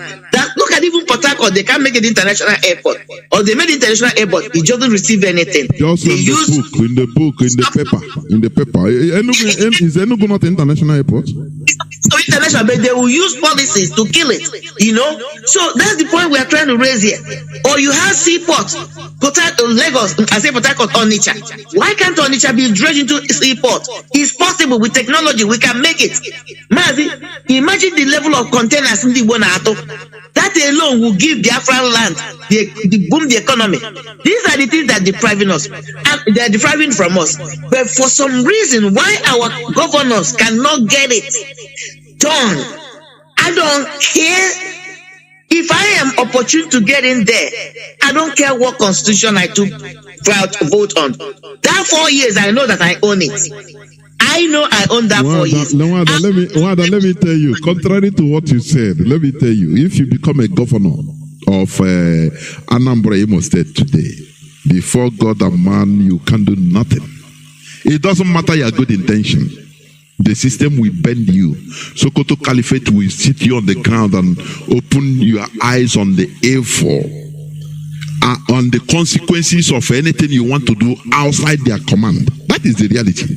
Now, people don't understand. You can have let me tell you, some of all these governors, some of all these our politicians, they have good intention.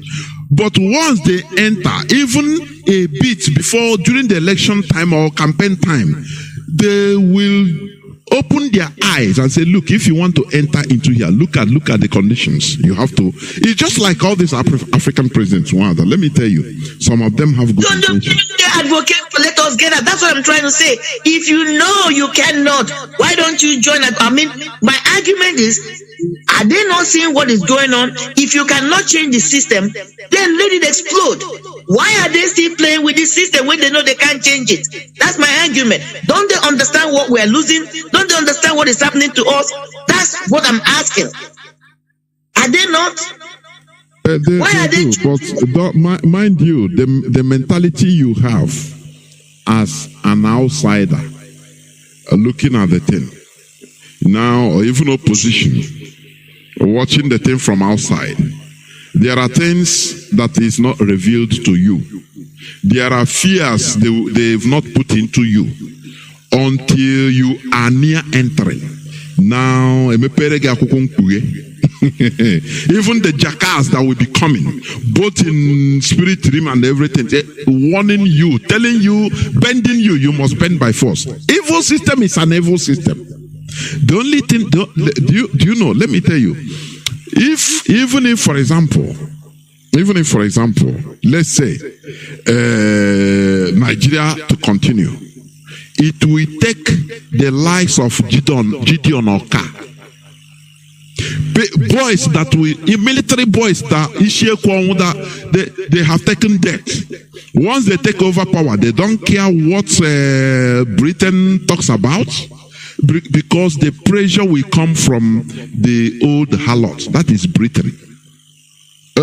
What they will tell you there, only you will be seeing them. You know, there are many things involved. But if people like Gideon Oka came into power, his pronouncement was to attend all Israel. It doesn't care. Even if it is what I do, they kill me. That is no problem. I die a good death. By that time, what would have happened is finished. That is the only thing. But when you say, okay, under Nigerian setting, you become this, and you want to do, oh yeah. What I'm saying, you can't. What I'm trying to say, only with a good conscience. Because what I'm trying to say, people don't have good conscience. If they have good, let's assume you come in with good conscience, you want to do something, and you get into the system. Those who are studying, I'm talking about these people who do not want to understand or believe in this agitation. You think you can change Nigeria or make that change. You get in there, you find out that this is an impossible task. Why don't you decamp and join and explode this whole thing? Why can't they do that? Because they know it's not possible to achieve that journey. One Nigeria, no, it's not possible. It's over.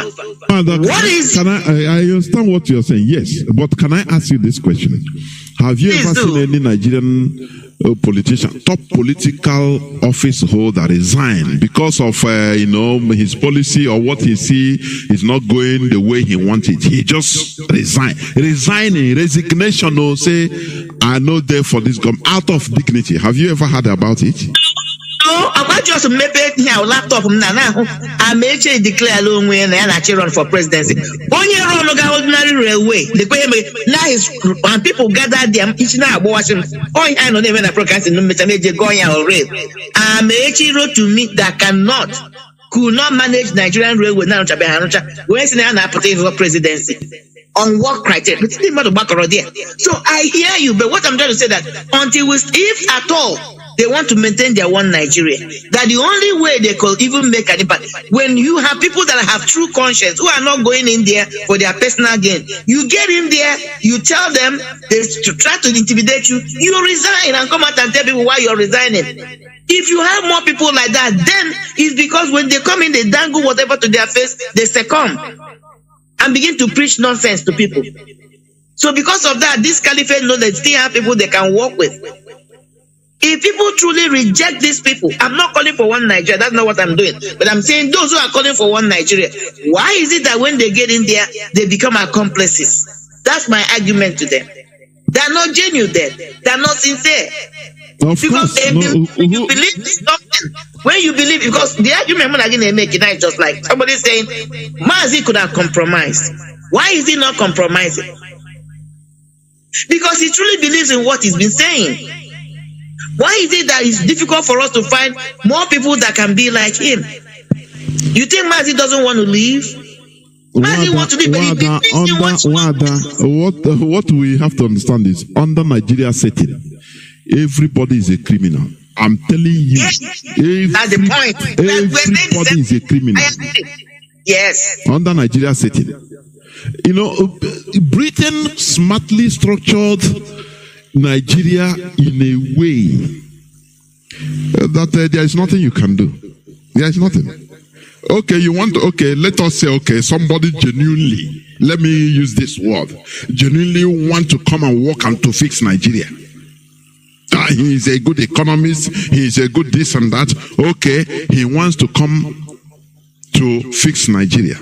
He is from the south, or from Biafra land. Do you know what? The Sokoto Caliphate will simply spread the preaching in their mosque. Don't vote for Arnie, an infidel. Finish. People there, they don't care what your economic progress. They don't care we are good governance. They don't. What matter? They will use one thing, just cancel, block everybody. Finish. And you are not entering there. Before you enter there, the road to Nigerian presidency is not through ballot box. It's not through the people. No, you go to number 10 Downing Street. You go to Buckingham Palace, and they will tell you and vet you. It is them that are vetting you. Now you have to vomit what you have for them. They will know whether to put you there or not. This thing they are calling electioneering or democracy in Nigeria is just a shenanigan, rubbish. It's a cycle of deception. At their farmland. Yeah. We are their farmland. That is it. Well, then let's close this program, please, because if we continue, we are 5 hours. 5 hours, I'm telling you. Thank you, Mother, and thank you, Biafrans, for listening. From me, Mazi Johnathan Chinedu, from here, it is simply good evening. Good night.